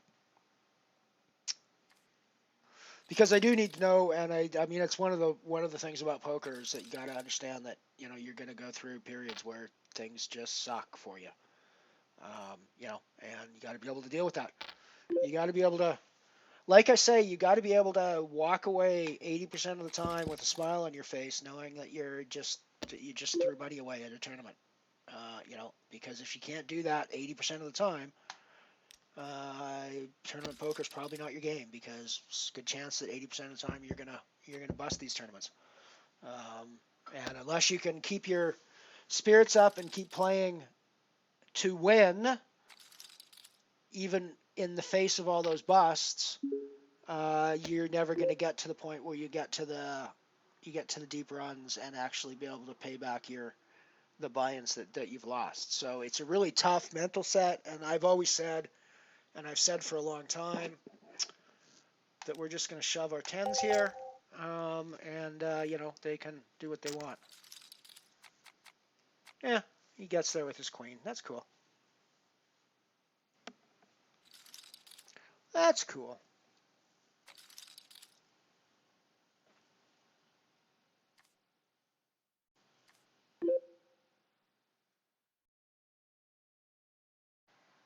But I do think in the tournament poker game, at least online, where you don't have to worry about the quote-unquote extra rake of travel and hotel expenses and things like that,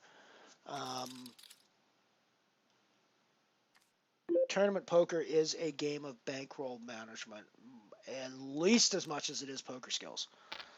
If you're managing your bankroll right and you're playing games that are within your sort of acceptable loss rate, then you're not only going to be able to withstand those periods that are gross for you, but when you do hit the big one at that level, it's still going to have a significant impact on your bankroll. So it really is a bankroll management game, and playing, I'm not saying never take shots at bigger events, but making sure that you're fully aware that you're playing outside your bankroll level and all that stuff, and that you don't fire a bunch of bullets at big events, and that you generally play within, because it's a lot easier, I find, to manage my emotions when I know that it's just really a numbers game at the end of the day. And if I cash in 25% of my tournaments and I go deep in 25% of those tournaments, I'm gonna come out with a plus EV bankroll at the end of the day. I just know that with those numbers games, and I know that with the skill set I have versus what I'm seeing online on Unibet, at least I am able to do that, at least at the low stakes that I'm playing at now. So I'm pretty happy to keep pushing that up higher until I get to a point where it feels like I'm just getting stalled. I was sort of starting to feel like that at 125, but I'm starting to feel like I might have figured it out now. It might just be I got lucky the last couple of days at those levels, so we'll see how it goes from now on. But I mean, I'm still 5 is still has to be still treated as a high roller for me because it's still outside my bankroll to be firing a bunch at. But I think in certain €5 events where I've demonstrated skills in the nano version, like the black hole, and in other €5 events like the falling star €5, where I've demonstrated skills in the €1 and also in the €5. I think those are worth firing at once in a while for 5. But I don't think generally I should be firing a ton of €5 bullets. I should be firing a lot more €2 bullets than I have been, though. That's one of the things I should be looking at. The €1 and the €2 bullets I should be firing way more often than I have been over the past few weeks.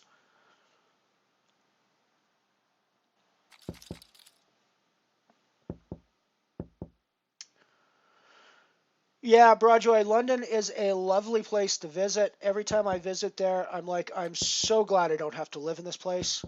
It's a lovely place to visit, but I think that living there would be like a nightmare on earth, pretty much. I don't know, the commuting, the house price, the cost of living. I mean, I just think living there would be like a nightmare on earth. It's one of those things that sounds romantic at first glance, and the more you think about it, the worse and worse and worse it sounds in real life. I think.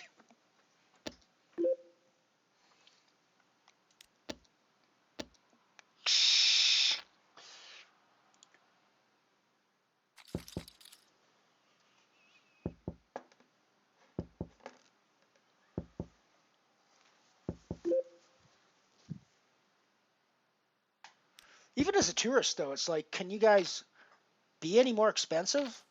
I mean, finding a hotel room for less than £100 a night is like not possible in London unless you want to, sleep on the ground kind of thing. And every time I've been there, the prices have just been absurd. So I don't actually tend to go there a ton. If I go to the UK, I'm usually somewhere else. I like Nottingham actually. If I'm looking for a place to go play poker, I actually like Nottingham. There's a lot of poker there. There's at least last time I was there, there's in addition to Dusk Till Dawn, there's at least 2 other casinos that ran regular poker tournaments and had regular poker. So yeah, that's a fun place I've actually taken 2 poker trips to Nottingham in my time. Haven't really ever won anything big there, but I've enjoyed both trips. And Nottingham's a great city to visit as well. It's especially if you stay downtown. There's a hotel, I can't remember the name of it, but there's a hotel I stayed at that's right next to a casino called the Alia Casino, Alia. At least that's what it was when I was there. This is like probably 2012, so it's a few years ago. And it's literally right next door, but it's also like a block and a half from the pedestrian mall where you can walk up and down with lots of restaurants and shops and things like that. And so it was a really good location. It's a fairly cheap cab ride to get to.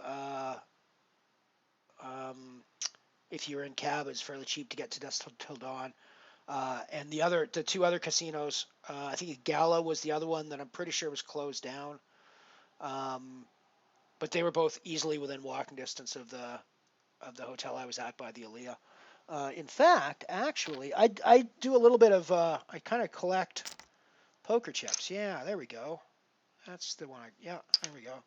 So I collect poker chips when I play cash, and I don't play cash very often, even live. But when I do play cash, I usually try to keep at least one of the small denomination chips to bring home for my collection.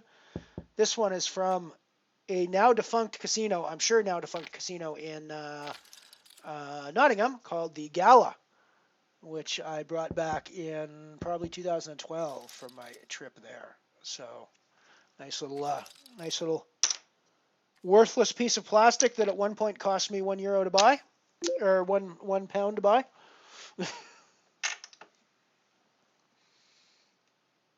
And yes, I keep a stack of poker chips beside my table because I occasionally like to play with them while I'm playing poker.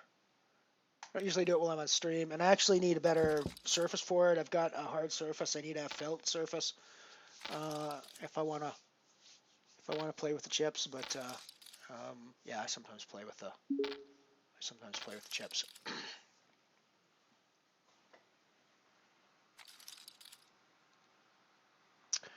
Yeah, fives is too high. You're right. Like I say, I consider it a high roller, and the only ones that I play are pretty occasional, and they're ones that I've got a demonstrated track record in, at least in the lower versions of. But yeah, I'm pretty much sticking to the 1 and the 2. I think a 2 is sort of my upper limit as a regular tournament. I've got 75 buy-ins at the €2 level. I can pretty much fire freely at €1 tournaments at this point with 150 buy-ins at that level. I can pretty much just fire however much I want there. But I am starting to realize that playing the nanos is as good as I am at them, it just doesn't give me the bankroll hit that I need given the size of my bankroll at the moment. So I need to be playing higher. I need to be playing higher games so I get the bigger hits to my bankroll.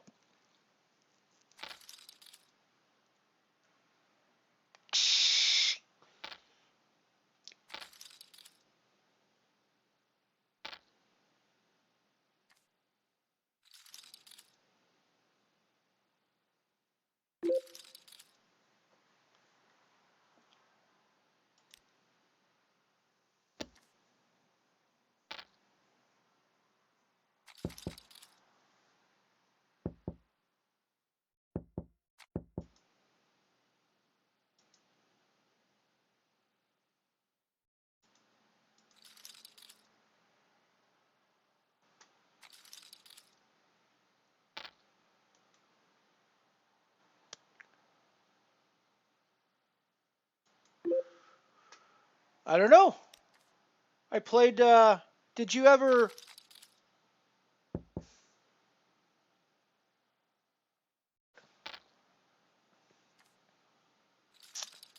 I was in Nottingham, but actually the first time I went to Nottingham was specifically to play an live event that was run by Neil Channing and the Black Belt Poker site, which I actually tried to play on, but I was never actually able to play on as a Canadian because I was never able to find a way to deposit on the site. They required a British credit card of some sort, and they wouldn't take any of my Canadian deposit options. So it was pretty annoying that way. It might have been that they were, for regulatory reasons, required to stay within the UK. I don't know, but they let me make my account, and they wouldn't let me deposit. It was really weird. But I did play this live event there, and ended up going out flop 2 pairs to a flush draw that got there. Pretty standard poker spot late on the first day. But I get to have a nice dinner with Neil Channing, sitting at the bar, having a steak with him sitting beside me, drinking pints of beer, and it was quite an enjoyable chat. He's a lovely fellow. If you've ever met him, he's very friendly.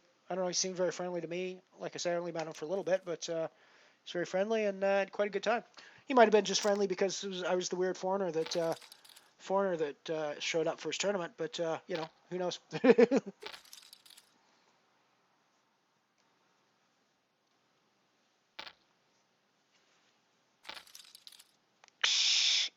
That was 2012. So actually, now that I'm thinking about it, that chip that I showed you guys isn't from 2012. That chip I showed you guys is from 2013 or 2014, because I got that on the second trip I went back to Nottingham, not the first one. And the first one was for Channing's event in 2012.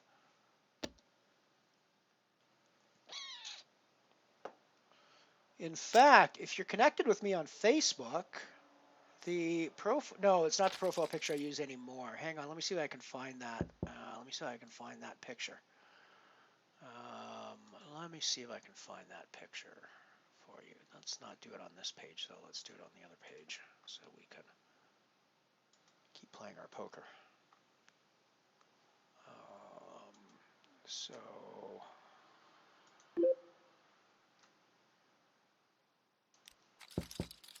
let's go to Photos.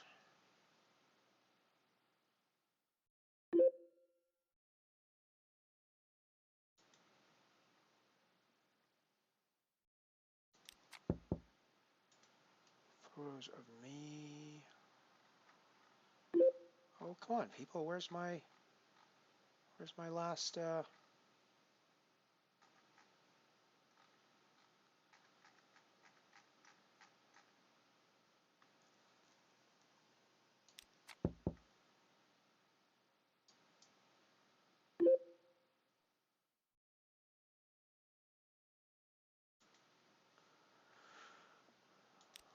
That's really weird. My Facebook photo album does not have my last profile picture in it.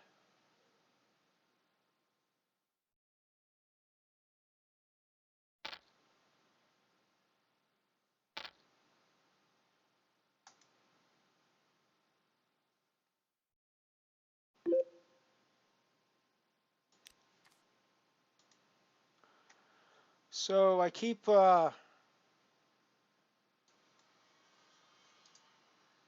telling you guys, or I keep mentioning that I do stand-up comedy.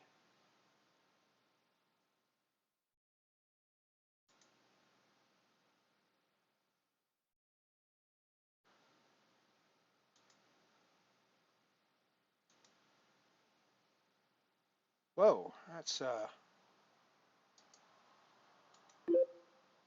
more than we needed. Of course, it's because it's on that screen. So give me a second to clean that up for you. Give me a second to clean that up for you.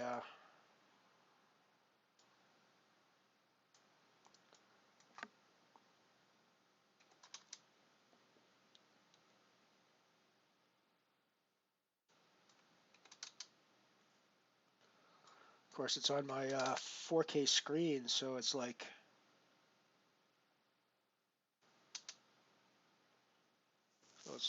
huge. So top, let's bring that a little bit more. There we go, that looks good. And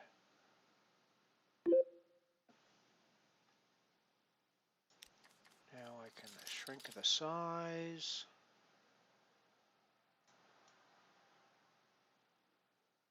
There we go. That is me doing stand-up comedy about 10 years ago in Calgary on stage with in a room run by another fellow Canadian comic from Calgary named Daryl Mack, who has been around my career pretty much the whole time that I've done stand-up comedy. He was there when I started in the early 90s, and he was still around when I came back in the late 2000s. So this was a room he was running back at the time. That was not the picture I was looking for, however. That just happened to... Oh, Lord, yes, somebody else asked about... Alrighty, so let's bring this one up, too, because it's just got all the wrong hair. That's another shot of me before I started shaving my head, although I was shaving it pretty short at that point. But yeah, that's me before I started shaving my head. You can see my forehead's growing pretty significantly at that point. So yeah, that was why I decided to start shaving my head. What else have we got? That's probably all we need to see from my comedy stuff. But I'm a little weird. I'm a little wondering why we. Yeah,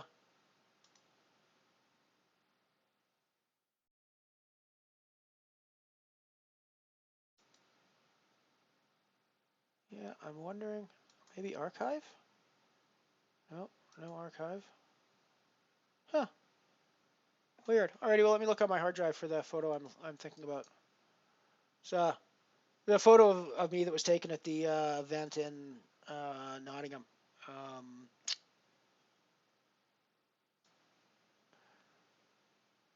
While I was playing, it's actually one of the better poker photos of me.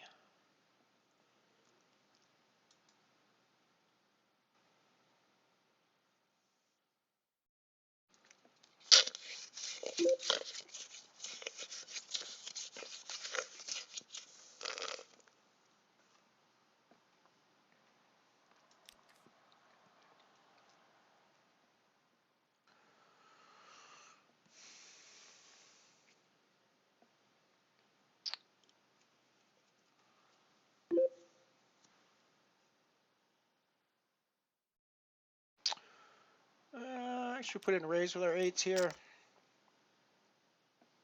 We're 8 of 10 now for the record in the Dwarf Star Bounty Nano.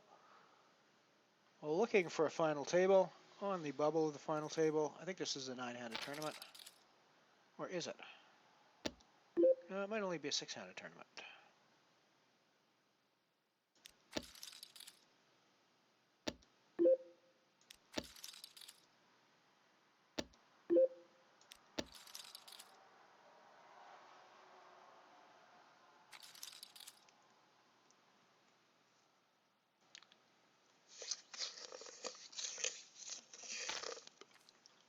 Nice one, Piano Cat. Well done. Well done.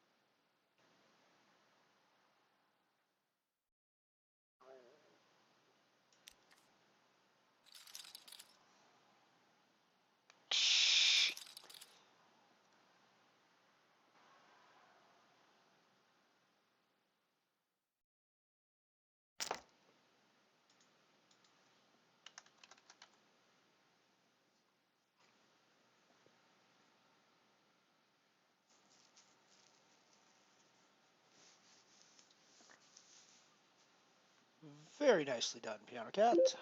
I'm still looking to final table this Dwarf Star. Let's go a little deeper than we have.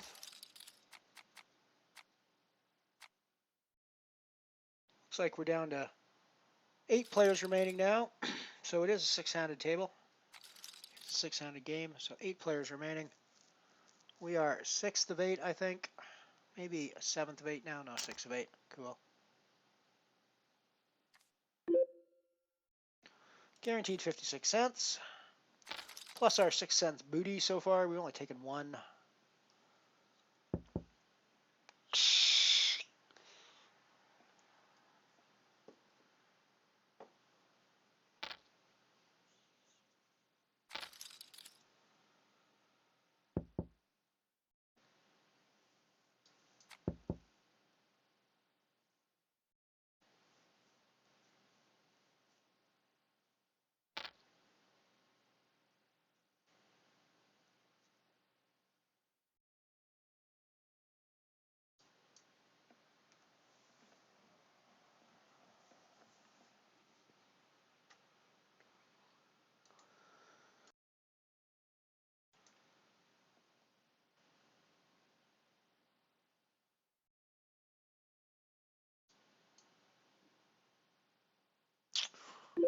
I know where I can find a version of that picture.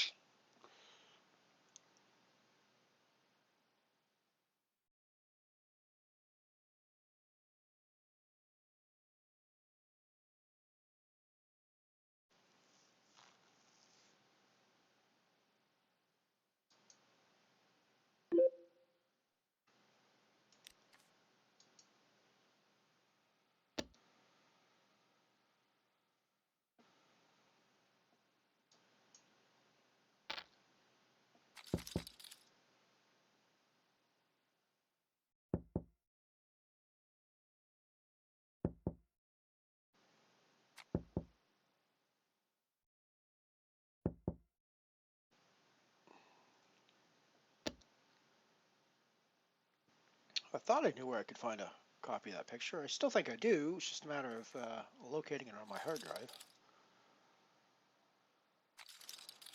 Now I know at least I'm searching for the right thing.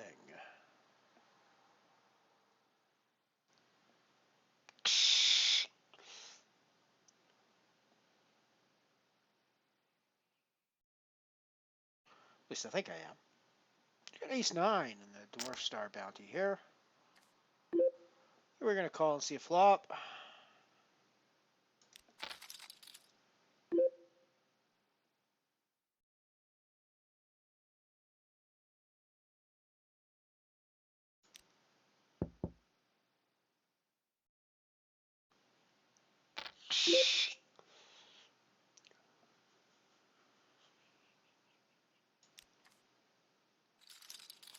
feel like I want to continue there, but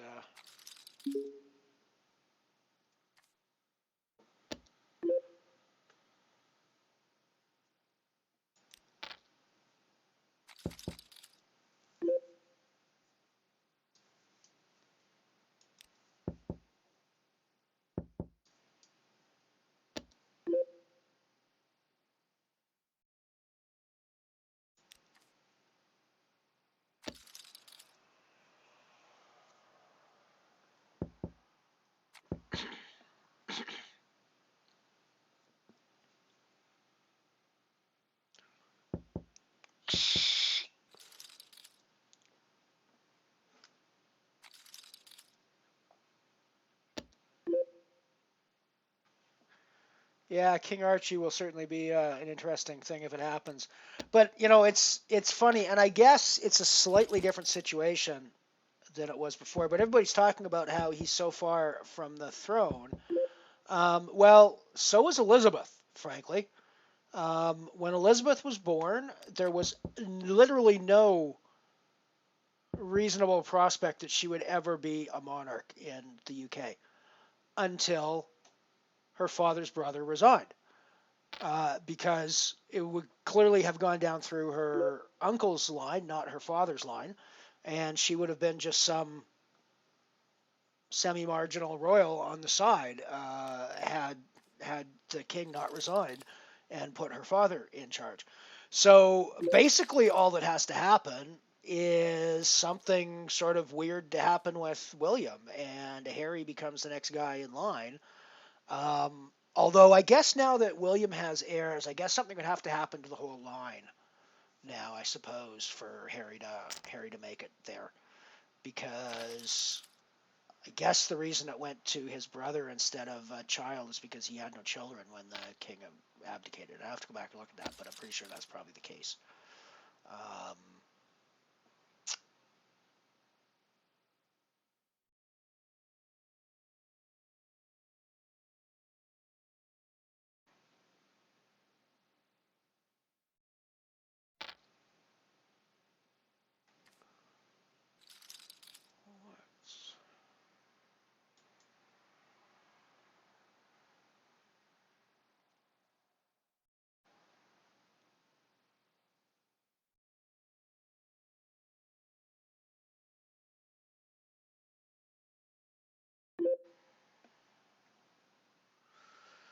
Yeah, I guess we're not calling off with King Deuce.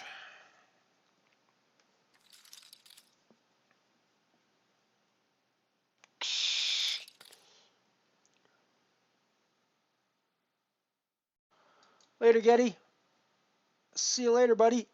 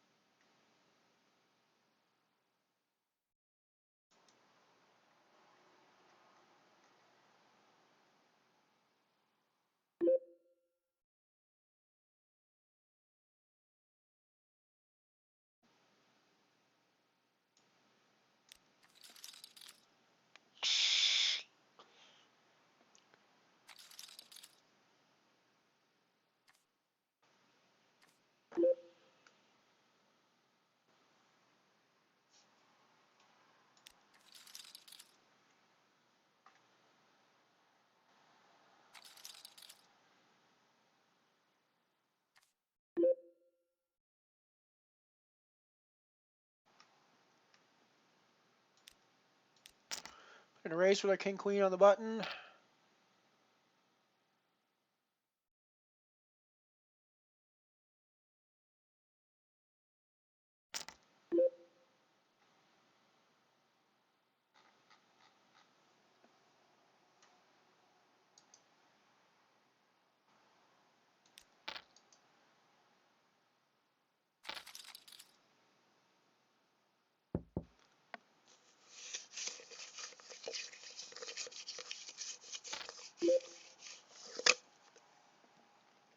Gonna call with my straight draw. I know it's just a gut shot, but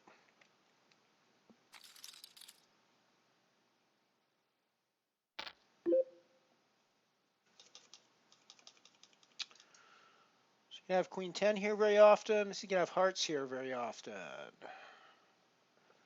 You can have an ace here a lot.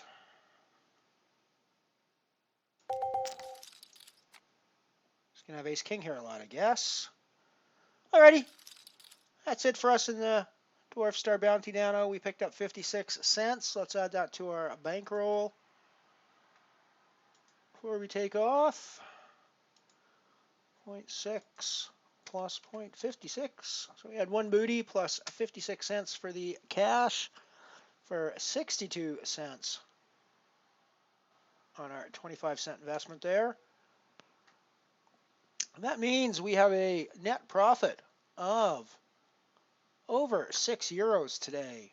Daily ROI of 123.24%.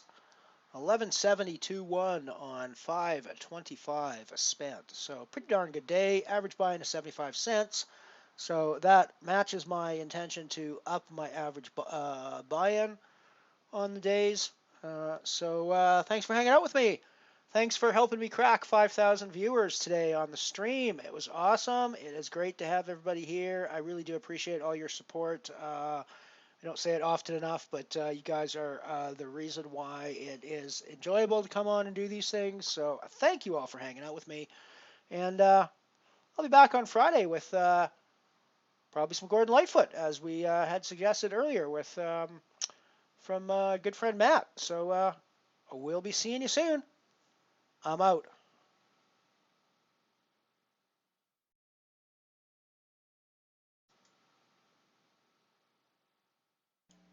For more vintage poker content from MotherShip Poker, click the subscribe button and check out the playlists for all of our old archived content, as well as the ads only cut from some of the early streams.